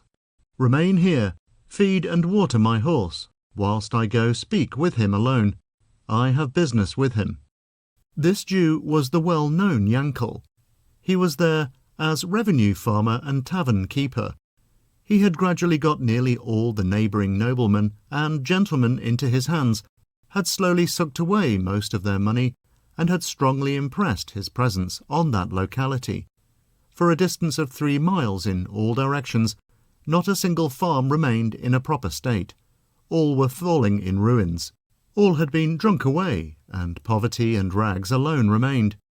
The whole neighbourhood was depopulated, as if after a fire or an epidemic, and if Yankel had lived there 10 years, he would probably have depopulated the voyevoda's whole domains. Taras entered the room. The Jew was praying, enveloped in his dirty shroud, and was turning to spit for the last time, according to the forms of his creed, when his eye suddenly lighted on Taras standing behind him. The first thing that crossed Yankel's mind was the 2,000 ducats offered for his visitor's head, but he was ashamed of his avarice, and tried to stifle within him the eternal thought of gold which twines, like a snake, about the soul of a Jew. "Listen, Yankel," said Taras to the Jew, who began to bow low before him, and as he spoke he shut the door so that they might not be seen. "I saved your life. The Zaporozhtzi would have torn you to pieces like a dog. Now it is your turn to do me a service." The Jew's face clouded over a little. "What service? If it is a service I can render, why should I not render it?" "Ask no questions. Take me to Warsaw." "To Warsaw? Why to Warsaw?" said the Jew, and his brows and shoulders rose in amazement. "Ask me nothing. Take me to Warsaw. I must see him once more at any cost, and say one word to him." "Say a word to whom?" "To him, to Ostap, to my son." "Has not my lord heard that already?" I know all. They offer 2,000 ducats for my head. They know its value, fools. I will give you 5,000. Here are 2,000 on the spot." And Bulba poured out 2,000 ducats from a leather purse, "and the rest when I return." The Jew instantly seized a towel and concealed the ducats under it. "Aye, glorious money! Aye, good money," he said, twirling one gold piece in his hand and testing it with his teeth. "I don't believe the man from whom my lord took these fine gold pieces remained in the world an hour longer. He went straight to the river and drowned himself after the loss of such magnificent gold pieces." "I should not have asked you. I might possibly have found my own way to Warsaw, but someone might recognize me, and then the cursed Lachs would capture me, for I am not clever at inventions, whilst that is just what you Jews are created for. You would deceive the very devil. You know every trick. That is why I have come to you, and, besides, I could do nothing of myself in Warsaw. Harness the horse to your wagon at once, and take me." "And my lord thinks that I can take the nag at once and harness him, and say, 'Get up, Dapple'? My lord thinks that I can take him just as he is, without concealing him? Well, hide me as you like. In an empty cask?" Aye, and my lord thinks he can be concealed in an empty cask? Does not my lord know that every man thinks that every cask he sees contains brandy? Well, let them think it is brandy." "Let them think it is brandy," said the Jew, and grasped his earlocks with both hands, and then raised them both on high. "Well, why are you so frightened? And does not my lord know that God has made brandy expressly for every one to sip? They are all gluttons and fond of dainties there. A nobleman will run 5 versts after a cask. He will make a hole in it, and as soon as he sees that nothing runs out, he will say, 'A Jew does not carry empty casks. There is certainly something wrong. Seize the Jew, bind the Jew, take away all the Jew's money, put the Jew in prison. Then all the vile people will fall upon the Jew, for everyone takes a Jew for a dog, and they think he is not a man, but only a Jew. Then put me in the wagon with some fish over me.' I cannot, my lord, by heaven, I cannot. All over Poland the people are as hungry as dogs now. They will steal the fish and feel my lord. Then take me in the fiend's way, only take me." Listen, my lord," said the Jew, turning up the ends of his sleeves and approaching him with extended arms. "This is what we will do. They are building fortresses and castles everywhere. French engineers have come from Germany, and so a great deal of brick and stone is being carried over the roads. Let my lord lie down in the bottom of the wagon, and over him I will pile bricks. My lord is strong and well, apparently, so he will not mind if it is a little heavy, and I will make a hole in the bottom of the wagon in order to feed my lord. Do what you will, only take me." In an hour, a wagon load of bricks left Aumann, drawn by 2 sorry nags. On one of them sat tall Yankel, his long, curling earlocks flowing from beneath his Jewish cap, as he bounced about on the horse like a versed mark planted by the roadside. Chapter 11. At the time when these things took place, there were as yet on the frontiers neither custom house officials nor guards, those bugbears of enterprising people, so that any one could bring across anything he fancied. If anyone made a search or inspection, he did it chiefly for his own pleasure, especially if there happened to be in the wagon objects attractive to his eye, and if his own hand possessed a certain weight and power. But the bricks found no admirers, and they entered the principal gate unmolested. Bulba, in his narrow cage, could only hear the noise, the shouts of the driver, and nothing more. Yankel, bouncing up and down on his dust-covered nag, turned, after making several detours, into a dark, narrow street, bearing the names of the Muddy and also of the Jews' Street, because Jews from nearly every part of Warsaw were to be found here. This street greatly resembled a backyard turned wrong side out. The sun never seemed to shine into it. The black wooden houses, with numerous poles projecting from the windows, still further increased the darkness. Rarely did a brick wall gleam red among them, for these too, in many places, had turned quite black. Here and there, high up, a bit of stuccoed wall illumined by the sun glistened with intolerable whiteness. Pipes, rags, shells, broken and discarded tubs. Every one flung whatever was useless to him into the street, thus affording the passer-by an opportunity of exercising all his 5 senses with the rubbish. A man on horseback could almost touch with his hand the poles thrown across the street from one house to another, upon which hung Jewish stockings, short trousers, and smoked geese. Sometimes a pretty little Hebrew face, adorned with discoloured pearls, peeped out of an old window. A group of little Jews, with torn and dirty garments and curly hair, screamed and rolled about in the dirt. A red-haired Jew, with freckles all over his face, which made him look like a sparrow's egg, gazed from a window. He addressed Yankel at once in his gibberish, and Yankel at once drove into a courtyard.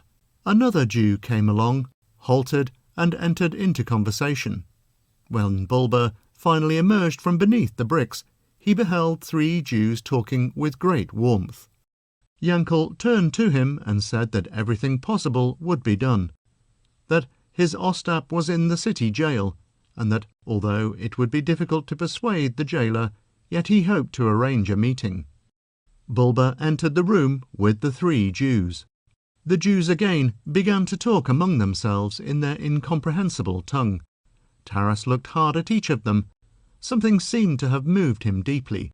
Over his rough and stolid countenance a flame of hope spread, of hope such as sometimes visits a man in the last depths of his despair.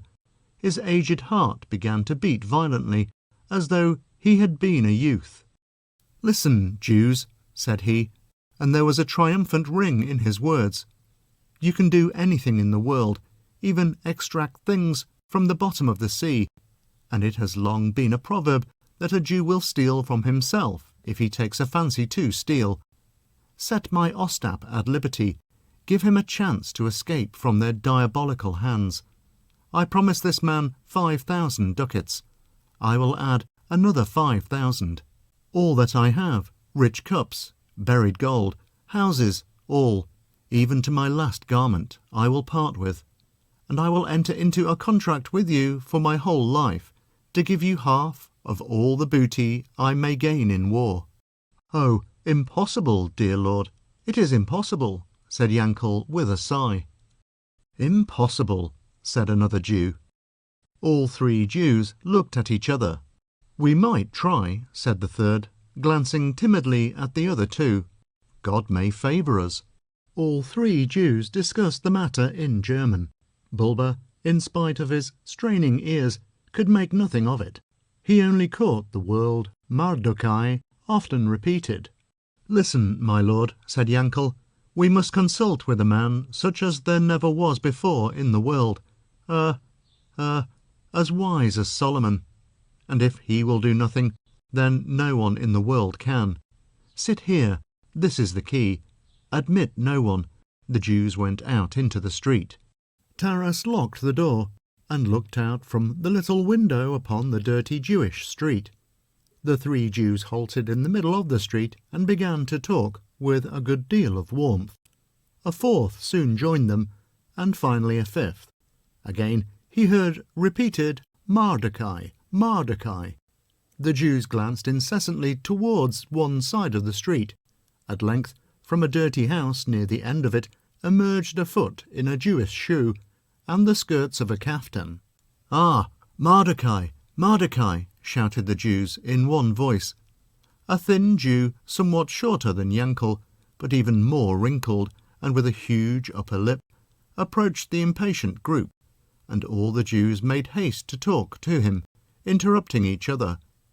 During the recital, Mardochai glanced several times towards the little window, and Taras divined that the conversation concerned him. Mardochai waved his hands, listened, interrupted, spat frequently to one side, and, pulling up the skirts of his kaftan, thrust his hand into his pocket and drew out some jingling thing, showing very dirty trousers in the operation. Finally, all the Jews set up such a shouting that the Jew who was standing guard was forced to make a signal for silence, and Taras began to fear for his safety. But when he remembered that Jews can only consult in the street, and that the demon himself cannot understand their language, he regained his composure. 2 minutes later, the Jews all entered the room together. Mardochai approached Taras, tapped him on the shoulder, and said, "When we set to work, it will be all right." Taras looked at this Solomon, whom the world had never known, and conceived some hope. Indeed, his face might well inspire confidence. His upper lip was simply an object of horror, its thickness being doubtless increased by adventitious circumstances. This Solomon's beard consisted only of about 15 hairs, and they were on the left side. Solomon's face bore so many scars of battle received for his daring that he had doubtless lost count of them long before, and had grown accustomed to consider them as birthmarks. Mardochai departed, accompanied by his comrades, who were filled with admiration at his wisdom. Bulba remained alone. He was in a strange, unaccustomed situation for the first time in his life. He felt uneasy. His mind was in a state of fever. He was no longer unbending, immovable, strong as an oak, as he had formerly been, but felt timid and weak. He trembled at every sound, at every fresh Jewish face which showed itself at the end of the street. In this condition he passed the whole day. He neither ate nor drank, and his eye never for a moment left the small window looking on the street. Finally, late at night, Mardochai and Yankel made their appearance. Taras's heart died within him. "What news? Have you been successful?" he asked with the impatience of a wild horse. But before the Jews had recovered breath to answer, Taras perceived that Mardochai no longer had the locks which had formerly fallen in greasy curls from under his felt cap. It was evident that he wished to say something, but he uttered only nonsense which Taras could make nothing of. Yankel himself put his hand very often to his mouth, as though suffering from a cold. "Oh, dearest lord," said Yankel, "it is quite impossible now. By heaven, impossible. Such vile people that they deserve to be spit upon. Mardochai here says the same. Mardochai has done what no man in the world ever did, but God did not will that it should be so. 3,000 soldiers are in garrison here, and tomorrow the prisoners are all to be executed." Taras looked the Jew straight in the face, but no longer with impatience or anger. "But if my lord wishes to see his son, then it must be early tomorrow morning, before the sun has risen. The sentinels have consented, and one jailer has promised. But may he have no happiness in the world. Woe is me! What greedy people! There are none such among us. I gave 50 ducats to each sentinel, and to the jailer." "Good. Take me to him," exclaimed Taras with decision, and with all his firmness of mind restored. He agreed to Yankel's proposition that he should disguise himself as a foreign count, just arrived from Germany, for which purpose the prudent Jew had already provided a costume. It was already night. The master of the house, the red-haired Jew with freckles, pulled out a mattress covered with some kind of rug and spread it on a bench for Bulba. Yankel lay upon the floor on a similar mattress. The red-haired Jew drank a small cup of brandy, took off his caftan, and betook himself, looking, in his shoes and stockings, very like a lean chicken, with his wife, to something resembling a cupboard. Two little Jews lay down on the floor beside the cupboard, like a couple of dogs, but Taras did not sleep. He sat motionless, drumming on the table with his fingers. He kept his pipe in his mouth, and puffed out smoke, which made the Jew sneeze in his sleep, and pull his coverlet over his nose. Scarcely was the sky touched with the first faint gleams of dawn, then he pushed Yankel with his foot, saying, "Rise, Jew, and give me your count's dress." In a moment he was dressed. He blackened his moustache and eyebrows, put on his head a small dark cap. Even the Cossacks who knew him best would not have recognized him. Apparently he was not more than 35. A healthy colour glowed on his cheeks, and his scars lent him an air of command. The gold-embroidered dress became him extremely well. The streets were still asleep. Not a single one of the market folk, as yet, showed himself in the city, with his basket on his arm. Yankel and Bulba made their way to a building which presented the appearance of a crouching stork. It was large, low, wide and black, and on one side a long slender tower like a stork's neck projected above the roof. This building served for a variety of purposes. It was a barrack, a jail, and the criminal court. The visitors entered the gate and found themselves in a vast room, or covered courtyard. About 1,000 men were sleeping here. Straight before them was a small door, in front of which sat 2 sentries playing at some game, which consisted in one striking the palm of the other's hand with 2 fingers. They paid little heed to the new arrivals, and only turned their heads when Yankel said, "It is we, sirs. Do you hear? It is we." "Go in," said one of them, opening the door with one hand, and holding out the other to his comrade to receive his blows. They entered a low and dark corridor, which led them to a similar room with small windows overhead.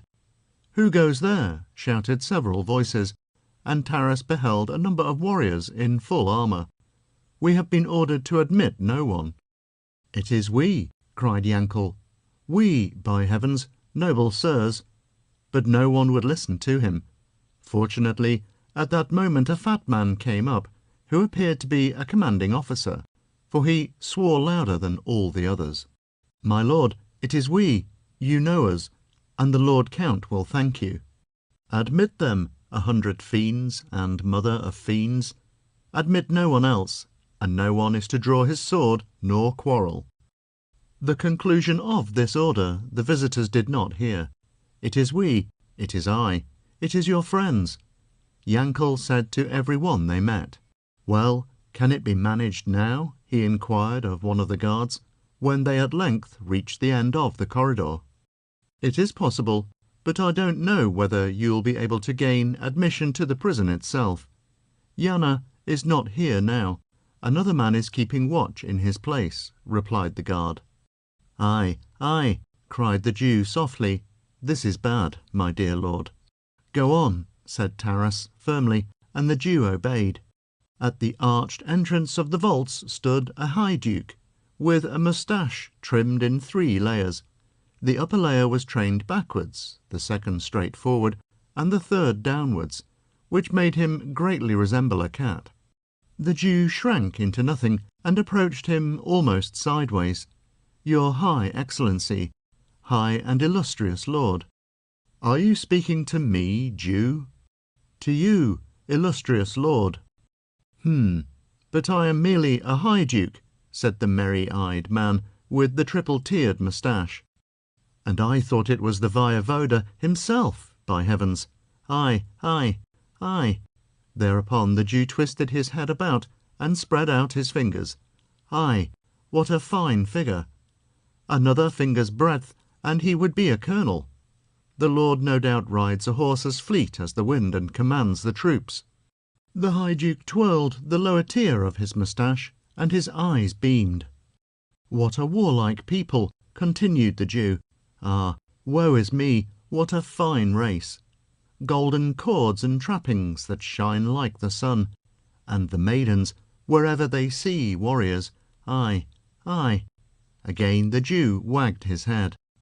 The High Duke twirled his upper moustache and uttered a sound somewhat resembling the neighing of a horse. "I pray, my lord, to do us a service," exclaimed the Jew. "This prince has come hither from a foreign land, and wants to get a look at the Cossacks. He never, in all his life, has seen what sort of people the Cossacks are." The advent of foreign counts and barons was common enough in Poland. They were often drawn thither by curiosity to view this half-Asiatic corner of Europe.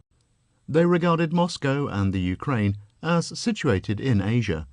So the High Duke bowed low and thought fit to add a few words of his own. "I do not know, Your Excellency," said he, "why you should desire to see them. They are dogs, not men, and their faith is such as no one respects." "You lie, you son of Satan," exclaimed Bulba. "You are a dog yourself. How dare you say that our faith is not respected? It is your heretical faith which is not respected." "Oho," said the High Duke, "I can guess who you are, my friend. You are one of the breed of those under my charge. So just wait while I summon our men." Taras realized his indiscretion, but vexation and obstinacy hindered him from devising a means of remedying it. Fortunately, Yankel managed to interpose at this moment. "Most noble lord, how is it possible that the Count can be a Cossack? If he were a Cossack, where could have he obtained such a dress, and such a count like mien?" "Explain that yourself." And the High Duke opened his wide mouth to shout.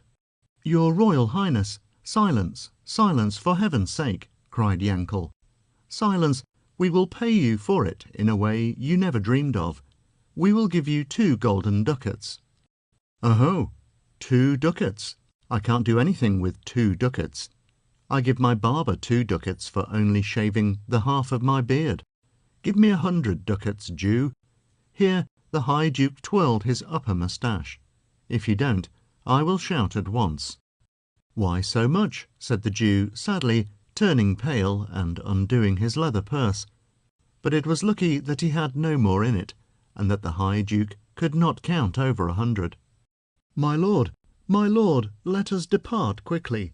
Look at the evil-minded fellow," said Yankel to Taras, perceiving that the High Duke was turning the money over in his hand, as though regretting that he had not demanded more. "What do you mean, you devil of a High Duke?" said Bulba. "What do you mean by taking our money and not letting us see the Cossacks? No, you must let us see them. Since you have taken the money, you have no right to refuse. Go to the devil. If you won't, I'll give the alarm this moment.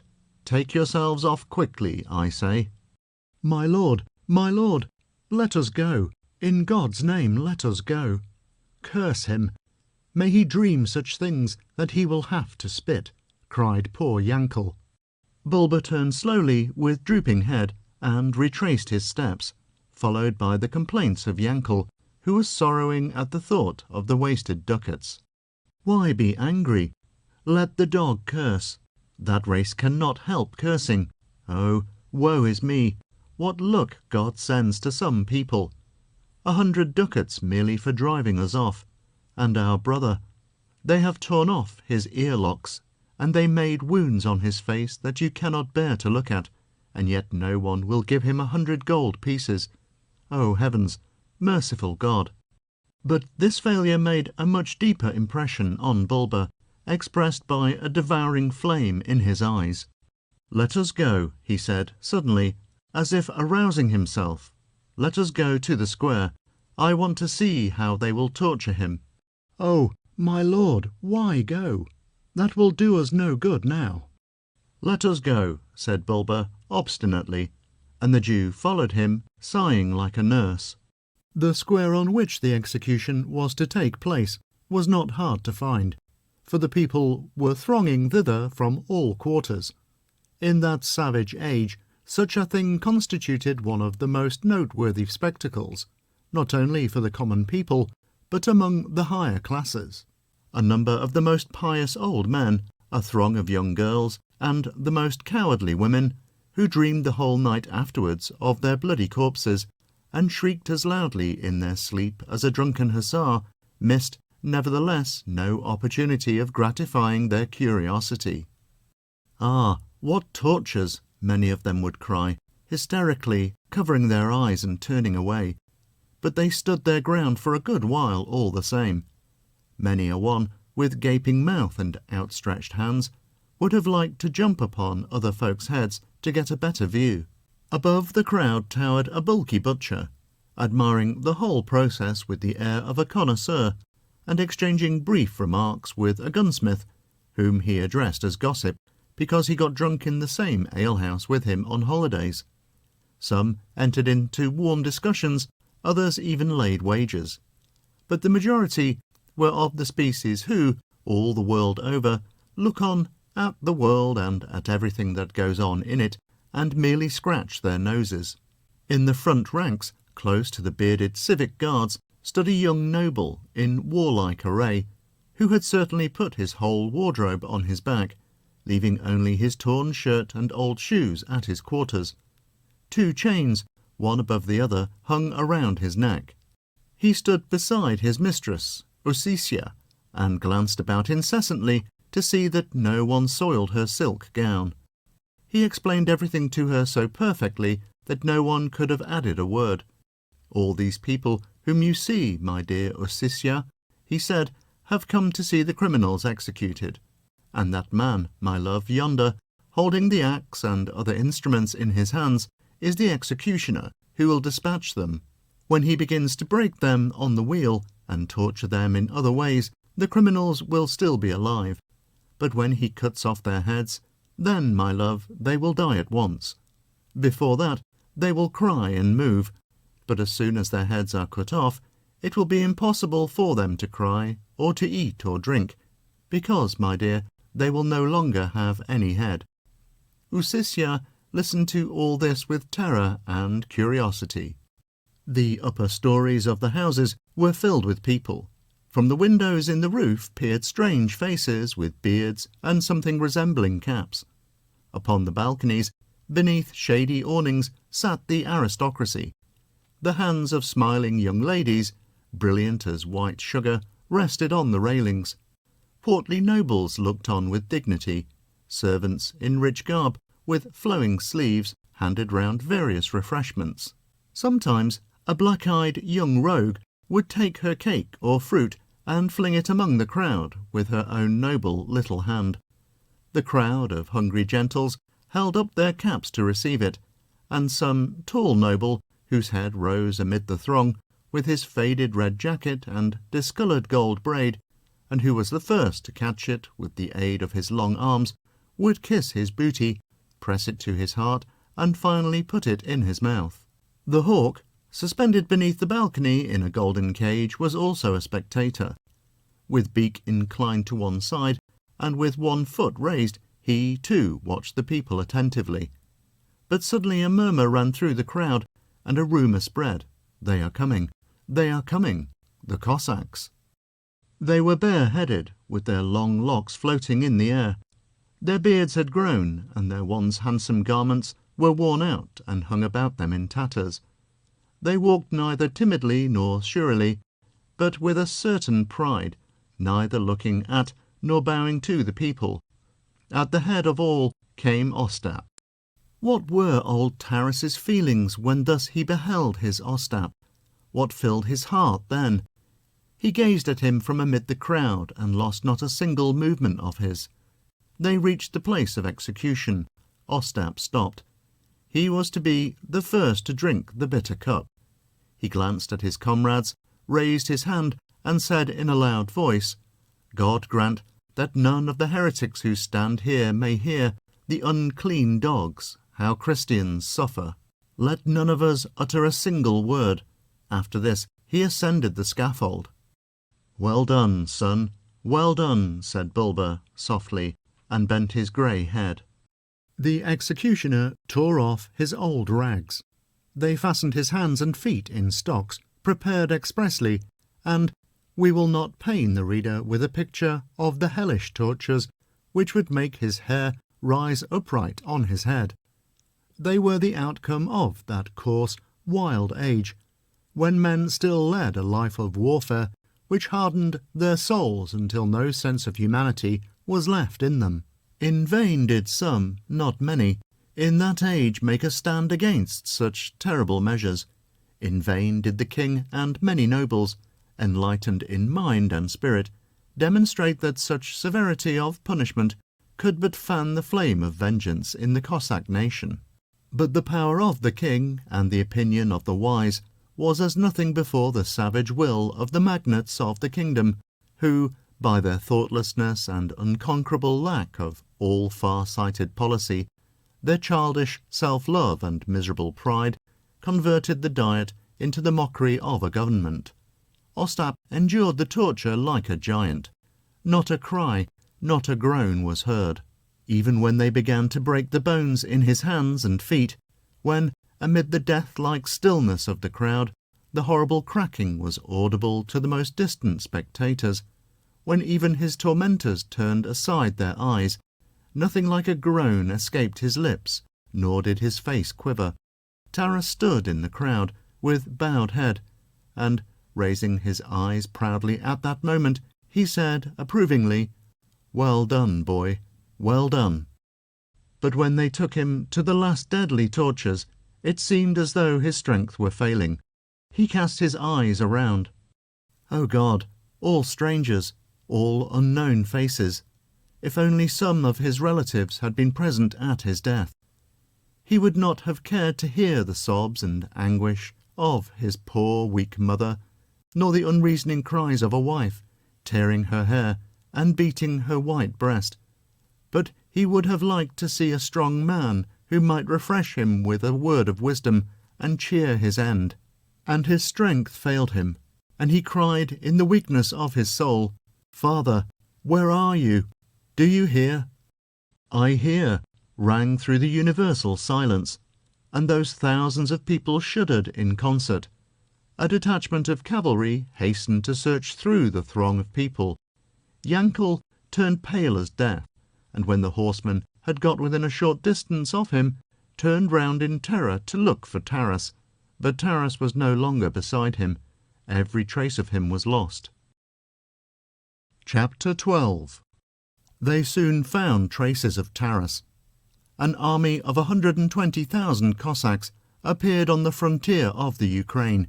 This was no small detachment, sallying forth for plunder or in pursuit of the Tartars.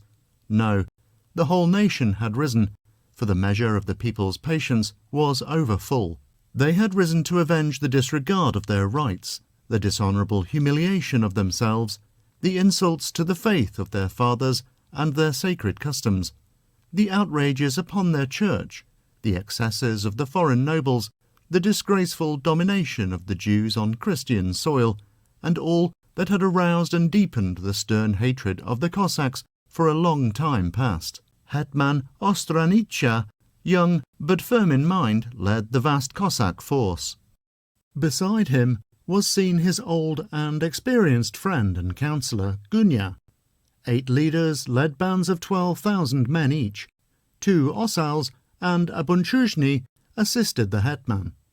A cornet general carried the chief standard, whilst many other banners and standards floated in the air, and the comrades of the staff bore the golden staff of the hetman, the symbol of his office.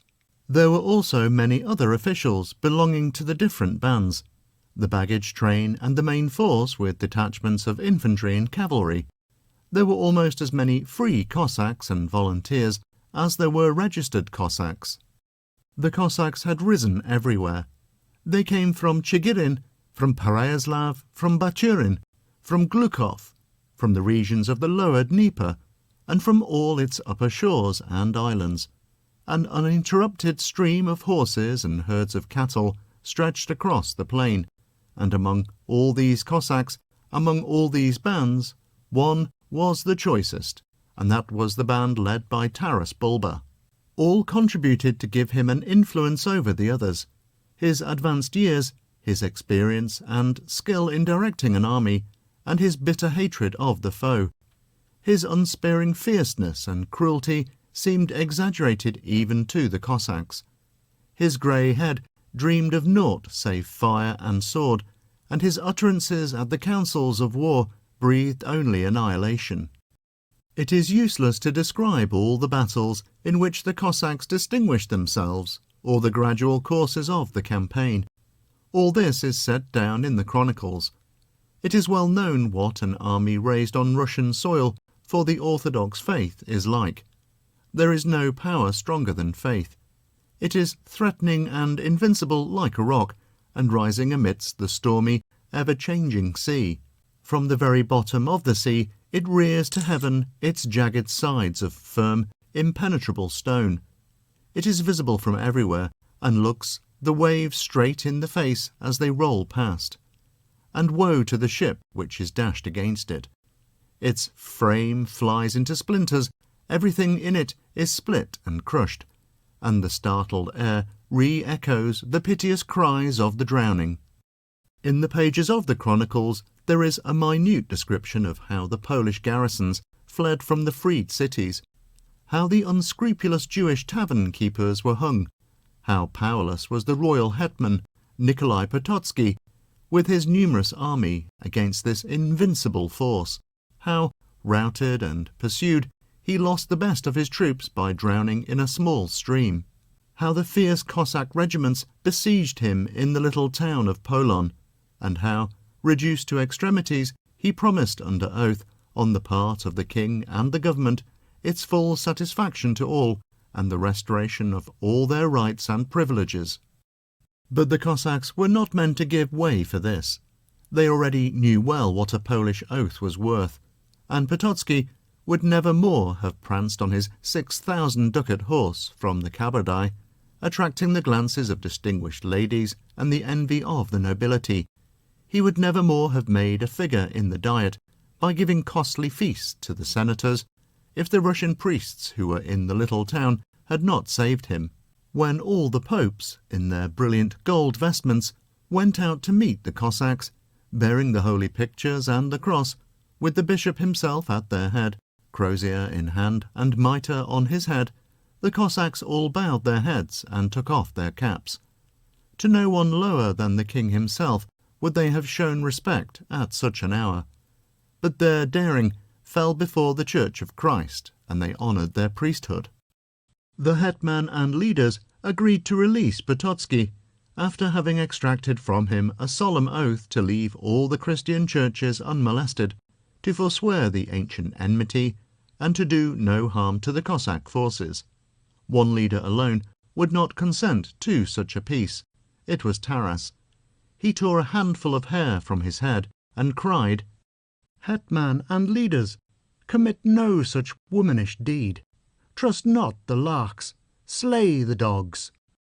When the secretary presented the agreement, and the hetman put his hand to it, Taras drew a genuine Damascene blade, a costly Turkish sabre of the finest steel, broke it in twain like a reed, and threw the two pieces far away on each side, saying, "Farewell," as the two pieces of this sword will never reunite and form one sword again, so we, comrades, shall never more behold each other in this world.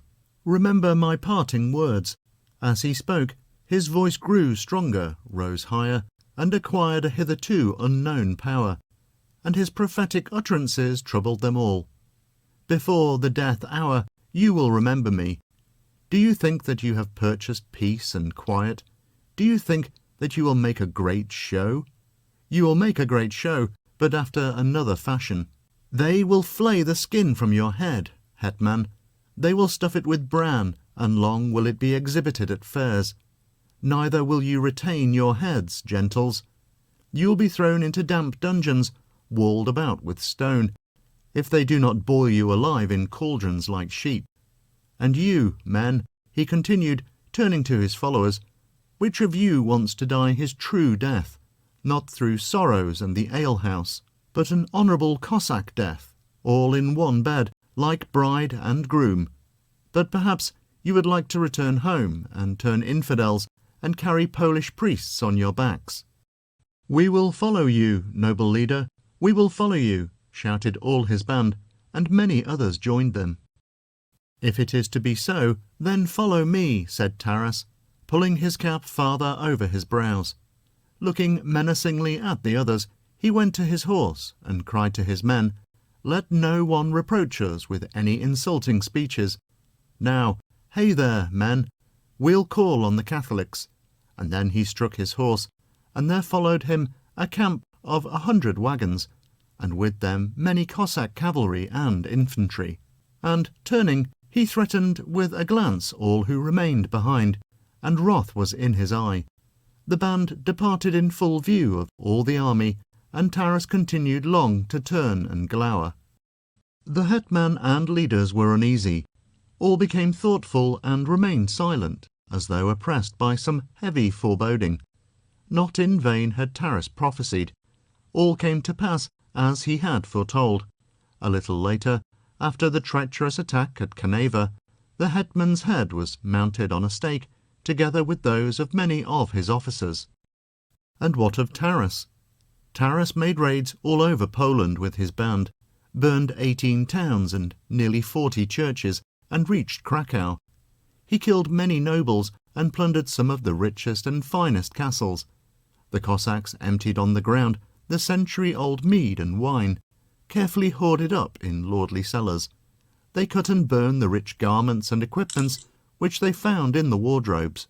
"Spare nothing," was the order of Taras. The Cossacks spared not the black-browed gentlewomen, the brilliant white-bosomed maidens. These could not save themselves even at the altar, for Taras burned them with the altar itself. Snowy hands were raised to heaven from amid fiery flames, with piteous shrieks which would have moved the damp earth itself to pity and caused the steppe grass to bend with compassion at their fate. But the cruel Cossacks paid no heed, and, raising the children in the streets upon the points of their lances, they cast them also into the flames. "This is a mass for the soul of Ostap, you heathen larks," was all that Taras said.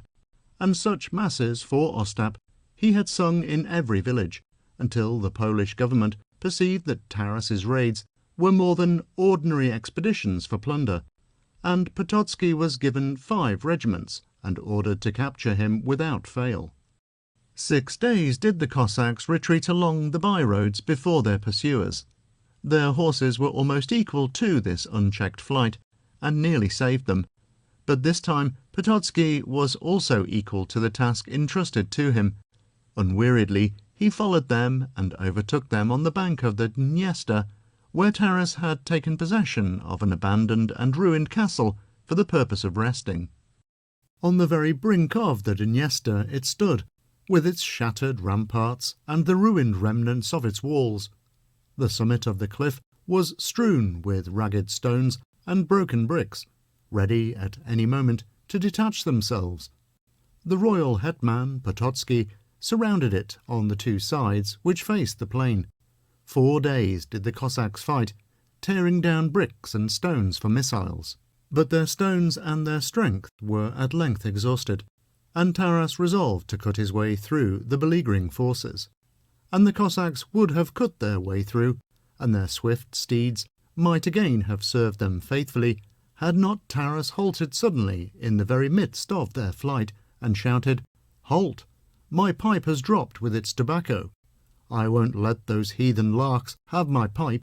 And the old hetman stooped down and felt in the grass for his pipe full of tobacco, his inseparable companion on all his expeditions by sea and land and at home.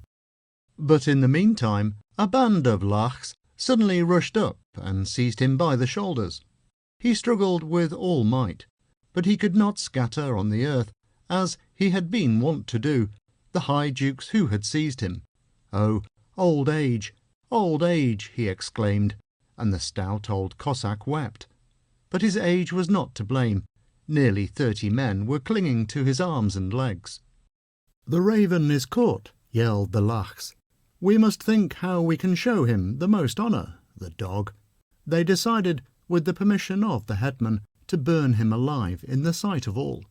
There stood hard by a leafless tree, the summit of which had been struck by lightning. They fastened him with iron chains and nails driven through his hands high up on the trunk of the tree, so that he might be seen from all sides, and began at once to place faggots at its foot. But Taras did not look at the wood, nor did he think of the fire with which they were preparing to roast him. He gazed anxiously in the direction whence his Cossacks were firing. From his high point of observation he could see everything as in the palm of his hand. "Take possession, men," he shouted, "of the hillock behind the wood. They cannot climb it." But the wind did not carry his words to them. "They are lost, lost," he said in despair, and glanced down to where the water of the Dniester glittered. Joy gleamed in his eyes. He saw the sterns of 4 boats peeping out from behind some bushes, exerted all the power of his lungs, and shouted in a ringing tone, to the bank, men! Descend the path to the left, under the cliff. There are boats on the bank. Take all, that they may not catch you." This time the breeze blew from the other side, and his words were audible to the Cossacks.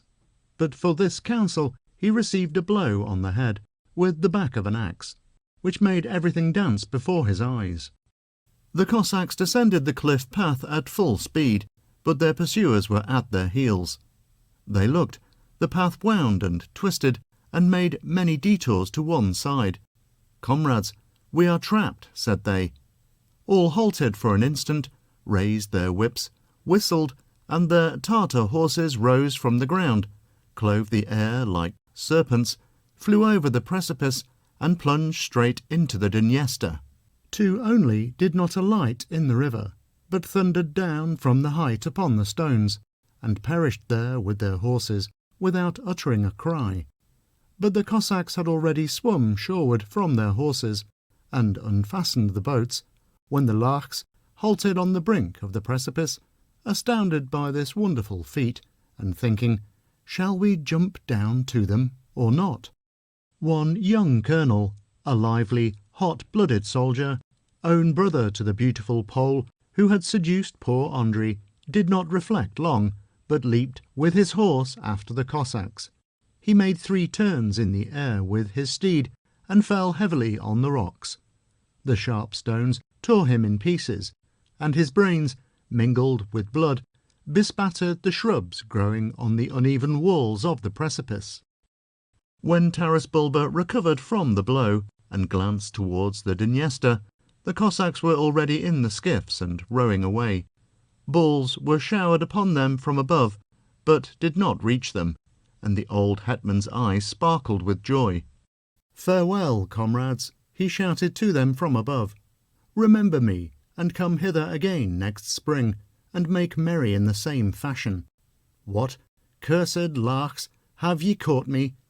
Think ye there is anything in the world that a Cossack fears? Wait, the time will come when ye shall learn what the Orthodox Russian faith is. Already the people scent it far and near. A Tsar shall arise from Russian soil, and there shall not be a power in the world which shall not submit to him." But fire had already risen from the faggots. It lapped his feet, and the flame spread to the tree. But can any fire, flames, or power be found on earth which are capable of overpowering Russian strength? Broad is the river Dniester, and in it are many deep pools, dense reed beds, clear shallows, and little bays. Its watery mirror gleams, filled with the melodious plaint of the swan. The proud wild goose glides swiftly over it, and snipe, red-throated ruffs, and other birds are to be found among the reeds and along the banks. The Cossacks rowed swiftly on in the narrow double-ruddered boats, rowed stoutly, carefully shunning the sandbars and cleaving the ranks of the birds which took wing, rowed, and talked of their hetman.